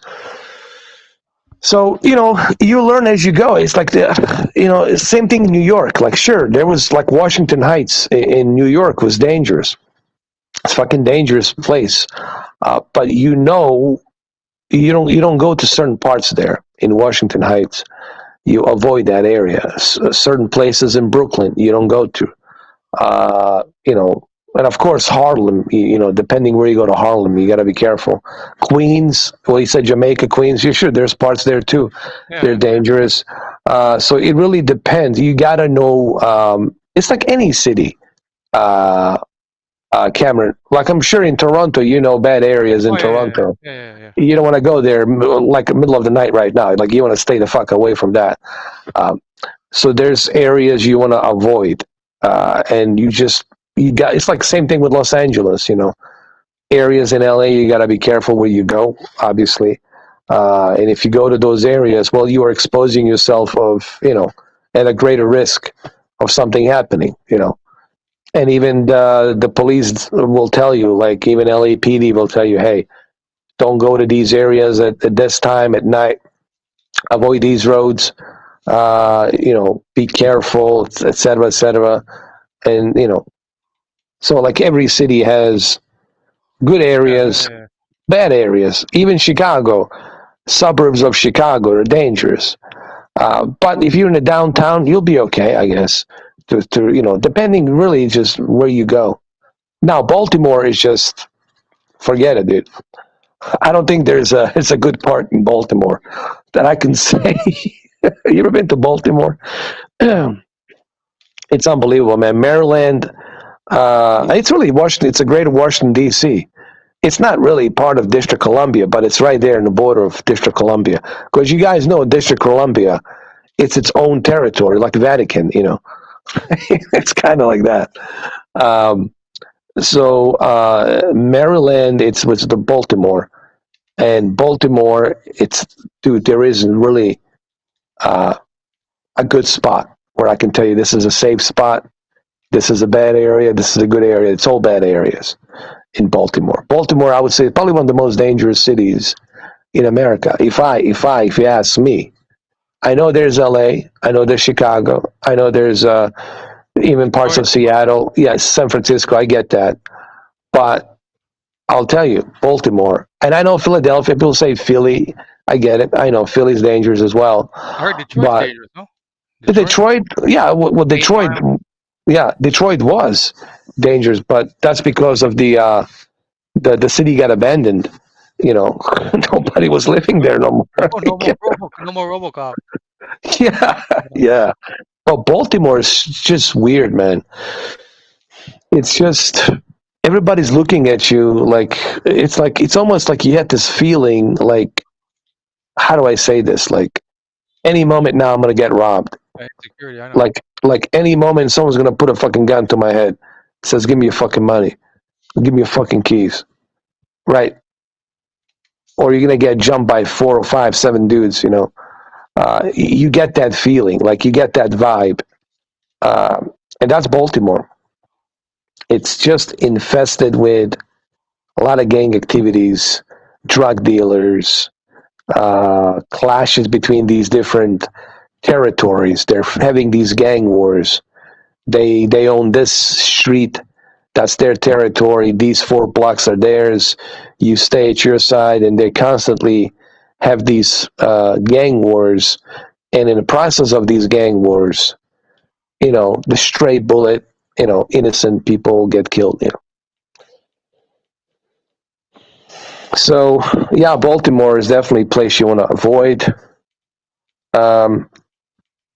The best place to be would be a small town, man, like Asheville, North Carolina, or upstate New York, Lake Placid, or Saranac Lake, one of those small towns. Even Plattsburgh, it's decent, But big cities you want to avoid, man, like a plague. It's probably like that everywhere in the world. Yeah, yeah. Like people say, what about New Delhi, India? Well, yeah, like 2 billion people. How many people they have? Jesus, right? Yeah. You got to be careful. What about Mexico? Well, yeah, depending where you go to Mexico. It all depends where you go, dude. Do your research, man. You can't just go to you just can't go to another country and go there blindly without doing a research. You're just asking for trouble, dude. You got to know where you're going. Same thing in, Rio de Janeiro, There's parts of Rio de Janeiro you want to be fucking careful. In Brazil, right? Very dangerous. So it all depends on how well. Well, even when you go on vacation and you leave the resort, they tell you it's your risk. Yeah. If you leave the resort, it's dangerous. Right? There's like when I went to Dominica, I went to Cuba, and amazing places, but they tell you if you leave the resort, you're allowed to, but it's your own risk, right? You don't know what's going to happen out there. And Yeah. they have when I went to Cuba the last time in 2014, there's police patrolling the beach with machine guns because they have to protect Oh, yeah. because they have to protect the resort from people coming in. Like they care more about the tourist than anybody else. So they have to make sure that the tourists are always protected, because that's their main source of revenue, is tourism in those Of places. course, But they always tell you, if you leave the fucking resort, it can be you're on your dangerous. own. Yeah, Yeah, and I remember me and my cousins, we left the resort and we went and we walked around and stuff. We wanted to explore um, outside of the resort, and I remember when you walk around outside of the resort, you get that sense of feeling that, oh my God, you're not safe at this point, because the people, I mean, like, they know right away, instantly, within seconds, they know that you're not Cuban. They know you're not one of them. The way you look, the way you dress, your skin color, um, the way you talk. I mean, you could be Cuban, but they know you don't have the hardcore, genuine yeah, accent. So they know you're not from them, and right away, everybody will come up to you. Everybody will, you're like a fucking piece of meat, and that's anywhere in the world you go, right? If once they know you're not part of them, and then now you need to really be, and especially if you're on vacation and you got some fucking girls with you, oh God, they're vulnerable. So you have to really, because like I said, they can be vulnerable like that, right? And so you really have to be on your toes, And I remember when I went there, when we left the resort, that was one of the concerns. Like you can tell, like, okay, we're not. This doesn't feel like the resort now. This feels like it's not safe, in some ways. We have to really be careful now. Anything can happen. If something happens, nobody, especially in those places, police, they don't give a fuck at that point. Police, they take bribes. So, of course. your life is nothing now at this point. So you have to really be careful in those type of places too. So Well, this applies to every place in the world. yeah, Stay in a hotel, man, in that little resort. Don't go wander around. Uh, unless you know somebody who knows the city and can protect you. What about Germany, Sasha? Like the place you're at, as far as like crime and all that. Yeah, it's like how should I say this? It's like it's not that much like maybe in America, but still like certain points you're like you said, like you shouldn't go there and stuff, like but not as much as like, let's just say, North America, or like in other places, Oh, I see. or like Yeah, or because like it me say, makes like, sense. it's also the same like in the bigger cities like Hamburg, or like Berlin, Oh or yeah. like Frankfurt, Oh yeah, Berlin, Frankfurt, yeah, even Munich. Sure, you'll have more like chances depending where you go, right? If Yeah, you wander around in a bad area in the Munich, I'm sure hey, wrong place, wrong time. That's it. And I'm like I said, this is true for every city. This is exactly. why you got to do your research before you go somewhere. You know, because you don't know the city, and you can be easily manipulated by By whoever. advertisements and other stuff, right? Yeah, yeah. yeah. Like they You know, made it look so good, and then in reality it's completely different, for example. Well, the people exactly. and the people who work like the people, especially depending which part of the world you are, these people, to them, it's a scam they have. Like, especially with the tourists, right? If you're a tourist, you're out of your element, and they usually can They spot can you right tell. away. Yeah, Yeah, and then they have like a special, they may have like some stuff that they do to lure you in, and you don't even know what the fuck's going on. They could fucking drug you, and next thing you know, who knows? You're fucked up. You're fucked. how about this thing I hear about, man? It's a pretty big problem, man. Someone was telling me, um, and that's why I want to talk to Justin about this, because he probably knows a little bit more about this. On May 20th, when we talked to him about this, human trafficking, sex trafficking, and now the organ trafficking. That's Fuck. another fucking thing. Yeah, it's a pretty big deal. Like Albanians are pretty big on that. Yeah. Like Serbians are doing it. Parts of Italy. So yeah, watch out, Mamba. If you have healthy organs, watch out, bro. And here's how they do it. They usually go to the places where they know where the tourist will be, where these healthy, donors will be there, and they know specifically who they target. So they have these women, right? And this is what this guy was telling me, who actually works in the with the FBI and Interpol, and they like try to catch these, these traffickers, right? One of them is a U.S. Marshal, and he was telling me that basically how it works, they would have these beautiful ladies, this good-looking, hot, gorgeous, like drop dead gorgeous, right? And of course, you see a beautiful lady, you see this beautiful hot woman, and you're a man, you got a dick, you got balls, you're horny, you can't resist that shit. So usually they send somebody like that to work you around. You buy her drinks and you start dancing, and you get kind of drunk and wasted, and then you guys start walking out. And she says, let's go over here, let's go over there. You want to check my place and come over here. She starts manipulating you and then working you. Yeah, And that's next thing exactly you what I know, was. Yeah, they work your ass. that's how they do it. And then they grab you. And then they, he says they put something in your, like some kind of a gauze in your mouth where you basically, I forgot what it was, where you go to almost like anesthesia. You go to sleep. You get knocked out. I forgot what it was, what kind of liquid they're using that they put on that gauze. I can't remember. And then they drug you. Chloroform. Yeah, somewhat. Yeah. And then they drug you properly after that with anesthesia, so they can do the procedures and the operations and all that. And then they leave you in the ice, where your hotel is, and they look at your information where your hotel room is. They take you to your hotel and they put a bunch of ice to let the wound heal after the operation, and they put you in a bathtub full of ice in there. And then you wake up, and why am I in a fucking bathtub, and why I have a big fucking scar? Like they take my kidneys out or whatever. Yeah, a lot of that shit's going around, man. On top of sex trafficking, human trafficking, and this is why I feel sorry, man. I feel bad for what has happened in Ukraine. We're talking 10 million refugees, right?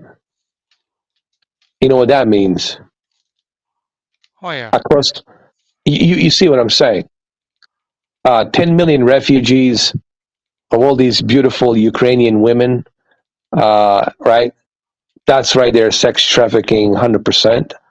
And then all these healthy women and, their healthy sons, and their healthy daughters are excellent candidates for, organ trafficking. And in Europe, I don't know if you heard about this, Sasha, a lot of this shit's been happening in Europe, as a matter of fact. I don't know if you knew about this. Is he still here? Sasha, are you still here? I'm not sure. Yeah. Can you guys hear me? Yeah, I can hear you. Okay.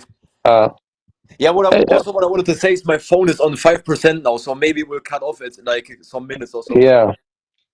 Anyway, what I was saying is the organ trafficking, it's pretty big right now, next to the sex trafficking, on top of human trafficking. Sure, in Latin America, it's happening.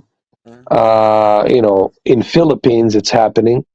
Places like Philippines, Latin America, but now it's in Europe now, like Balkans region, from Albania to Serbia to Croatia, and then parts of Europe like Germany, France, and other places, Spain. These activities are happening actually. And Russia, yeah, Russia too is big time.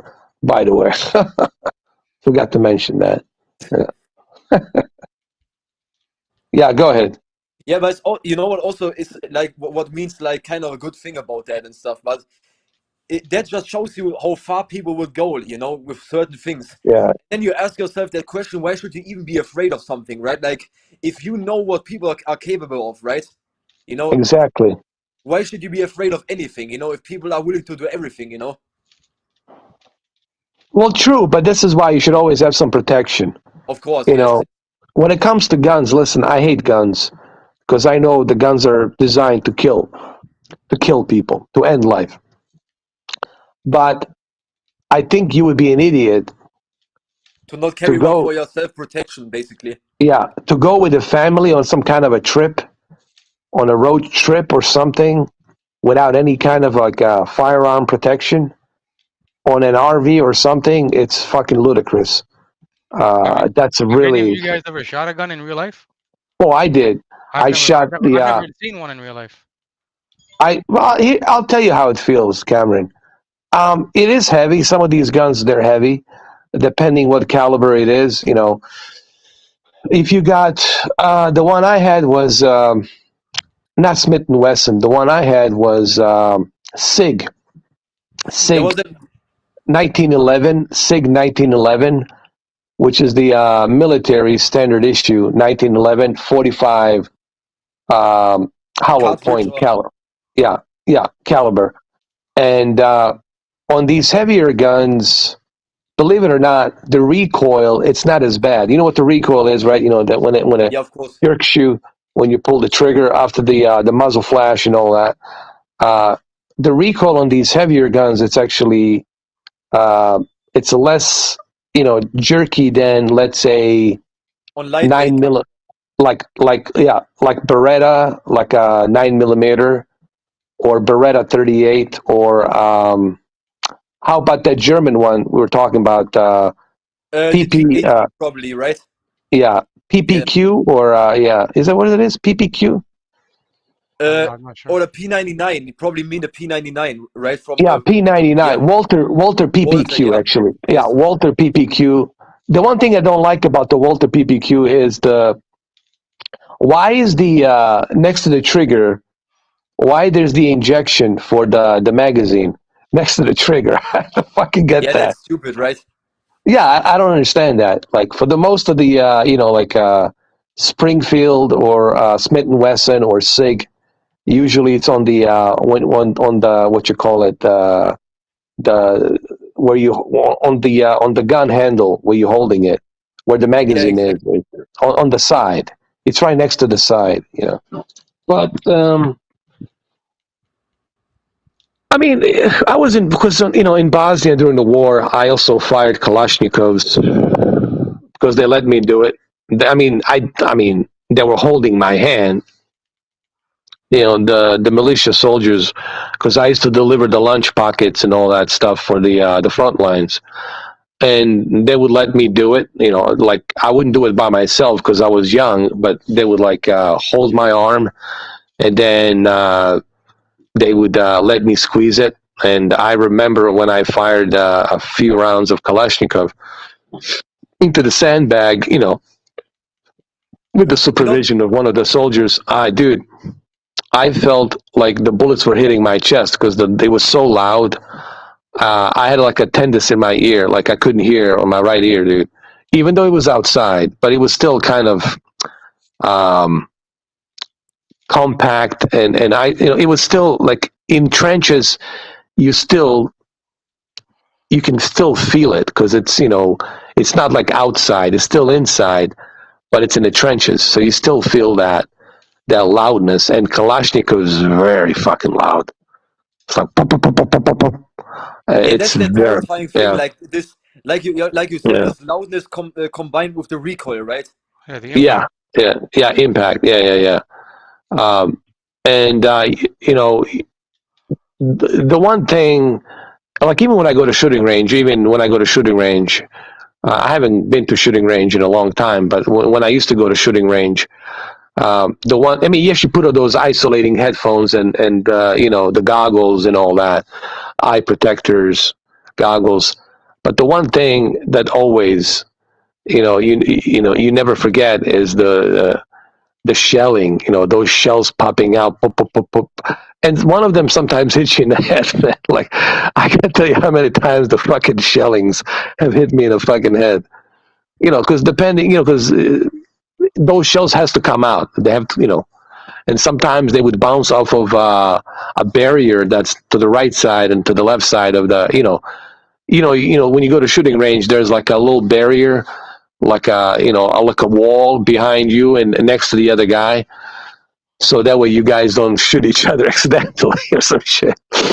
And those shellings would bounce off and they would hit you in the head. when the shell, and they're hot, dude. You know, those shells are very hot. And when you get hit by, I got hit by a bullet one time when I was in Bosnia, and I'll never forget the burn. You know what it feels like? It feels like it's like a 10,000 degrees just went through your leg, like really fast. And then afterwards, you feel the burn. The burn, it's like putting like the entire glass of salt with alcohol and then just putting it into the wound. It burns, man. It fucking burns. And how I got hit by that, I think it was a sniper. I think I remember what it was. The bullet, like, actually, it was a curved bullet. It scraped the cement. I guess, you know, the sniper missed the target, which was me. Thank God. And which was from the hill, Serbian forces.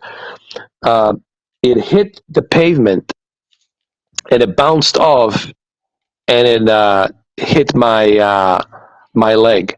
It went through my leg, in and out, you know. And I found it. I found that curved little bullet and all that. I wish that I could bring it with me, but they wouldn't let me bring it with me, you know, as a souvenir to the airport. It's in Sarajevo. I left it there in Sarajevo, somewhere out there, whatever it was. Yeah, and I still have those scars, and I'll show it to you guys in one of the videos. You know, it's like you see like a white little dot, you know, the hole in and out, like a scar, like a circle. I was bleeding so much, man, you know, and that's what scared the fuck out of me, dude. And I was like, I was 12 years old, dude. I was like 12, dude. I was like, dude, you know what it is? I didn't even cry. I was just in shock, dude. Yeah, you know, here's what I want people to understand. When you are in shock, you're paralyzed. Everything freezes. Everything slows down.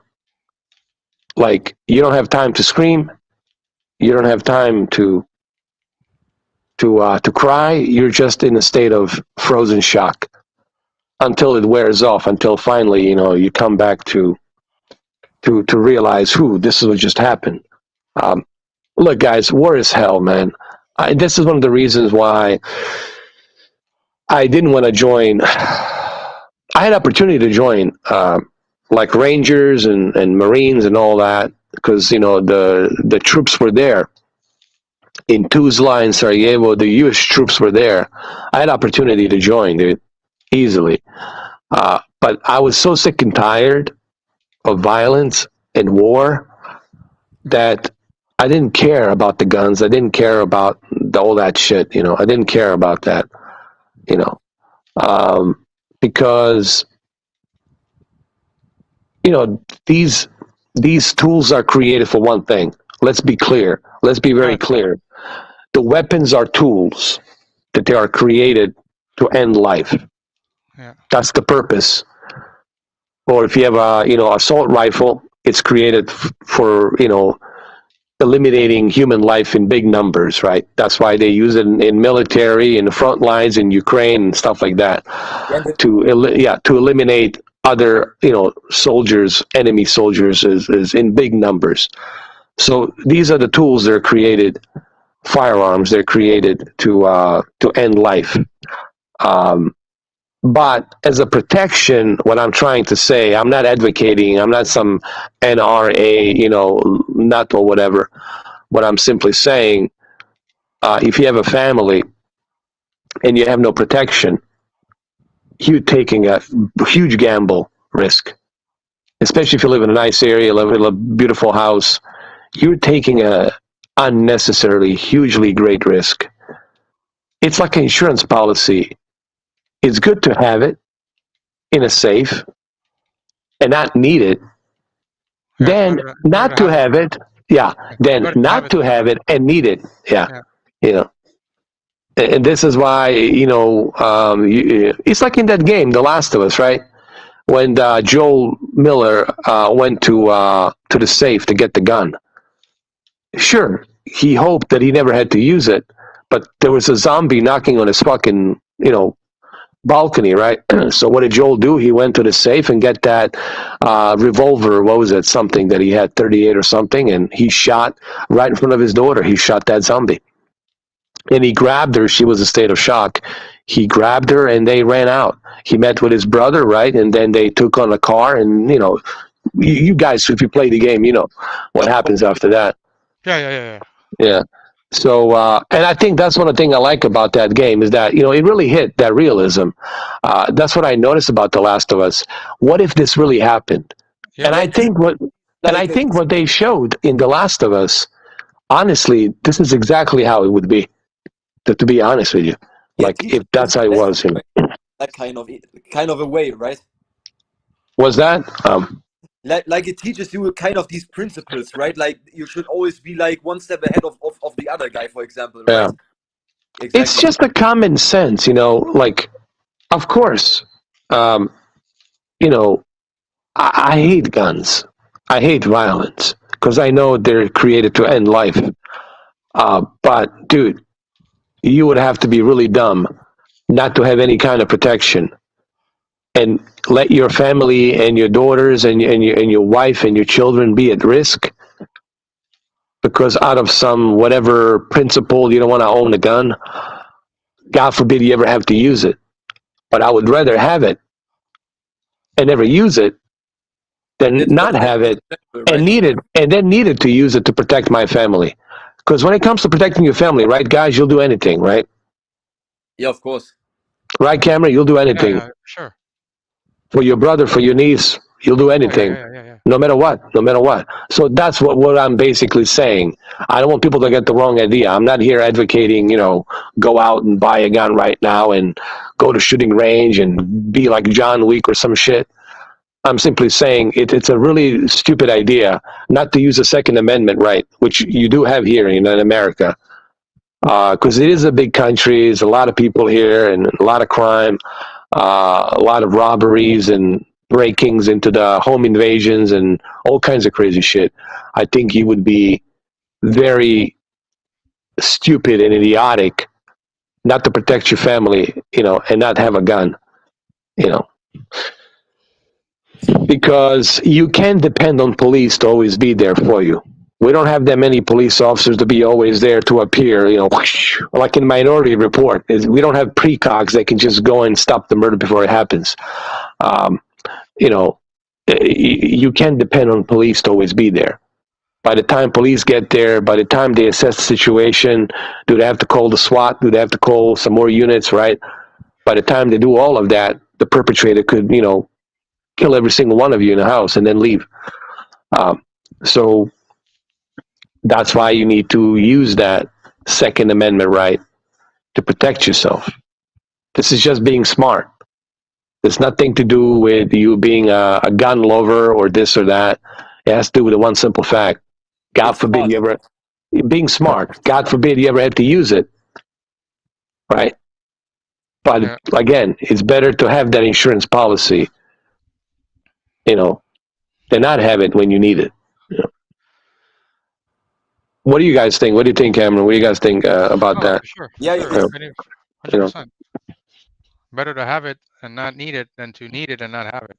Exactly, because you don't know. I mean, I don't have a crystal ball. You don't have a crystal ball, Cameron. You don't know, man, what might transpire, man. What might happen, And you can't live life on some, that will never happen to me. Well, you don't know. Yeah. Never happened to me. Well, that's what a lot of people said. Will never happen to me, and then boom, it happens. Because you don't know, man. Here's also another thing, right? For example, like when you don't know what the other guy has, like let's just say, for example, there's a home invasion, for example, right? Yeah, Someone breaks into your house and with a weapon, but you only have like a melee weapon. Like what you're gonna do, right? From a distance, right? Don't bring a knife to a gunfight. That's an old saying. You can't dodge the bullet like Neo. You cannot do that shit. I mean, it's. Yeah. I was gonna say I gotta get going. Okay. So it's been 3.5 hours already. Oh my goodness. So today, I guess hopefully today you'll have you'll be doing you'll have the Steam Deck. Yeah, hopefully, if they have it, if I, wake up early and get there and then pick it up and I'll try to maybe get up early and pick it up and go there. I'll see if I can get the number to call them. I mean, I already know the address. I know where it is. I already have it on my inside a car. I typed it in, so it's already there. I just have to use the voice activation to tell me move, 50 yards, move left here, move right there. So I just have to follow that. So you're still going to be doing a live stream, or are you going to change it to a video? I don't know. Because you guys are paying customers. What do you guys want to do? Yeah, if you do a live stream, I'll be around. I'm off tomorrow, so I'll be there. All right, so then it's a live stream. Then it's a done deal. Because you guys are members. You paying member. You're a great friend and a member. So yeah, just say the words. It's done. Yeah, we'll be there. Yeah, I'll do it. Yeah. Just I'll do a live stream. Send me a message on Instagram, half an hour. Before you go on, and then I'll get ready and I'll be there. Oh, absolutely. Yeah, absolutely, Cameron. Yeah. I'll try to do it early for you. Honestly, because of you, I'll try to put an effort because it's you, and I want to do it for you. So I'll try to make an effort, man. I'm not going to make any excuses. You know me. I'll make an effort, and I'll try to do it around 2:00 for you, man. I'll get up a little bit early, and I'll make an effort. I'm not going to make any excuses, and I'll try to pick it up and do the whole unboxing thing and setup. Yeah. 2:00. All right, and I'll definitely contact you before I do that, Cameron. Yeah. Have a good night. Have a good night, boy. Thank you. Always a pleasure, man, Cameron. Always a pleasure. Love you, brother. Thank you. Take care. Thank you, Cameron. Right. You too. Hey, Sasha. Yeah. What's up, man? Yeah. So it's already been 3.5 hours. I can't believe it, man. Yeah. But you know what, man? It's like we were just talking about the guns and all that. And again, I try to tell people I'm being honest with you, man. I hate guns because I know how deadly they are, and I know they're designed to end life. Even when you fire them, you can feel it. Like, damn, these things are designed to end life. You can't fuck around with these things, and you should never point it unless you're willing to eliminate something. You should never point a gun at anybody unless you're willing to eliminate or use it. That's the rule number one. Never point a gun at anyone unless you're willing to use it to eliminate a target. It doesn't matter if it's loaded, not loaded. That's the rule number one. With every class that will get you certified, to be CCW, concealed carry weapon, or just a G license if you're, let's say, a guard or a bodyguard or security guard or whatever, or armored, guard for the armored truck, for the bank. They always tell you have to never, ever point the gun unless you're willing to use it to eliminate a target. So you never, ever point a gun at anybody. It doesn't matter if it's empty, no bullet inside the chamber. It doesn't matter. You never point that shit unless you're willing to use it. That just shows you how much power these things have, right? Oh yeah, man. Look at 45 hollow point. Like a 45 hollow point. That thing will, when it enters your body, when it exits, it like demolishes your internal organs, and when it comes out, it makes this big mushroom open wound, man. That's about like a 6 inches. That's what a hollow point will do. And that's only, like you said, that's only 45 hollow point. Yeah. Exactly. And then imagine what like 5.56 would do, like assault rifle ammunition, for example, right? Oh yeah. With those long range, forget it. Or how about a 357? How about that Alaskan? The Alaskan one. Oh God. Yeah, that shit will. Well, even a Desert Eagle, well, you can take your head off for real. Take your head off clean. But look, this is why I hate guns. I don't like them because what they can do.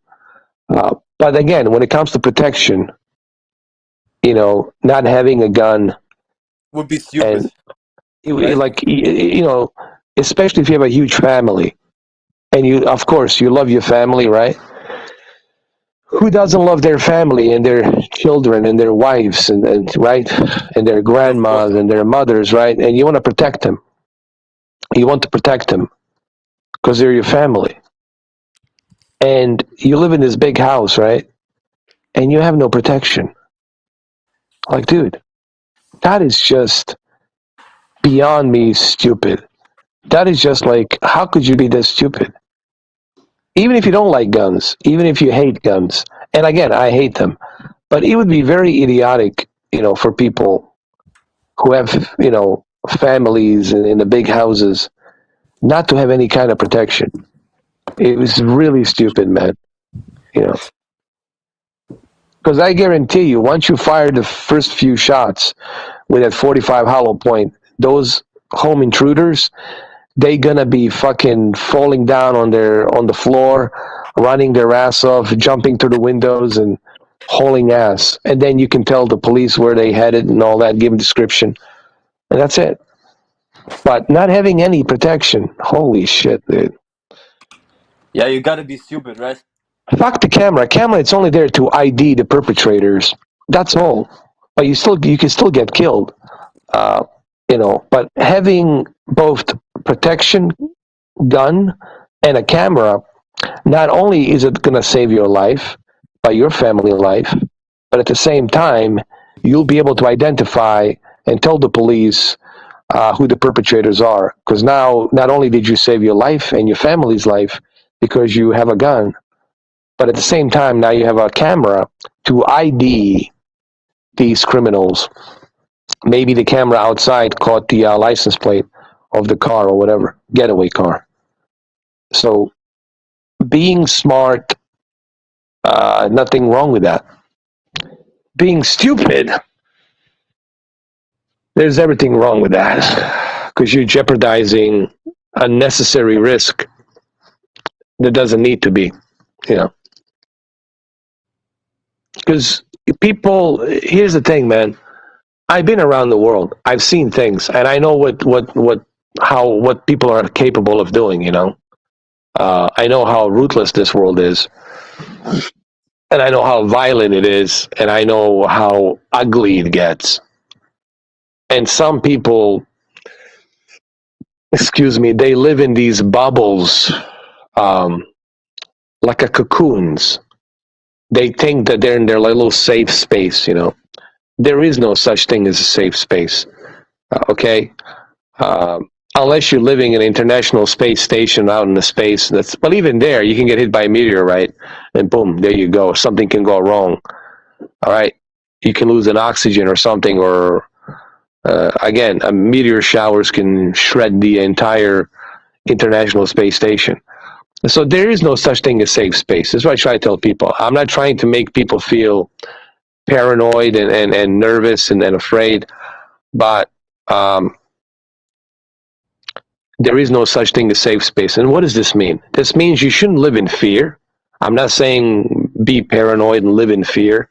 I'm just saying create a certain pattern, like a habit. Like when you wake up in the morning, you brush your teeth, you take a shower, right? Your routine. Create like a pattern routine. Like and this things, basically, right? Yeah, it's like a pattern routine. Just like the guy, like Liam Neeson in Taken was talking about, certain pattern routines can save your life.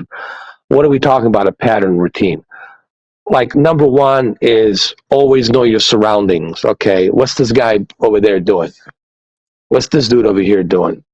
What's that guy over there doing? Why is he looking at him, and then he's looking at him, and they're typing something on the phone, and he's typing at the same time? What's going on here? What a coincidence here. Why is he wearing that trench coat? Why do he has that big giant bag? What is he carrying in there? Why is his leg shaking? Why is he nervous? You have to pay attention to surroundings, right? So that's the rule number one. That's the habit pattern you need to have. Because if you do that and you acknowledge these perpetrators, that you have made them, the word being made, that you have made them and you acknowledge them, guess what? They ain't gonna do shit because now they know that you know that these guys are up to no good. You know what? And guess what? Right? There's Yeah. a good story. There's a good story to that. You know, I actually like a couple of years ago, right? I used to be in a city called Oberhausen here in Germany, right? Oh, I know where that is. I know that city. Yeah. Yeah, you know Oberhausen? Okay. Oh yeah, Openhosen. Yeah, sure. And there was a mall, right? And then Yeah. me and another guy, like we used to drove back with a bus, right? Hmm. And then to the left and right side, like sometimes, right? And there was like two guys and one guy had his girlfriend with him, right? And then they acted like a tough guy and stuff, right? And then Yeah. and then when I said something back, for example, I said back because I looked at him, right? And he was just like, because he acted like a tough guy and stuff, you know, because of his stupid girlfriend and stuff, you know. Hmm. And then I said to him, yeah, what's your problem, man? Why are you looking at me like that? And he looked at me like a couple of seconds, right? Hmm. Like, so even though he wanted to walk further on, you know. And then I was just asking him like, why are you looking that way, you know? And then when I said that, for some reason he just moved on and said nothing, you know. But these are these typical like wannabe tough guys, you know. That only Yeah. act But you know what you did? You see, that's a good pattern you have. You acknowledge to him, like, hey, like you acknowledge to him, I already made you, I already figured you out. So whatever you're trying to do, you're letting him know you're gonna fail. So you're already giving him this sign to let him know, hey, I already got you made. I already see what you're trying to do, and I'm letting you know to back off. Okay? Because if you don't back off, something might happen, and you're not gonna really be the good recipient of that. And then he got that message. This guy definitely figures me out. He's not afraid of me. He's not intimidated by me. I'm gonna back the fuck off. So that was a good move that you acknowledged him and you gave him that like that body language. See what you used. Not only were you aware that this guy was looking at you a certain way, and you're wondering what is he doing? Is he up to rob me or something? But not only did you be aware, you were aware that he's there doing that. So you let him know that you're already aware that he's watching you, but at the same time, your body language and your stance and the way you talk to him gave him a clear and present danger. Hey, dude, whatever you're trying to do, it's not going to end up well for you. Just letting you know. And that's why he backed off. And that's probably, in my opinion, why he backed off. Of course, I wasn't there, but I you know, what you're telling me, I can tell that's why he backed off. Like, like, let's back off with this guy. This is not going to end well for me if I try to rob him or whatever. Yeah. Yeah, and then the stuff with the girlfriends, and they act so tough and stuff, Yeah. right? Because they're fucking girlfriends, right? Well, maybe she was just something he uses for distraction or whatever. Yeah, Who knows? Also, Because you never. Yeah. you know what this leads to? This also what I wanted to say. Yeah. What Carlin used to say, you know, in this on this interview and stuff, right? When he used to say that people are always stupid in masses, it's true, you know, because this also a priority example what I just said to you, you know, this is just a perfect example, like what I just said is that people are always like how should I say this, that people are always like stupid in masses. Like it doesn't matter if it's only like 3 people, like 5 people, you know. Well, true. Because people, there's a lot of ego. Ego has a lot to do with it. Testosterone and ego when you're younger, when you're in your 20s, because you don't know anything about life. You don't know what it's like to get hit by a bullet. You know what it's like to get your teeth knocked out or your jaws dislocated, and then you have to wear some kind of dentures or get the new fake jawline built into surgically. You don't know what it's like to suffer and to be like they don't know anything about life. To be honest with you, you're just straight out of college. You don't know shit about life. You have no experience, and now all of a sudden they have that testosterone. You know, all that ego. You know, like and that testosterone can drive your ego. You know, because you think you're the badass. You know, you got this big dick. You know, walking around. You think you're this alpha shit. And then one day, that big dick alpha shit gets you in trouble. Now you bump into somebody, you bump into a group of people, and you say the wrong thing, and guess what? They beat the dog shit out of you to the point where you never forget it. And now that big dick mentality of ego starts shrinking down because you realize, dude, I can't do this. I'm gonna end up like a one-legged man in an ass-kicking contest. I cannot do this. So that's when you learn that your ego means shit out there in the real world. Your ego can only mean something in your own little confinement, little area, in your little safe area with your friends. But outside that, your ego means shit out there in the jungle, if you will. This is something you learn through experience. I made those same mistakes too, man. I've been there. But this is something you learn through life. Like I said on my previous live streams that I had, I said when we talked about the God, and I do believe in God, you know, I do believe in Jesus and all that. I am, you know, I got more religious ever since my father passed away, and also when my uncle passed away. It's just I don't talk about my my religious beliefs that much, but I did open up on my previous live stream a couple of weeks ago. I think it was a week ago or something like that, where I said that ego, actually, life is your best teacher. Life will teach you. I cannot teach you.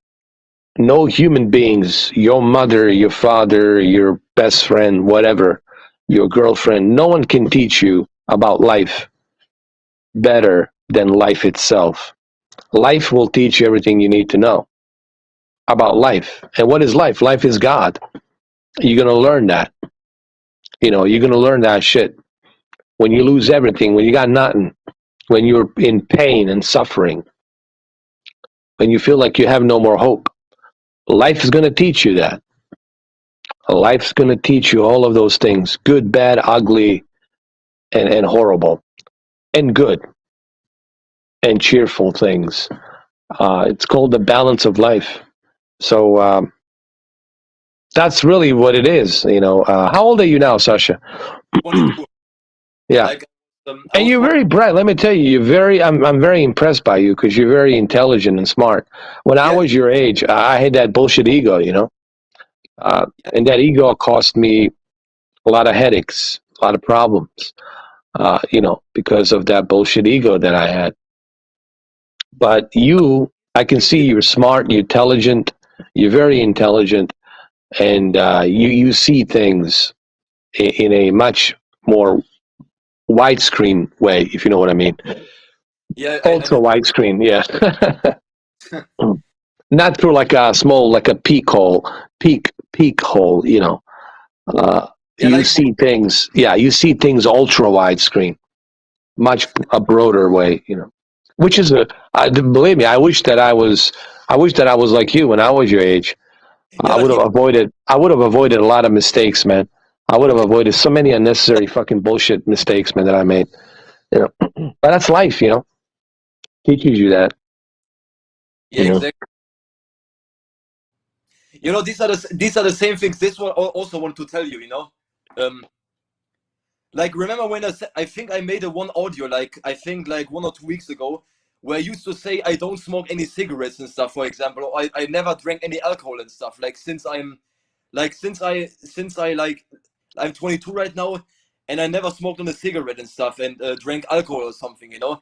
And this is what you also praise all the time, you know, these principles and stuff. You gotta have, you gotta ask yourself certain things, you know. It doesn't matter at what age, you know. The earlier you ask yourself that, the better, right? Of course, listen, absolutely. Now, uh, alcohol is nothing to brag about.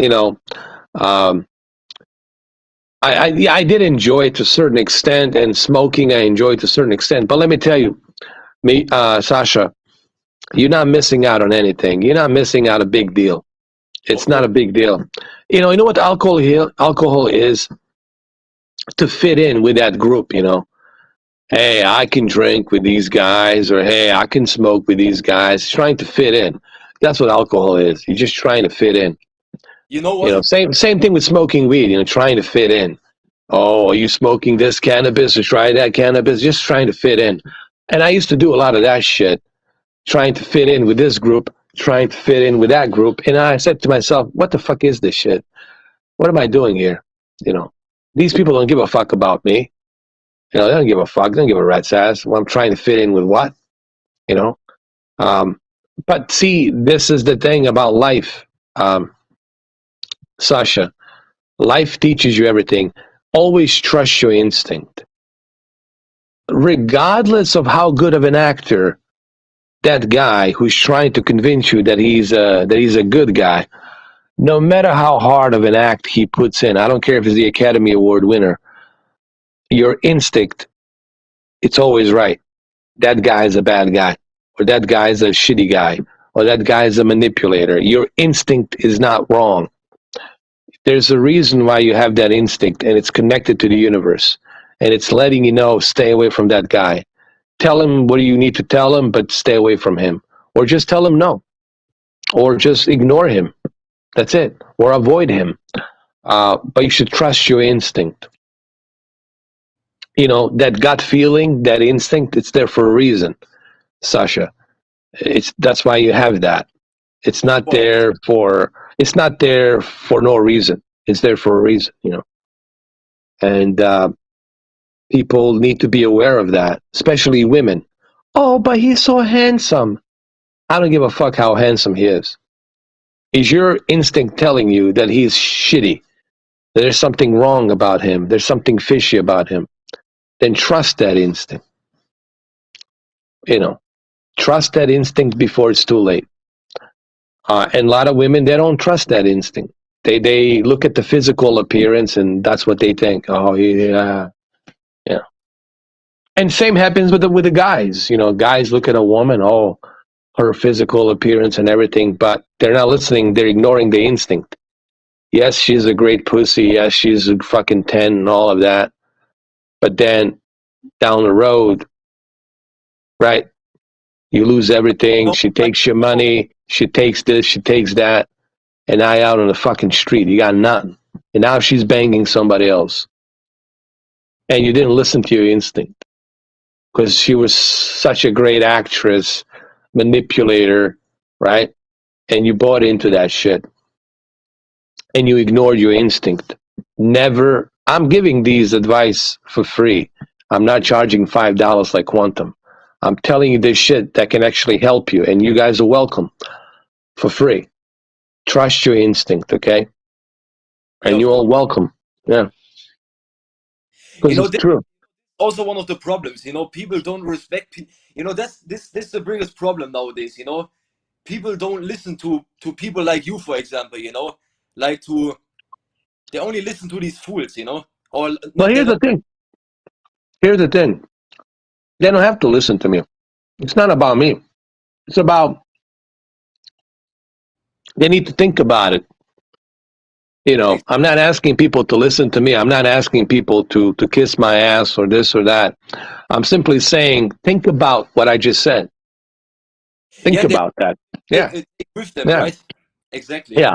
I'm not saying, hey, you have to listen to what I say or do as I say. I'm not about that. I'm simply telling you something, and then you think about that.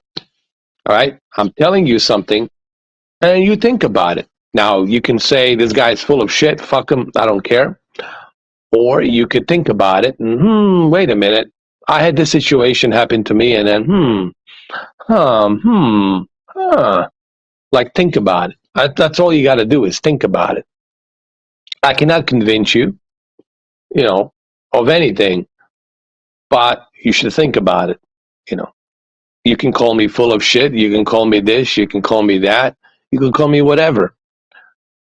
But what you should do, and what I do sometimes, it's called thinking, because your brain, it's always working. It's always thinking. It never stops thinking. So you should always think. Even though, even some of my, criticizers who criticize me, right? Critiques, and I have good share of them, right? Sometimes I would watch their criticism of me. Doesn't mean that I'm going to agree with everything they say about me, but you know what I do? Benefit of a doubt. Well, let me think about it. Let me think about what they're saying. Yeah, basically, You know what I mean?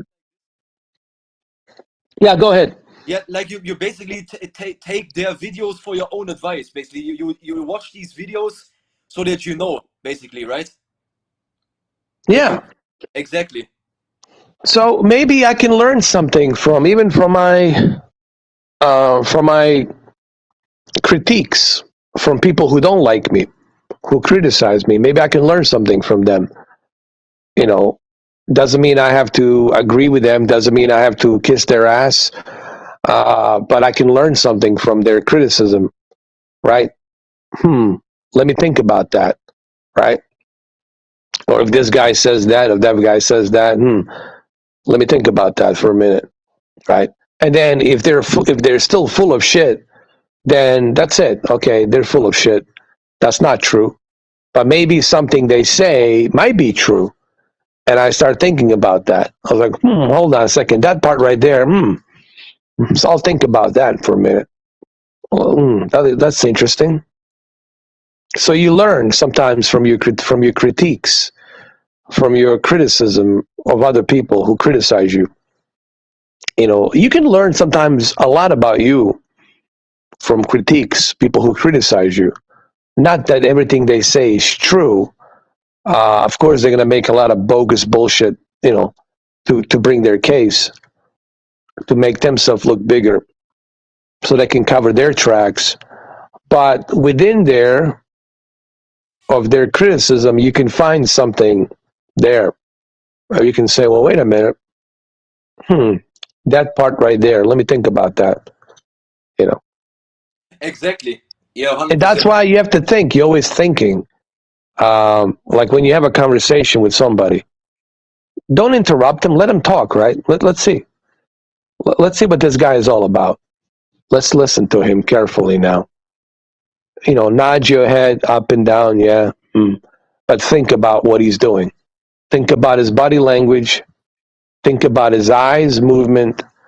Think about his tone of voice and his hand gestures, body language again, right? Think about, is this guy manipulating me?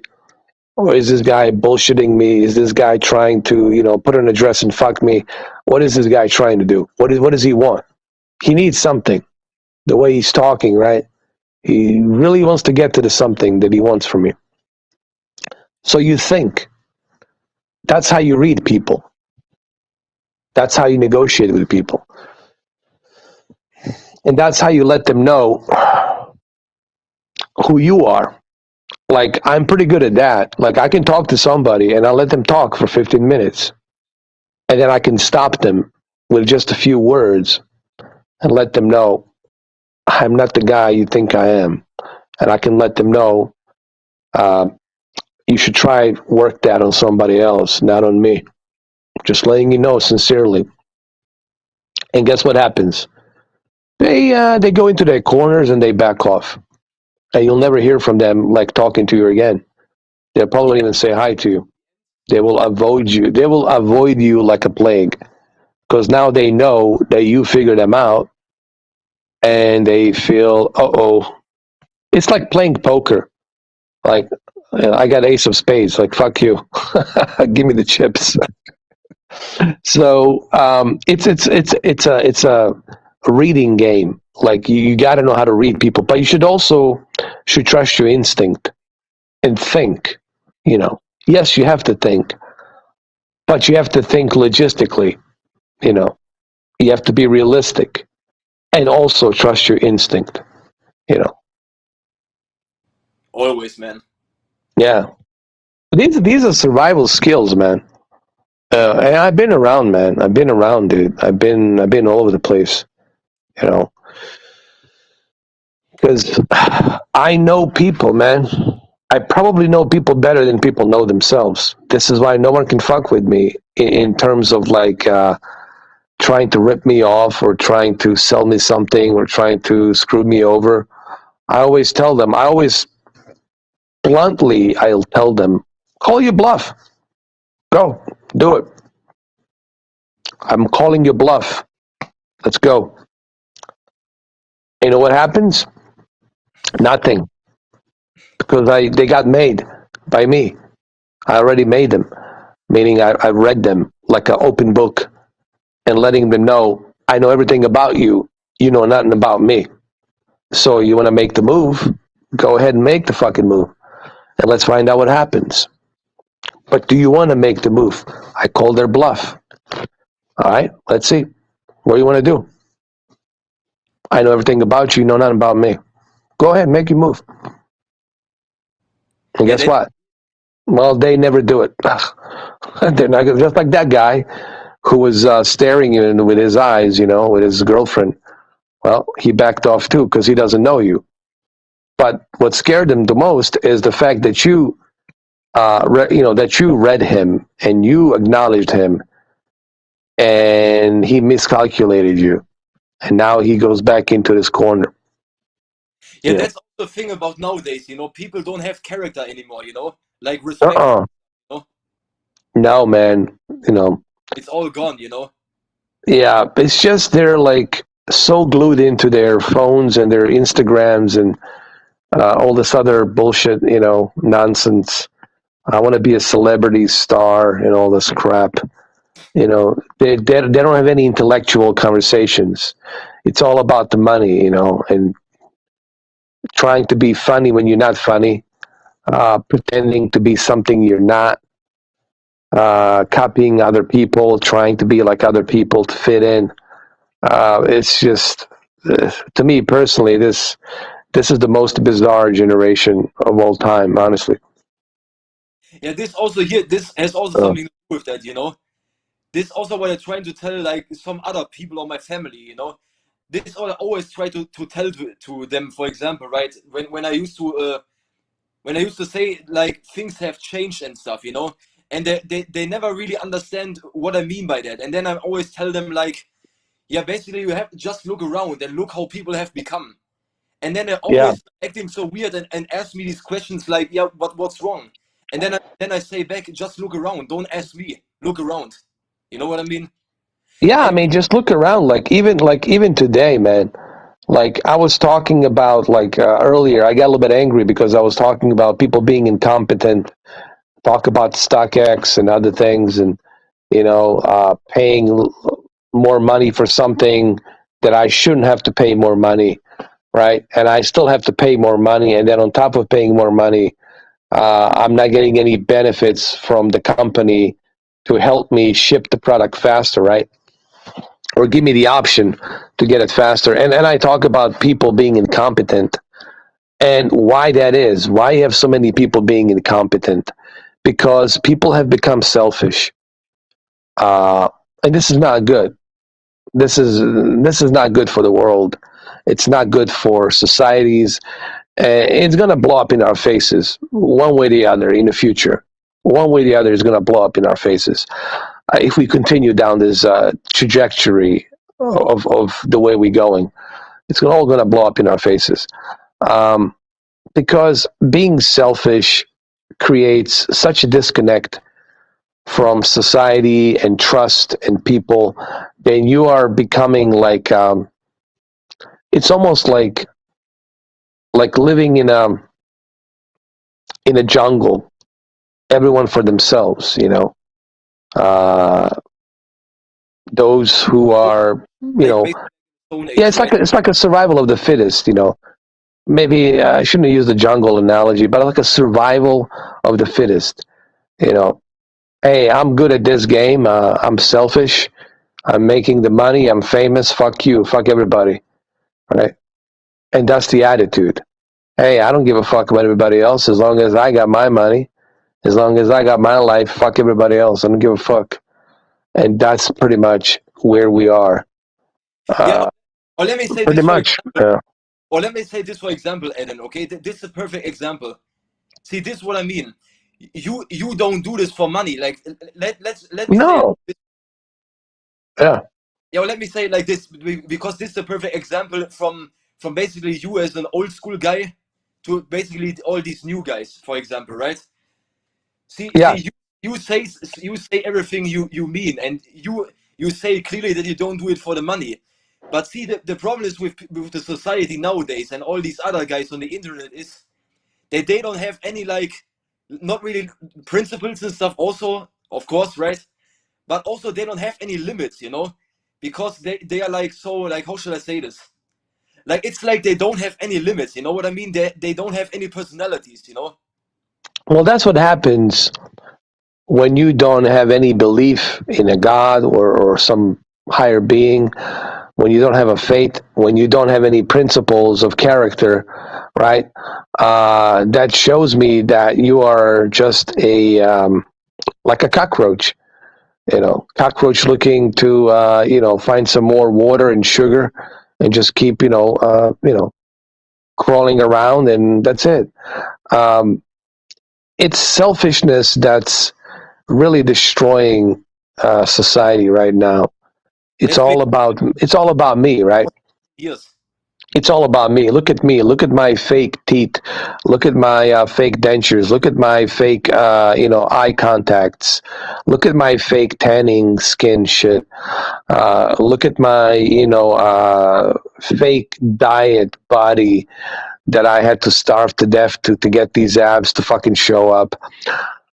Look at my, whatever. Look at my fake fucking house, and look at my fake, whatever, Lamborghini and all this other shit. It's all about me, me, me, me, me.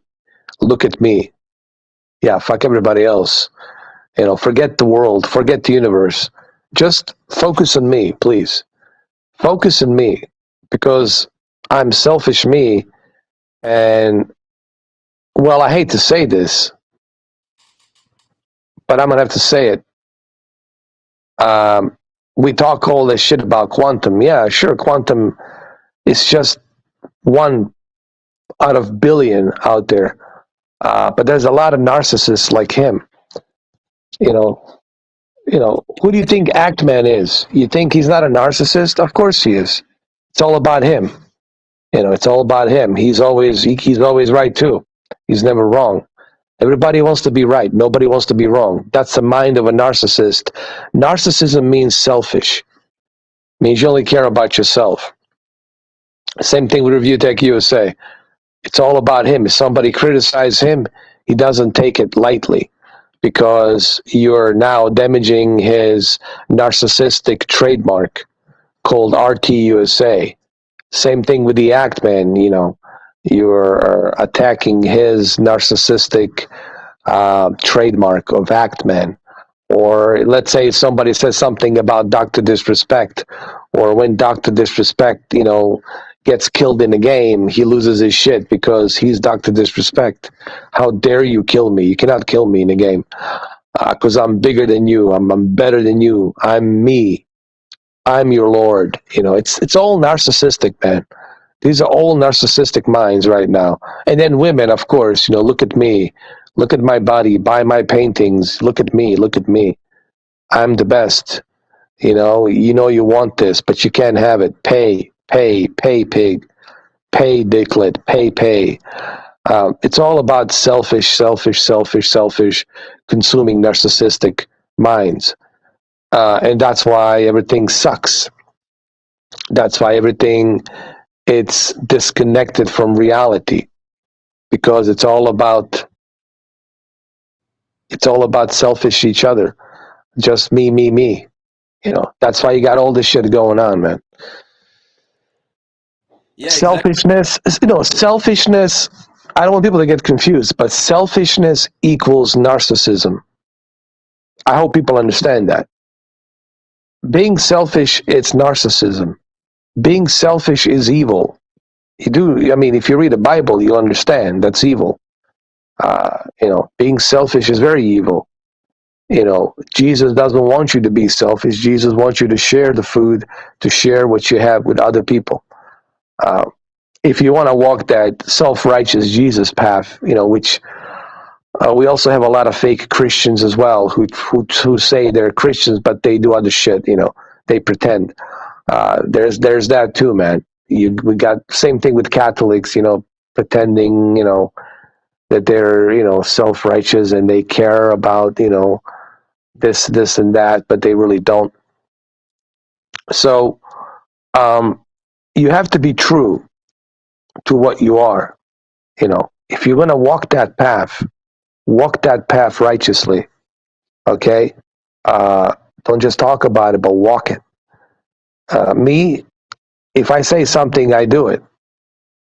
Like I told you guys, I'll be doing this live stream podcast tonight, and guess what? I didn't chicken out. I didn't make any excuses, did I? Nope. Was I busy today? It doesn't matter. Yes, I was. Was I super busy today? Did I have a shitty day? Sure. But I'm not going to use it as an excuse to say, oh, I can't do it. I still did it. That 12-hour live stream for Days Gone, I did it. Because I said I was going to do it. And I did it. And it's there. So people need to not just talk the talk. They need to walk the walk. You can't say you're this great Christian, or you're this great Catholic, or you're this great Muslim, or this great Jewish guy. But you have to walk the walk, dude. You can't just talk the talk. You have to show some examples. Because the universe doesn't care what comes out of your mouth. The universe cares about your actions. What are your actions as a person? How are you treating another human being? How are you treating this other person? What are your actions? That's what that's what God is looking at. Doesn't give a shit about what comes out of your mouth, but what you do. That's what it cares about. And sadly, I hate to be the carrier of the bad news, of the barrier of the bad news. Sadly, this carrier of the bad news is going to tell you, unfortunately, we don't have people like that as of today, as of now, on this planet. People have totally got possessed by this evil selfishness that equals anger, that equals hate, that equals fights, violence, perversion, all kinds of crazy shit. And that's what the devil wants. That's what the Satan wants. Yeah. And, we're looking at it now. We're enjoying that. I'm not enjoying it, but, it's out there. It's not that difficult. Like I said, just step outside, dude.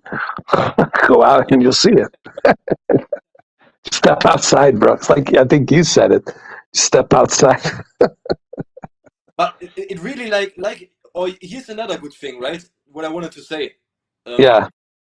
And also here I wanted to say that again, just to make it clear. I don't talk that much because I'm actually listening to you all the time. That's why I don't talk that much. I wanted to interrupt you or something, And but here's the thing. Which video of you made me like, how should I say this? Like made me respect you, like in the biggest way.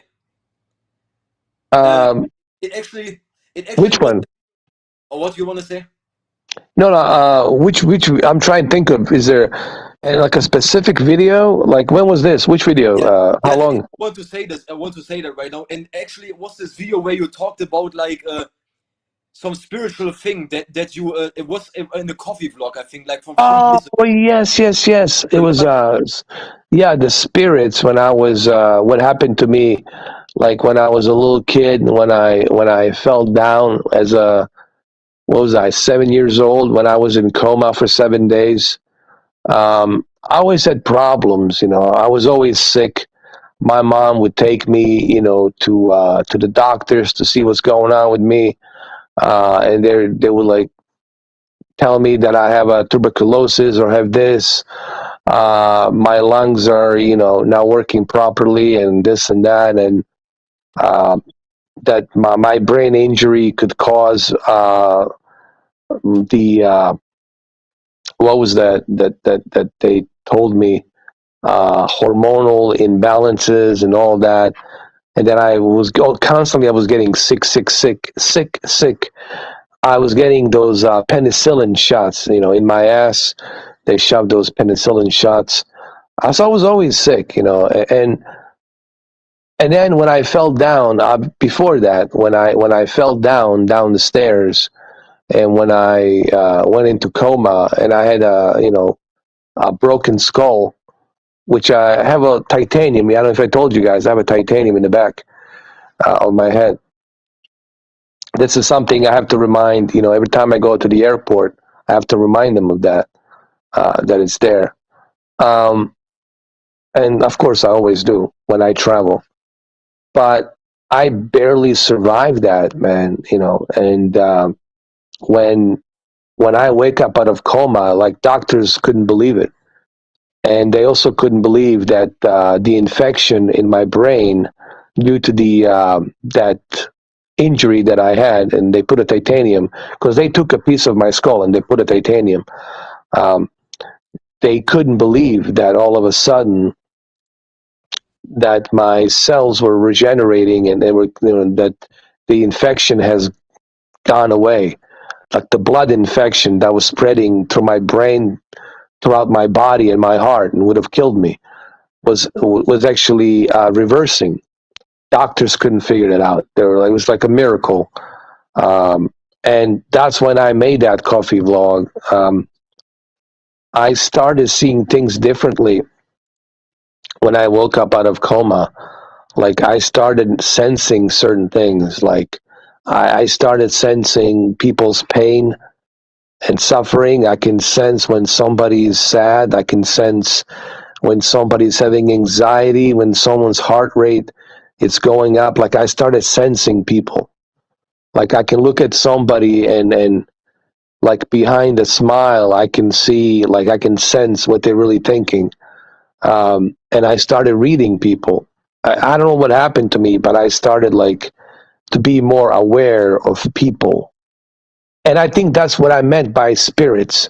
Like I was able to tune in with the spirits world, not the physical world, but like, I think we're all spiritual beings inside this suit called the body that we're using to operate on this realm called the planet. The third rock of the sun called the planet on this physical world.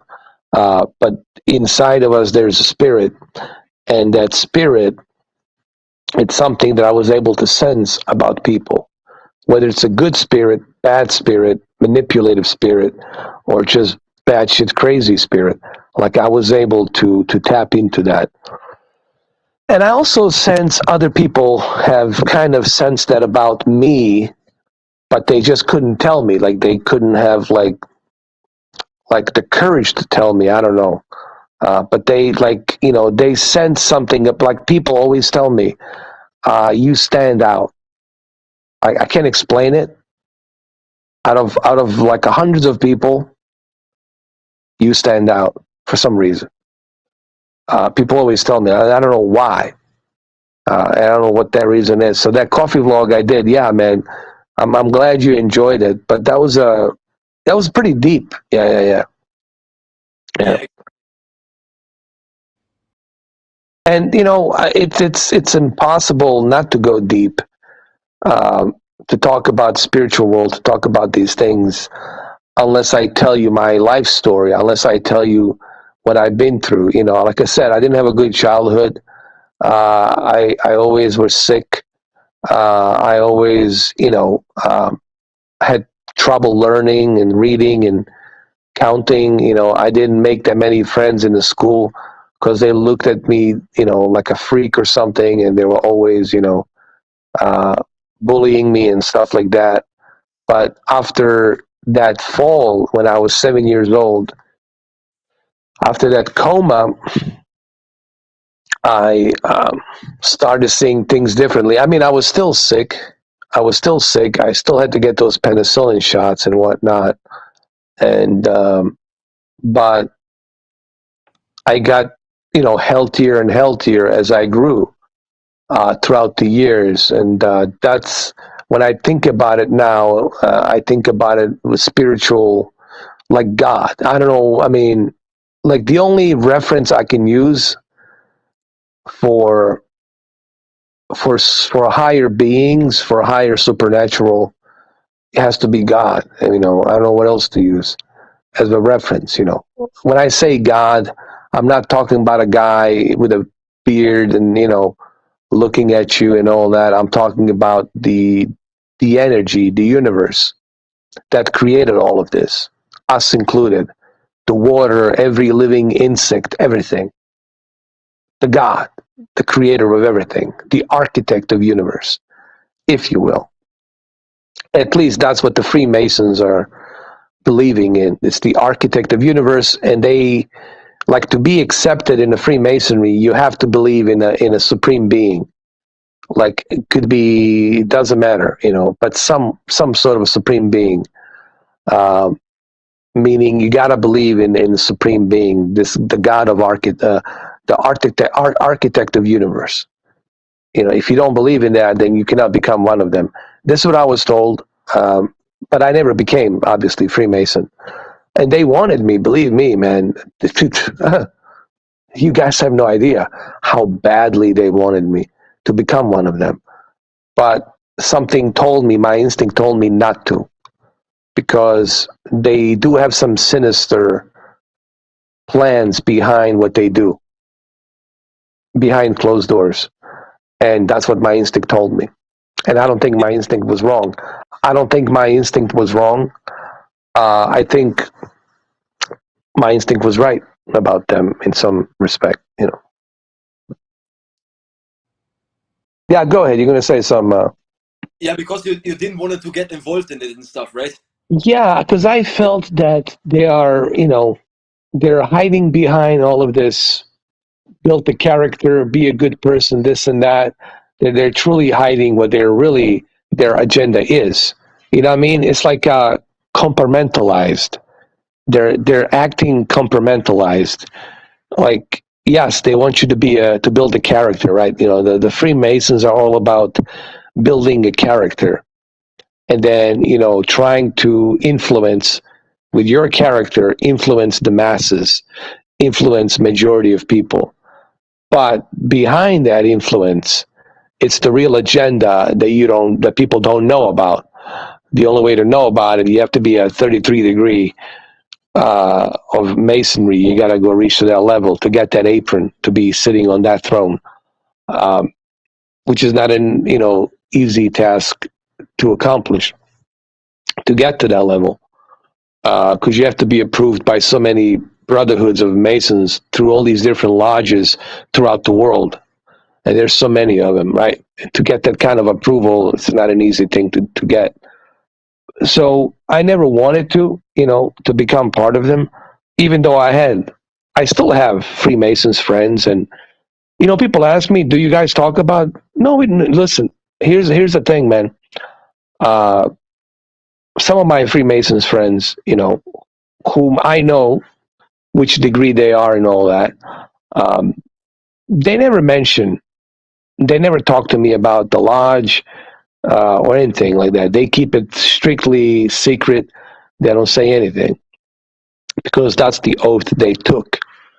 But from time to time, they'll tell me certain things through innuendos, through laughter.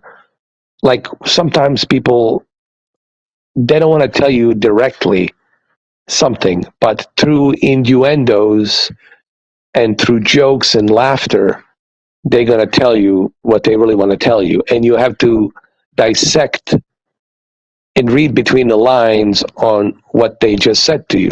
And you're like, huh? Interesting. And then you start thinking again. You start thinking about what they just said to you through this innuendo, and then you start dissecting that innuendo, and then you find out, I see what he means. I see what he's trying to tell me. And that's how they operate when they're like, in a public space. They're never going to tell you, obviously, what they really know or what they do know, because, they're sworn to secrecy. And they're going to take that secrecy to the grave, which a lot of politicians did. Like a senior Bush, George Bush knew a lot of secrets, Papa Bush, but he took it to the grave because he swore an oath. He swore an oath not to talk about it.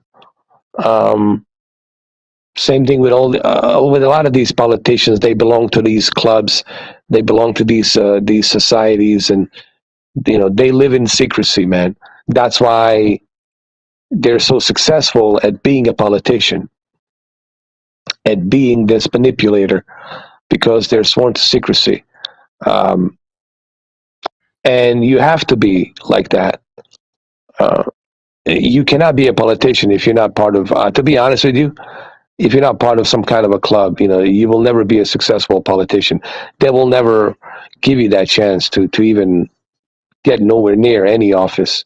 You have to be, at that, at their level of thinking, which is the think tankers, and that's what they want you to be that person that's gonna follow with their beliefs and their agenda, whatever the beliefs and agendas they have, right? For whatever the greater scheme of whatever that pyramid, no matter how high that pyramid stretches, there's going to be an agenda behind that pyramid. And that agenda will be something that they're going to use through politics, through social experiments like internet, through movies, sports, video games, creating these movements, changing the world slowly but surely into this other direction. They want to change it. And all of this is being done slowly. Nothing happens all overnight. It took 20 years for us to move to a different direction. In another 20 years, going to be another direction, another movement. You know what? And so on and so forth. Yeah. Go ahead. You know what a good thing, like there's a perfect thing about what you just said. Remember when I said in an audio, right? Also, I think 1 week ago, that is so bizarre that like this also what I noticed, right? With 22 years right now, that like every let's just say every 10 years something changes. Like there's something happening, or let me basically say it like this. Like every 10 years something changes in the world. Doesn't matter what it is. If it is like a world event, if it is like something changes like every 10 years, some big thing happens, right? Every like 10 years or so. Yes.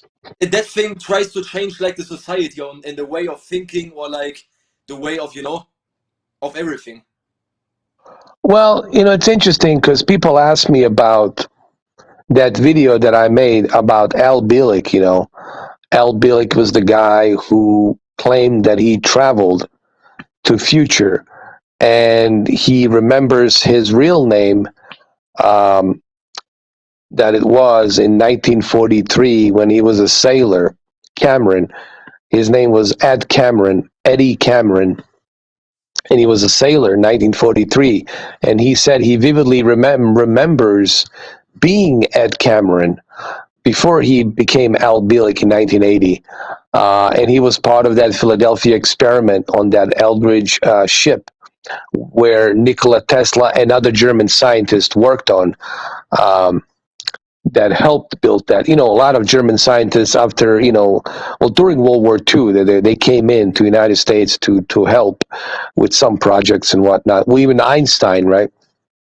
Yeah, of course. Yeah. So including Nikola Tesla as well. So they worked on that ship, and he claimed that something happened to him on that ship, because the original idea of that ship was to create a ship to disappear, or to be like a facade, like to mirror the light and the reflection of the horizon, where you will not be able to tell a difference if that's really a ship, or if that's just an island, or it's just a reflection, Fata Morgana or something, right? Or like a mirage, or something, right? So they were trying to figure out the way how they can reflect the light and the horizon in a distance where the ship would be invisible. So Nikola Tesla was working on that, and apparently they were trying to create this machine that would have like 13 million megawatts of coil that would be able to reflect the light that would bounce off of the atmosphere onto the horizon, to bring that ray of light as a almost like the way, I mean, I'm butchering this, almost like the way the rainbow happens, right? You can never like touch the rainbow. You can never get to the rainbow, right? So it's kind of like they were trying to do the same thing, like with this experiment. But what happened is, it, according to Al Bielek, and back then he was Ed Cameron, 1943. According to him, that he disappeared into this void when they turned on this machine. That he disappeared into this void, or whatever this void was, like a portal that sucked him in, like a gravity. And he just remembers falling and falling through this portal, this gravity pull, until he passed out. He blacked out, he passed out, and that's it. And then he remembers waking up in New York, Long Island, this Air Force base, which is now called the Montauk, Montauk place in Long Island, where they did all these experiments. He remembers waking up there, and they tell him that we know who you are, and you are now in 1983 instead of 1943. So basically, when I made that video about Al Bielek and him saying when he went to 2137, and that, when he went to 2137, when he asked what happened to the world, what happened to the population, and these doctors, they tried to explain to him, because they were treating him of the radiation, burns. Because apparently when you go through the time travel, you suffer some radiation burns. And they told him that due to the World War III and the brief nuclear war in 2025 between East and West, he said that they told him there was also a huge natural disaster cataclysm that happened as well, of volcanoes and tsunamis and earthquakes and these terrible hurricanes, like I don't know what kind of category. He said that the world has depopulated from 8.4 billion to 300 million. It didn't happen overnight. They told him, sure, brief nuclear war definitely had, something to do with it. The World War III has something to do with it. And of course, natural disasters, slowly over time, there was hungers, diseases, pandemics. People were, suffering and dying, shortage of food, all sorts of craziness. And by 2137, the world has depopulated to 300 million worldwide. Now, when I made that video, I made that video on February 18th, right? February 18th, before the invasion of the Russia into Ukraine. Now, keep in mind, I had no idea if invasion is going to happen, if it's going to even ever happen. Nobody knew. No one really knew what Putin's going to do, what Russia's going to do. No one had a crystal ball. But I found it interesting that Al Bielek mentioned that 2025, that when he went to 2137, they told him that in 2025, there was this World War III between East and West alliance, whatever that means, right? I can only imagine, West and NATO versus Russia, China, North Korea, and Iran, right? Or parts of Middle East, because Middle East doesn't really like, West that much for whatever their radical, religious beliefs. Because they look at us as infidels, whatever the word is. And they said after that war, there was a brief nuclear war that, followed after that, along with the natural disasters. And all of this obviously took time. It didn't happen overnight. So I found it interesting. Here we are, 2022. We already got Russia and Ukraine at war, and now we got Russia threatening with nuclear, deterrence. And look what's going on in the world. Look at the inflation, shortages of food, shortages of this, the gas prices. People are acting crazy. Like you can feel something sinister is going on, something's cooking in the air. So I found it interesting that he did mention the 2025. And now, is he telling the truth? I don't know.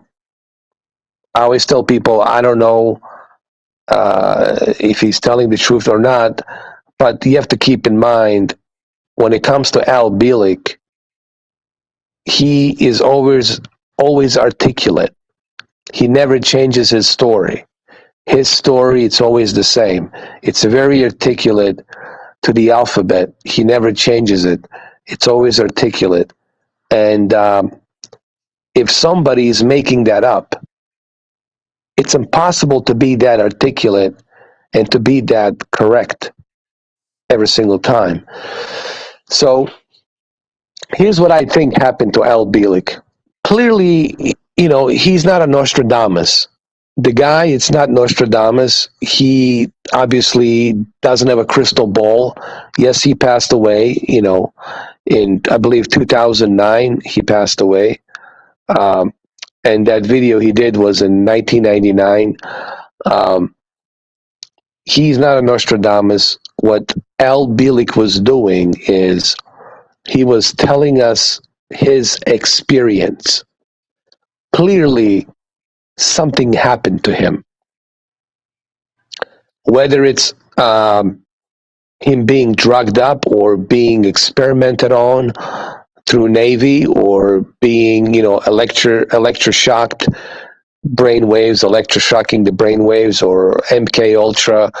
Clearly something happened to him. Some kind of experiment was being done on him, and he cannot recall what that experiment was or what these experiments were. Maybe, remote viewing in the future, like or whatever it might be. But clearly something happened to him, and I don't think he was making that stuff up. That's why I say part of me believes what Al Bielek was saying.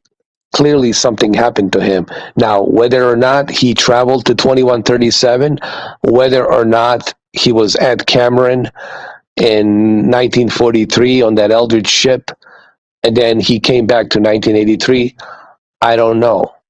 But the facts are that Eldridge ship did exist. Okay, and this is where it gets interesting.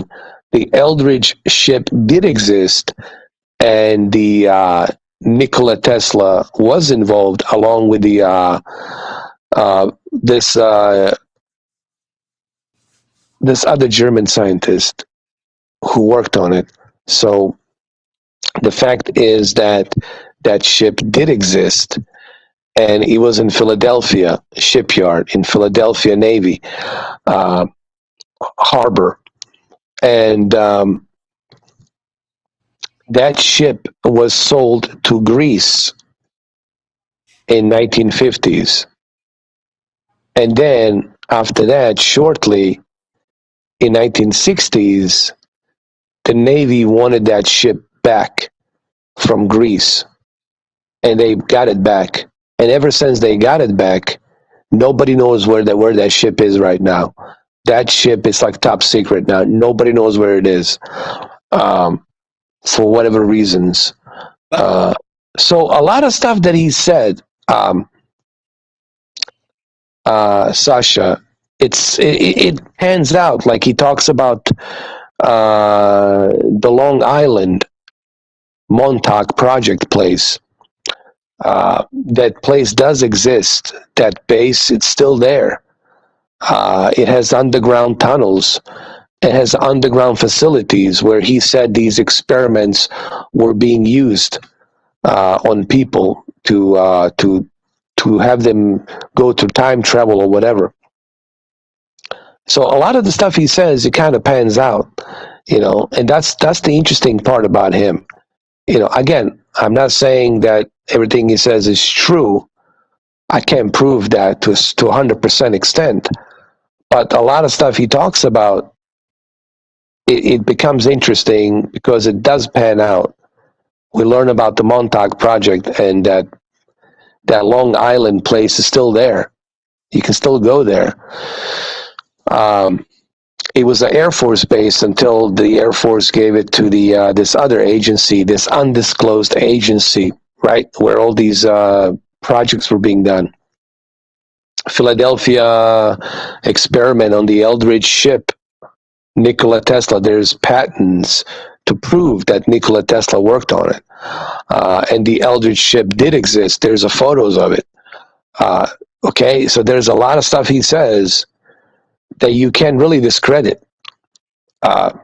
So that's what really, because I've done a lot of research on this guy, Al Bielek. Maybe I should do like a separate video on him again, but I've done a lot of research on this guy, and he's very articulate.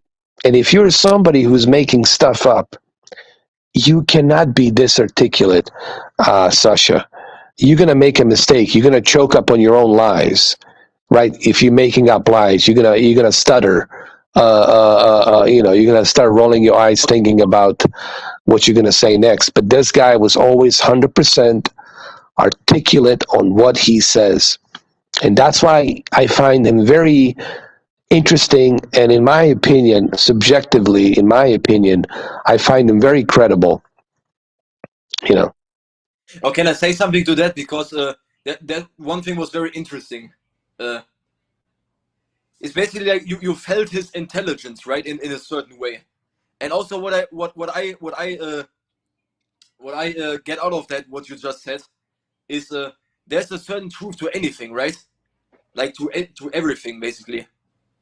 Yeah, I mean, because I can tell when someone is, I know a liar. When I look at a liar, like I can tell when someone's lying to me. Like that's easy. It's like like a detector, like a bullshit detector.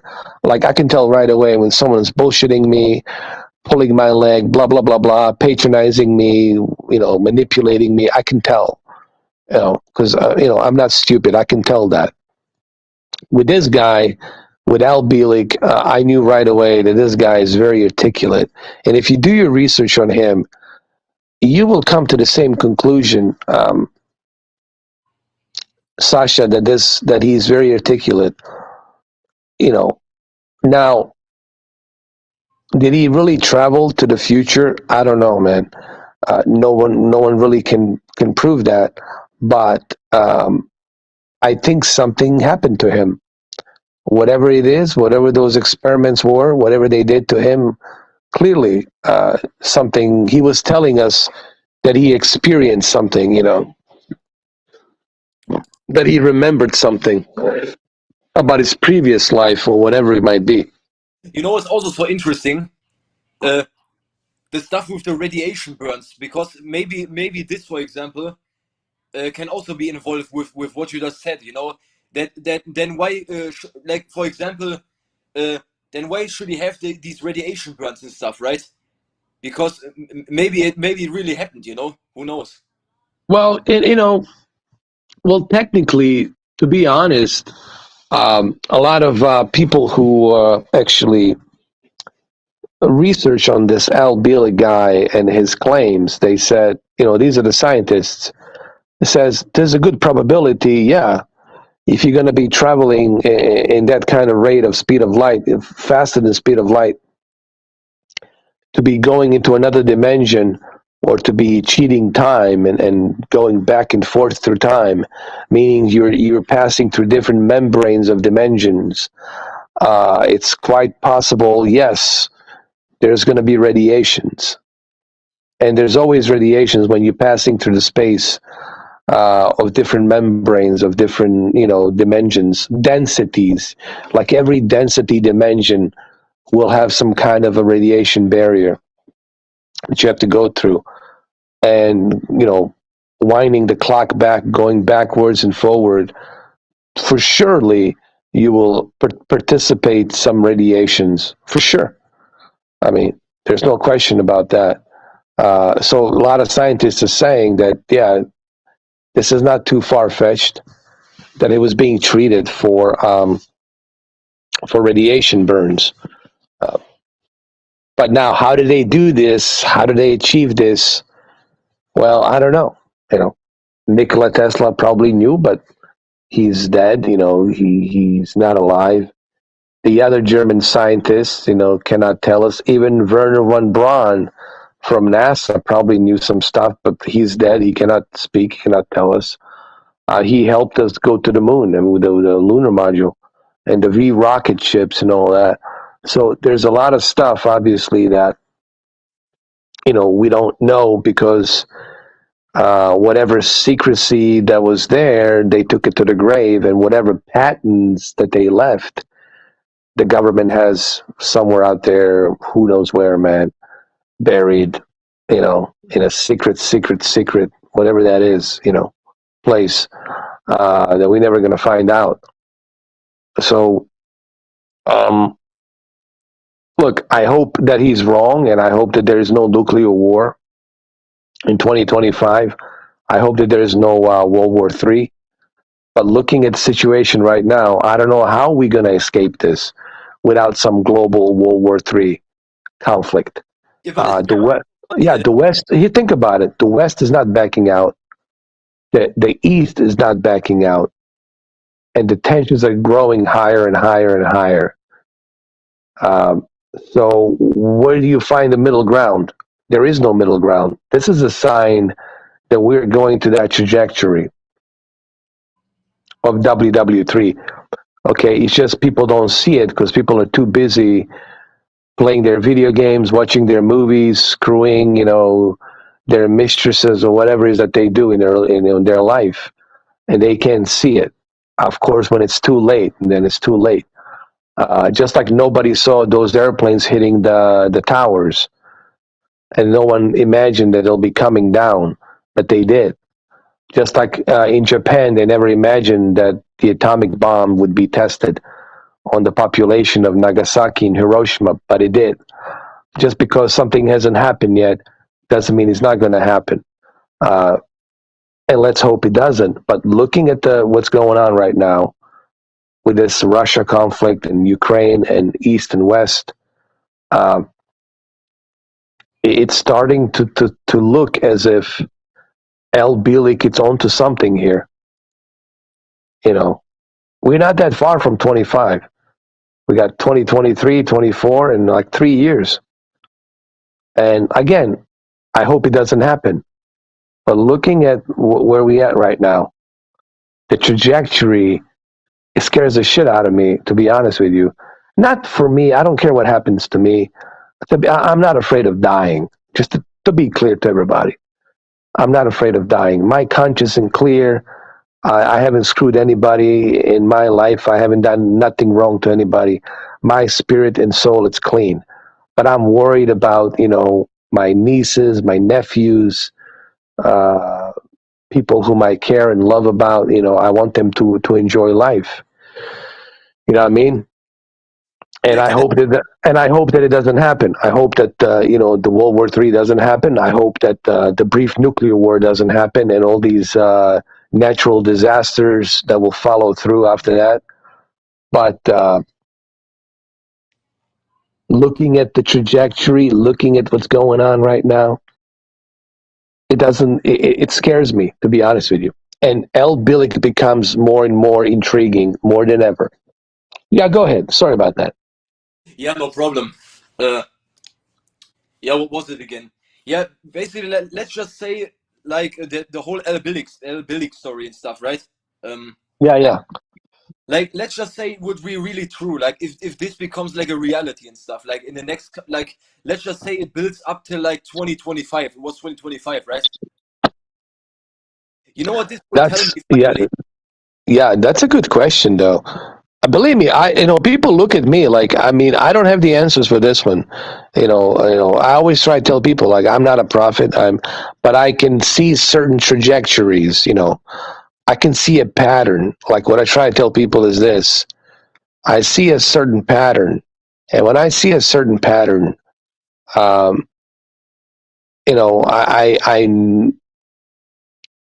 get that instinct feeling. Just like I had an instinct feeling that my father's going to die. Even though we tried everything to stop, I tried everything to stop that, colon cancer to spread from stage 2 to stage 3 to stage 4. There was this instinct that was telling me he will die. There's this instinct, and it's such a weird feeling. It's like a signal, like a frequency signal that's being sent to you, and you're trying not to believe it, but that signal is so strong that it's telling you do understand. It's almost like a warning. Maybe it's a warning. Maybe, the warning is telling me, we're giving you these clues, Eden. We're giving you these clues. And maybe, like Noah, like, I don't want to put myself as a Noah, save the animals, put them in a boat, whatever. But it's kind of like a warning sign letting me know, something bad's going to happen pretty soon, in about 3 years. And I think you need to figure out where to go. I have some ideas where I need to go. I'm not going to tell you guys where that is, but because I guess whatever it's telling me not to tell you for whatever reason. I don't know why, but I have some ideas where I need to go. When prior to whenever, if this ever happens, I get these like these visions and messages into my head, and I don't know where it's coming from. Like right now, I already knew that the moon's gonna be, on the west side of coast of Florida, due to the way the moon is, the way that we're shifting in this time of the year in our solar system. And I know that the moon's a little bit closer in May than it was in January of this year. So I knew it was going to be on the west side. And it's not totally crescent, but it's just a half a moon. And it's there. I'm looking at it right now, and it's there. I see it. Certain things, man, you can, like Mayan civilization was in tune with the intuition and the instinct of the universe. And they were following that intuition of the universe, maybe to a little bit more of extreme, but I don't know, man. It's just, I hope nothing happens, to be honest with you.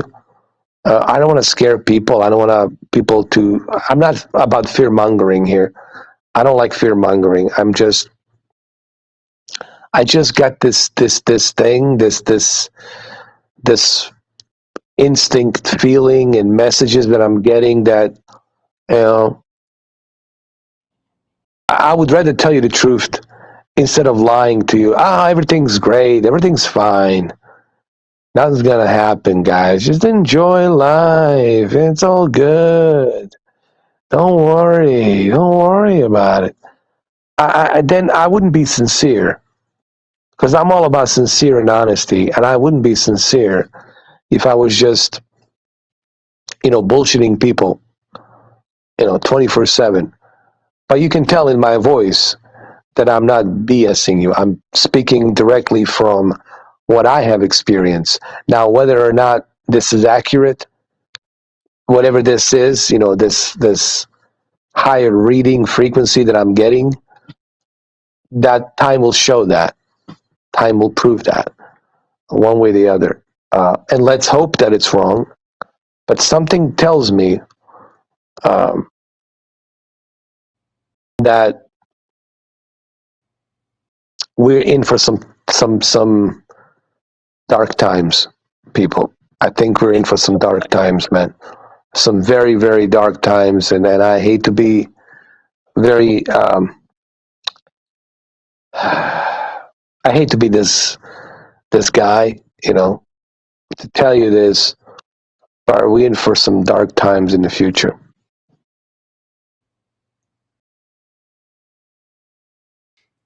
I don't know. Is there anything else I can say? I mean, what do you think, Sasha? How do you feel? Yeah, that's why I was saying you to that. That's why I was saying that to you like last time on the audio, because I almost share the same opinion as you. I also noticed that since the last couple of years, like it all like how should I say it the best way? It all like boiled up, if you know what I mean. Like all the last couple of years, like let's just say 5 years from, like let's just say it all started like around like, or like when COVID-19 came up, right? Yeah, 2020. Around that time, right? Yes. Time you could see everything became like how should I say this? Like it went weird and weird every single day. Like like day by day, everything went weird, and now it's like 2022, and then like you said, you have this whole conflict and stuff, right? And like who's gonna know how it ends, right? But well, you're right, because you know what? You're absolutely right, because I feel the same way. And again, I don't want to scare people, but all of the ingredients are here. Yeah, exactly, and they should know for this to happen. For this to happen, and that's the scary part. This is what scares me. Not I don't, like I said. I mean, I'm not afraid of dying. It's not about me, but I want my nieces and nephews and people whom I love, my family, to live a prosper life. It's not about me. I would sacrifice myself tomorrow if me being sacrificed would stop something bad from happening in a heartbeat. But I see the trajectory, and that's what scares me. It's this trajectory of all of these ingredients is being put into place, if you know what I mean. All the cards have been dealt the way my instinct has warned me about. Like all the decks and cards have been set for this to become reality. And that's what scares me. Again, I'm not afraid for me, what happens to me. To be honest with you, I'm not afraid of dying. I mean, I'm being honest. But I don't want, to see people whom I love and care, like my nephews and nieces. I want them to see a better future. I want them to live in a better world, right? To have a better future, so they can have their own children and tell them the stories about me and even you, right? And so they can live a prosper future life, a better life, right? But something, something tells me that something is wrong, right? something's wrong. Even this moon, I'm looking at this moon, and the way it's kind of, I don't know, just get a feeling about it. It's like it's like a sign.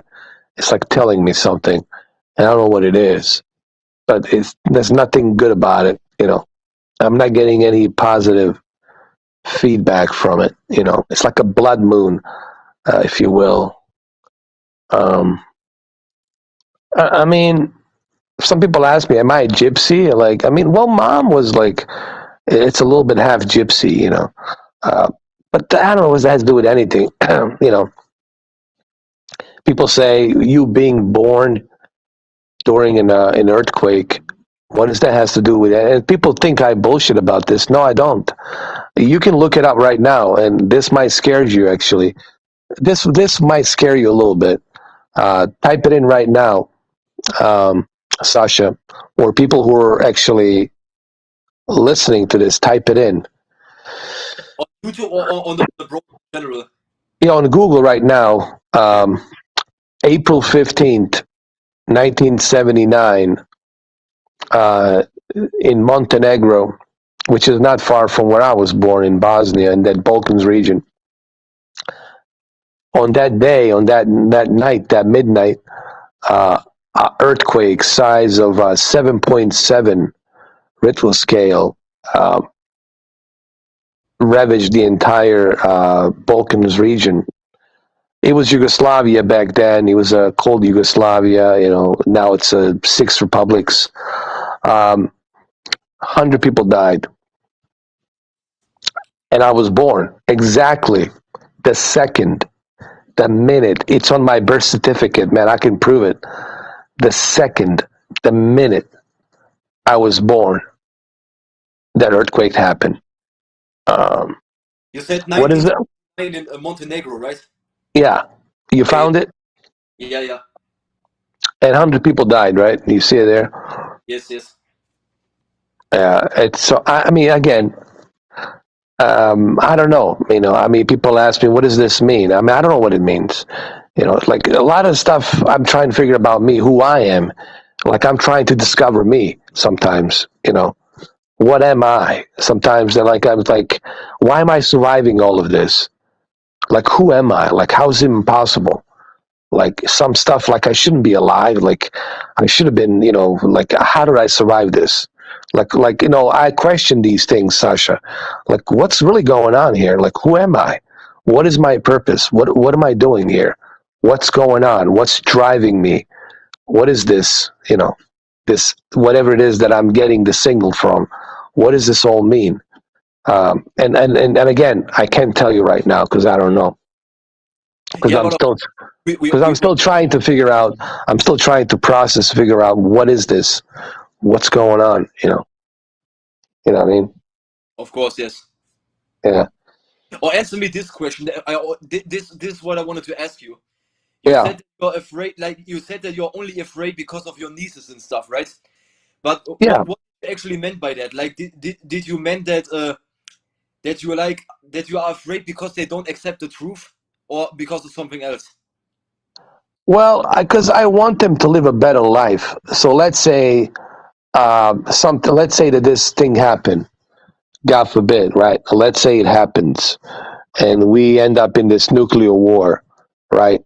And it's devastating, right? I don't want them to live in that kind of like post, radiation type of a life. I want them to live a better life. I don't want them to live in a violent world of purging, kind of like like the Last of Us scenario or the Walking Dead scenario. I want them to live a better life. That's what I mean by that.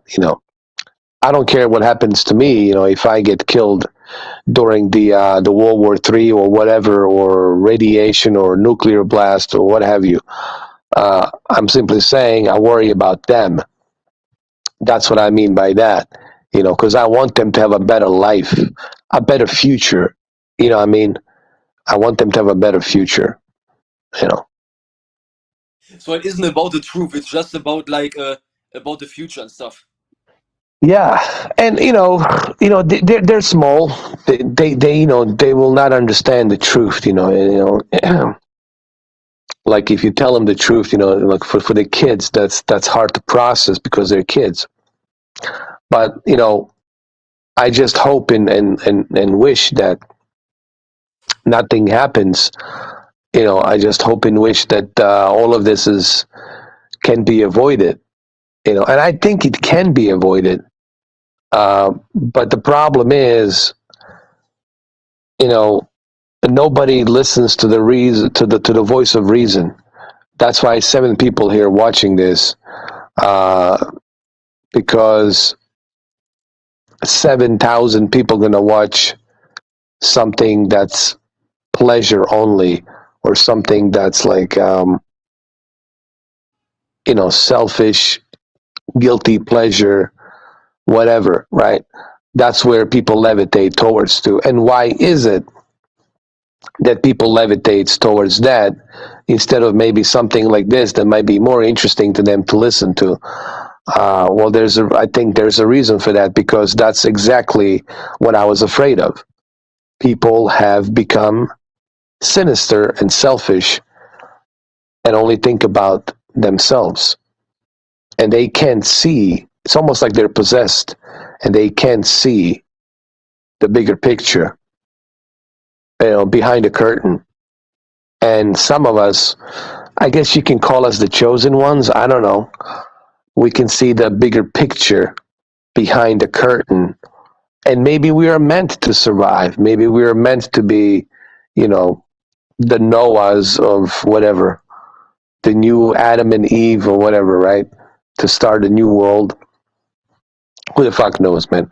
I don't know. I'm too old for that shit, but who knows? The point being is, everything is indicating that something bad's going to happen in the future. Everything it's indicating the trajectory, the way the cards are being dealt. Everything, it's indicating that we're going that way. Yeah, it's true, man. And that's the scary part. Yeah. But see, I don't know, because I only know you since like 2018 or something, right? And Yeah, see, and you wanna hear something funny? what? Well, I don't know if it's funny or not. I was telling you about this blood moon that's setting down on the west side because of the trajectory of our, the way, the axis of the planet Earth rotates and all that. So anyway, long story short, not only am I looking at this blood moon setting down on the west side of the coast of Florida very fast, but also the shift in the temperature has dropped down from 90 degrees to 64 degrees all of a sudden. In a couple of minutes, or? Yeah, now it's 64 degrees. You can look it up, actually. You can go to Florida, Miami, and type in to see 64 degrees. Weather. Yeah. Yeah, it's strange, man. Yeah. Like if you go to South Florida, Yeah, you'll see it. it's true. You see it? 64? Yeah. Yeah. Again, I know this is going to freak out some people. And, I really wasn't sure if I should open up about this and talk about this, about me and what am I, because I don't know who I am sometimes. Even I don't know, what is this all about? Maybe I'm not supposed to have all the answers. Maybe I'm not supposed to, have all the cards lay out to me, because that's the way I guess the universe works. The universe has certain rules that, you will only be given the instructions when you are given the instructions, and you're only going to see when it's time for you to see. And, you will never figure that out till the day comes in for you to see, I guess. That's my belief about the universe. And I would never question the universe. Because I don't know if there's anything bigger and greater than universe. I don't think so. If there if there is, I would like to hear about it. Yeah. So, and this is May. It's very strange for temperatures to drop from 90 degrees to 64 degrees. It's very strange at this time of the year, especially in May, mid-May, in Florida, South Florida, Miami. It's very strange.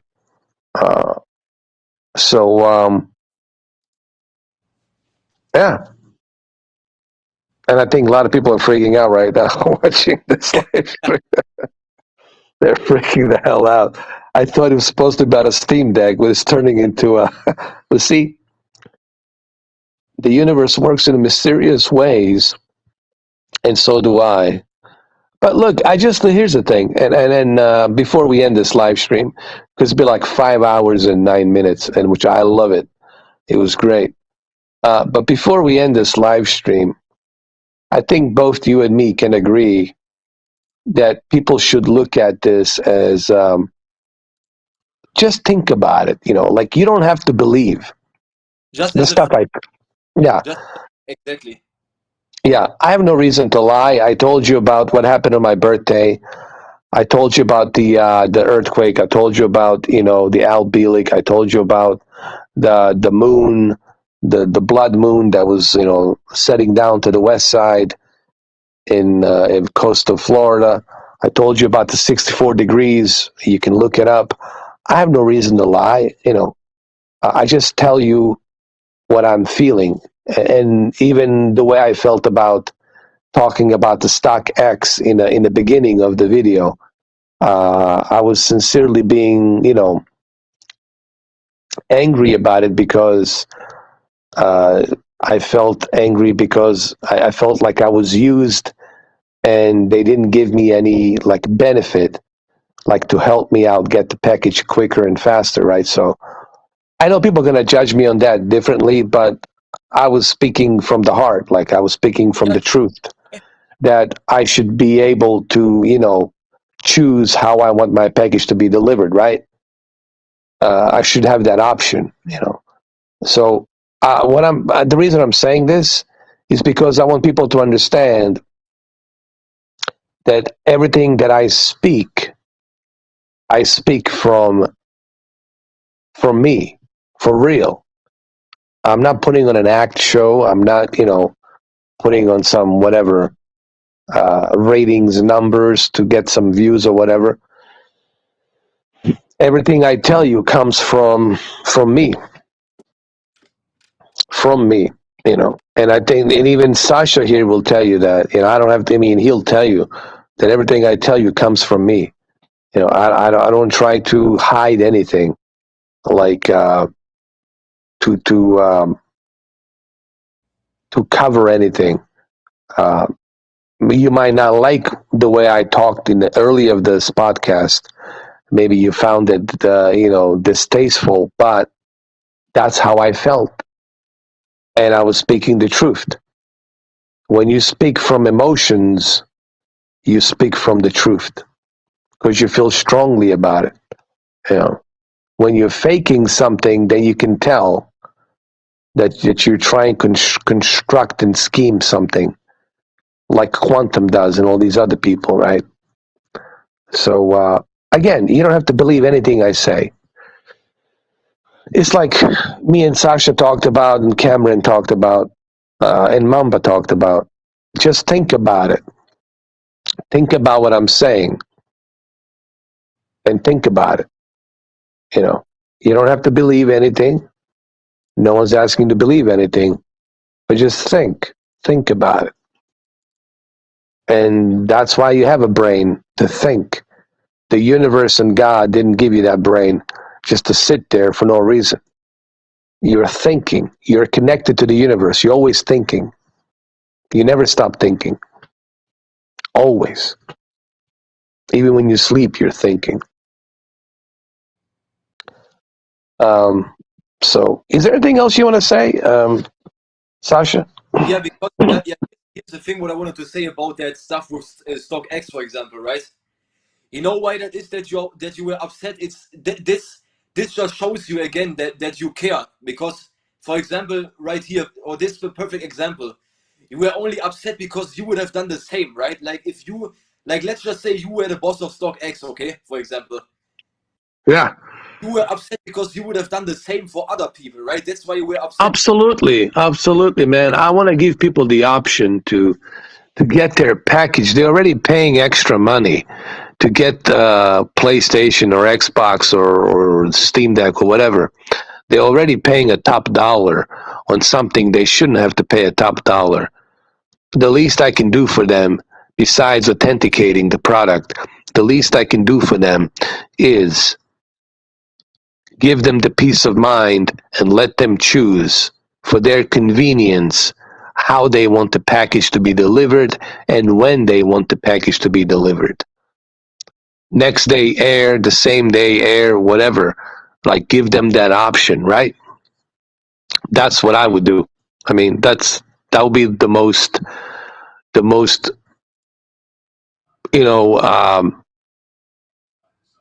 gracious thing to do to help your business, right? Let's say, okay, you want to be a successful businessman? Well, give people what they want, and you will be successful, right?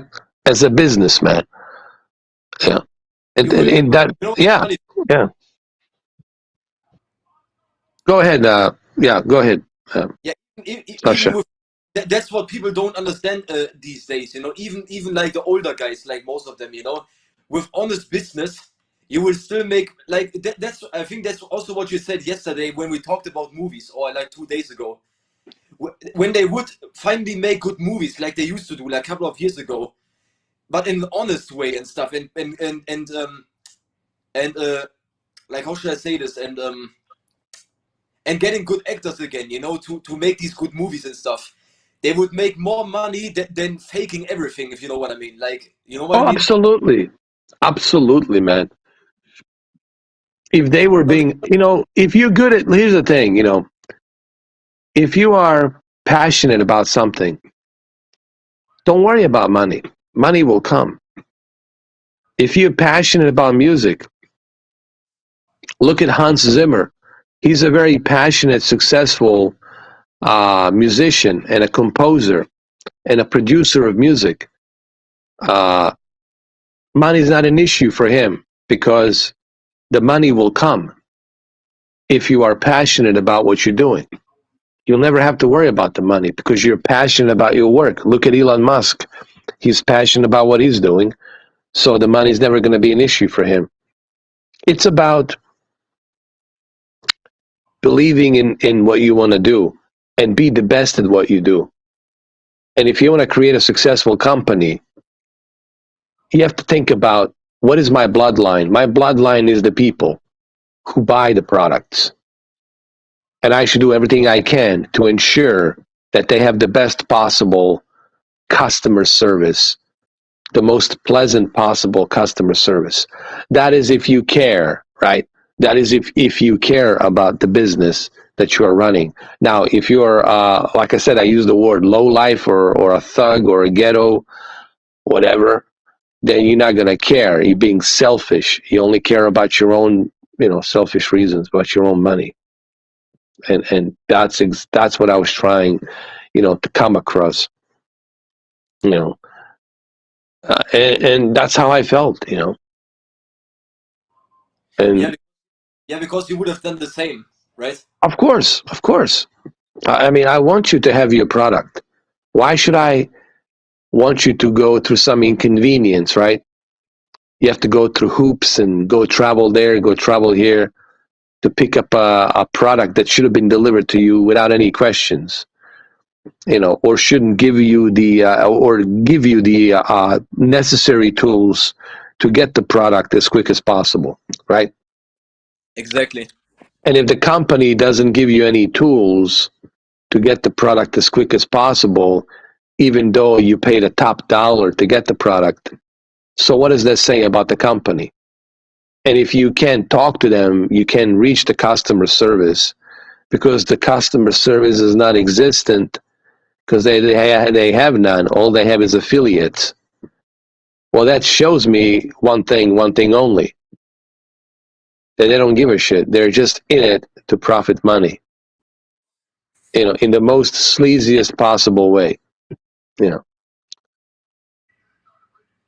how they do that by making partnership with the scalpers, the same assholes who took all of these products from customers who wanted to pay original price for it, and now they cannot pay the original price because of these same, scalpers, resellers who want to charge you 85% on top of the original price, quadruple the amount on what you would normally pay.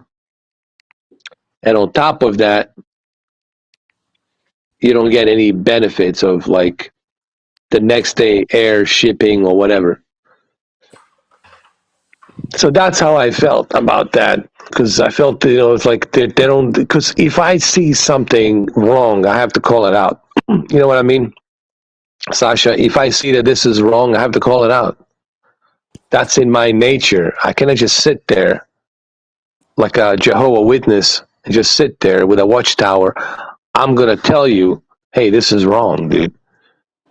And I call it out, I'm not afraid to call certain things out the way I see it.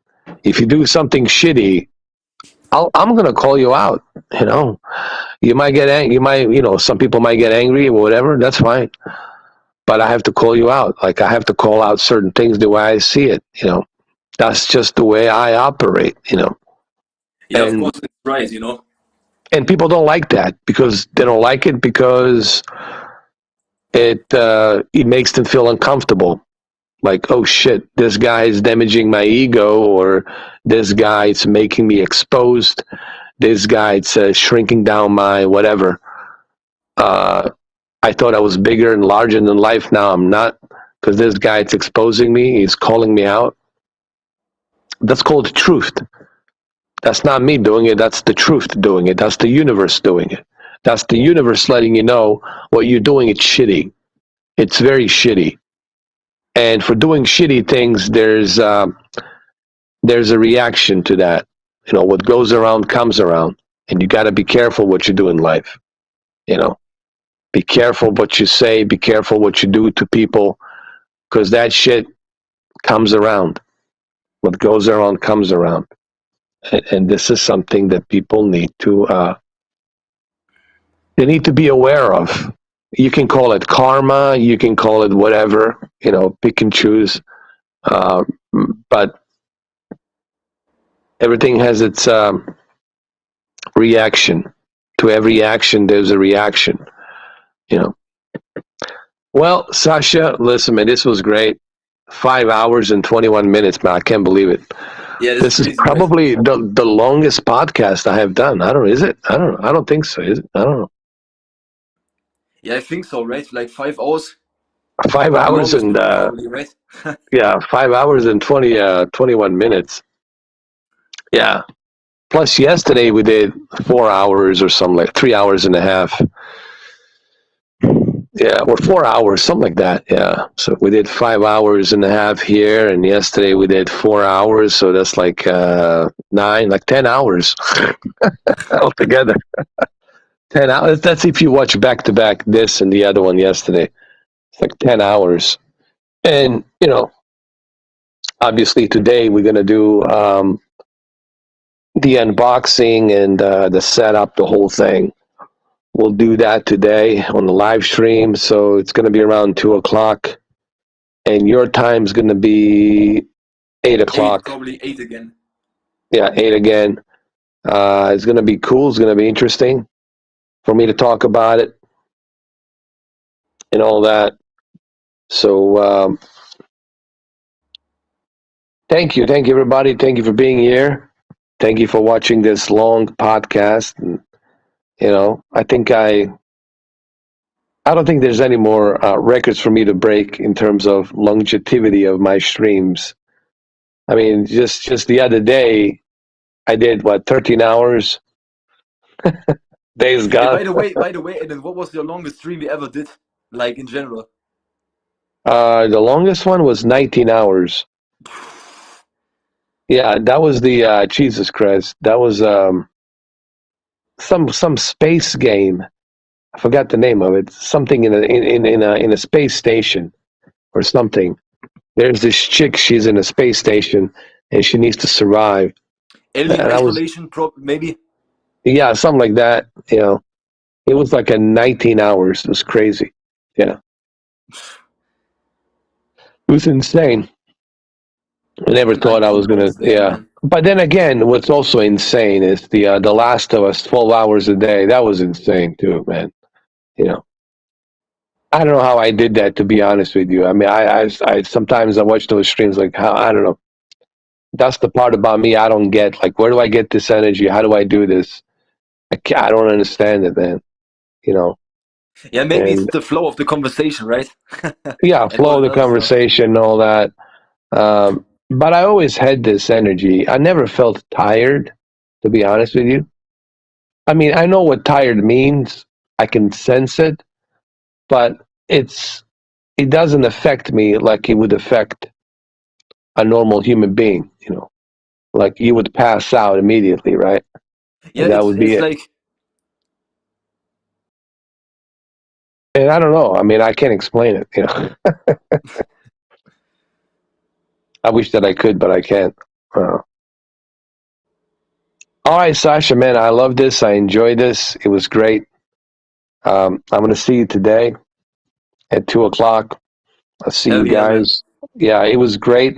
Don't forget to listen to this entire podcast again, 5 hours and 25 minutes. And also yesterday, 4 hours. So that's total of 10 hours to listen to those two back-to-back episodes.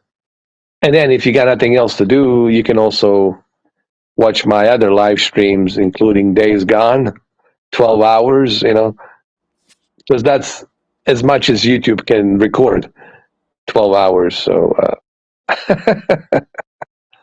You hear me again? yeah, I hear you. I hear Okay, you. I lost the Yeah, connection. yeah. Yeah. All right. So, I'm going to see you, Sasha. You don't mind if I call you Sasha? It's all good, right? Yeah, it's my real name. Yeah, Yeah, thank you. And my real name is Eden. Everybody yeah. should know that. I'm not that difficult to find. I mean, I don't even hide it. Like, when Quantum told me, I know your real name, I said, Quantum, I don't hide my real name. It's out there for everybody to see. I don't hide it. I mean, and then once he find out I don't hide it, it's like, okay, all right. Then he gave up. Thank you. Like, I just gave people my birthday. I told them my birthday too, and the earthquake and everything that happened. You So know, is it on 15th April, right? Your yeah, birthday. 1979. Yeah. So, great conversation. Today we're gonna be focused more on Steam Deck and the features of the Steam Deck and what I think about the Steam Deck. And then later on at night, we might have a podcast again around like same time like we do right now. Okay. Yeah, we'll talk about that stuff. We'll talk about my reaction on the Steam Deck and how I feel about it and all that. You're gonna do but- the unboxing alone, or? Oh yeah, it'll be live. It'll be live. Okay. Basically, there'll be two cameras. There'll be one camera facing me on a green screen in the studio so you can see me.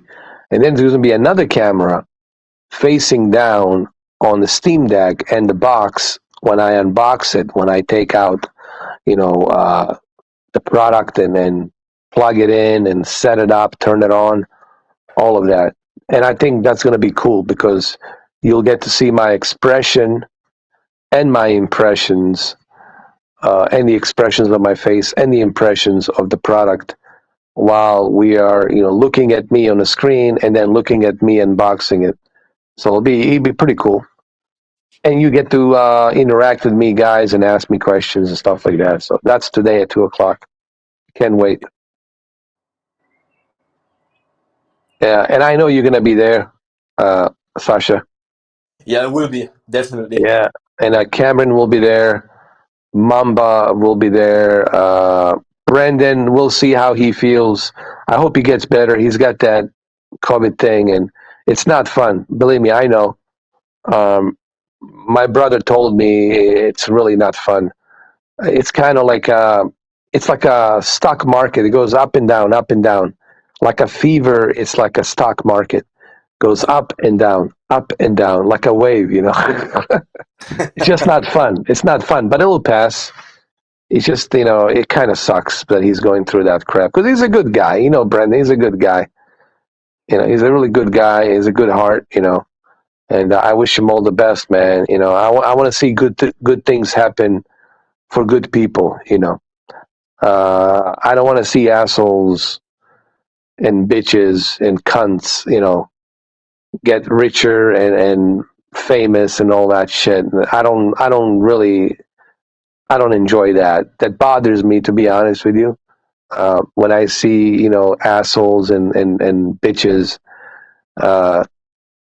get to enjoy life, right? And good people suffer, that bothers me. That just bothers my conscience. You know what I mean? Of course, yeah. Yeah. I mean, you know what I mean by that, because Yes, there are, because, unfortunately, there's some assholes in this world, and there's some bitches and cunts in this world. They do exist, unfortunately, and I would rather see good people get good things instead of assholes and cunts and bitches. That's all I'm saying. I hope it didn't come out wrong way. You know what I mean? yeah, of course. Yeah. And there's nothing wrong with me saying I want to see good people get good things. Why should assholes and cunts enjoy life and good people suffer? That's the part that I have a problem with when it comes to universe and God, and I'm trying to understand it. That's the only dilemma I have. It's that's what troubles me. But again, I don't have a full set of cards yet. Maybe one day I will understand that. Maybe one day I will see the bigger picture behind the curtain and I will understand it better. But until then, we're going to keep it rolling. And I'll see you today at 2 p.m. Sasha, 8 p.m. your time. And make sure you guys stop by and check it out. The unboxing of the Steam Deck and the setup live on my channel. Yeah. Yeah. All right, so we broke the record, 5 hours, 31 minutes. It's All right. it's really the longest, right? It is. It has to be. Even longer than the one I did with when I had my birthday. Yeah, this is pretty long. It's 5 hours and 31 minutes. And I never imagined that we were going to go this long, honestly. Yeah. But and the I'm thing kind is, of... don't wonder why I didn't spoke that much, because I didn't want to interrupt you, like when you talk and stuff. No, it's all good, man. I like the way you do it, man. You don't interrupt and you let other people talk, and I do the same thing for you and let you talk. That's how it should be. That's how the conversation should be. People shouldn't talk over each other, They should let each other speak, Everyone should have their space and time to say what they need to say. And then when they finish, then you go ahead and then you say what you need to say. And then when you finish, then I say what I need to say. And I think that's what people want. That's what people are looking for when they're listening to conversation. They like to hear every and each individual separately, to hear their points of view. Like in a court, don't want to be interrupted. Don't interrupt the witness on the stand. Let him say what he wants to say. And then you can judge after he finishes saying what he's saying. You can make up your own judgment on what you think, All right, Sasha. Well, there we go. 5 minutes, 33. 5 hours, 33. I wish it was 5 minutes. Yeah, like a cigarette break, right? Yeah, 5 hours and 33 minutes. It was great, man. And thank you for waking up early and all that, man. I know it's right now 10 o'clock in Germany, Yeah, 10 but in the see, morning. one thing, Yeah, right? Like yeah. I stayed awake, right? But here's the thing. Uh-huh. Speaking of being tired and stuff, I'm still not tired. You know. But that's good. That's good, man. You know, I feel the same way, man. I just don't have that tiredness. You know, I don't know where it comes from, but I just don't have it. It's something that I can't explain it, but it's kind of cool that I have that in me, and I'm glad you have that in you as well. Because some people would have just passed out. You know, period. You know, they Yeah. wouldn't be able to handle it. All right, and thank you, Mysterious Stranger. Thank you, Phila, UF fan. And thank you, Tinder, adulting dating site. Are you going to sponsor me? Hey, by the way, Thank if you you. ask me, Phil auf an 6 sounds like a German name. If you ask me. I know. Yeah, he is. I think he's German. Yeah. Okay. But so it's JT. JT's from Germany. But you know, that's why I call him a German quantum. You know, there's always a quantum in every every country. There's always one. The We have a British one. British quantum, German quantum. They're out there, man. And we got Florida quantum, American quantum. Yeah. Thank you, Jose. You know Jose, Dylan. You know him. You know Malik. Malik. Thank you, Malik. J Love 954 Jackson. Yeah, he was a Nintendo fan. And then we got Game Buffett. He's cool. I know him. Game Buffett. Yeah, I know him. And this guy. Look, man, he has his look, man. It's all good. Everyone has a right to their own opinion. You know, there's nothing wrong with that. You know, people should. If he loves Nintendo, that's cool. You know, Big Fish Davidson. There we go. Yeah. You see, I don't block people unlike Quantum. I don't do that. I Yes, let people say, I let people say what they want to say. As they should be able to say, you know. The only people ask me, who do I block before I end this live stream? I block individuals who are falsely accusing me of something that is not true. You know what I mean? That's basically where I draw the line, you know. But they can have their own opinions like they did here. People are always welcome to have their own opinions, to have a debate. I always welcome that. I don't shy away from that. I just don't like when people falsely, like a propaganda, right? Telling me I'm this, I'm that, which I'm not, you know, that kind of stuff, you know, I don't tolerate. But everything else, I always tell people, you know, hey, your opinion, hey, it's all good, man. All right, so 5 hours and 36 minutes. I think it's time. Thank you. Thank you so much. Yeah, Thank no you, everybody, for problem. participating. Yeah, don't forget today, 2 o'clock, 8 o'clock your time is going to be awesome. Hell yeah. Maybe I won't like it. You never know what might happen. I might not even like it. Anything's possible. That's the beauty of my channel. You never know. It's unpredictable. All right. You have a nice day, and I'm going to see you pretty soon. I'll see you pretty soon. Yeah, you too, brother. Thank you. Thank you, brother. Thank you, Sasha. Thank you, everybody. Cheers. Yeah, I'll cheers. see you pretty soon. Pretty soon.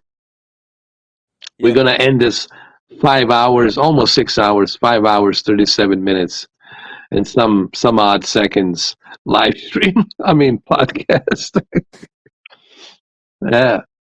All right, guys. Make sure you watch this podcast. Again, share it. Please do share. Share it for other people. Maybe they'll find it interesting. Don't share it for me. Share it for them. You know. Take care, guys. Have a good one. I'll see you. See you today. Yeah, Cheers. cheers. All right. All right.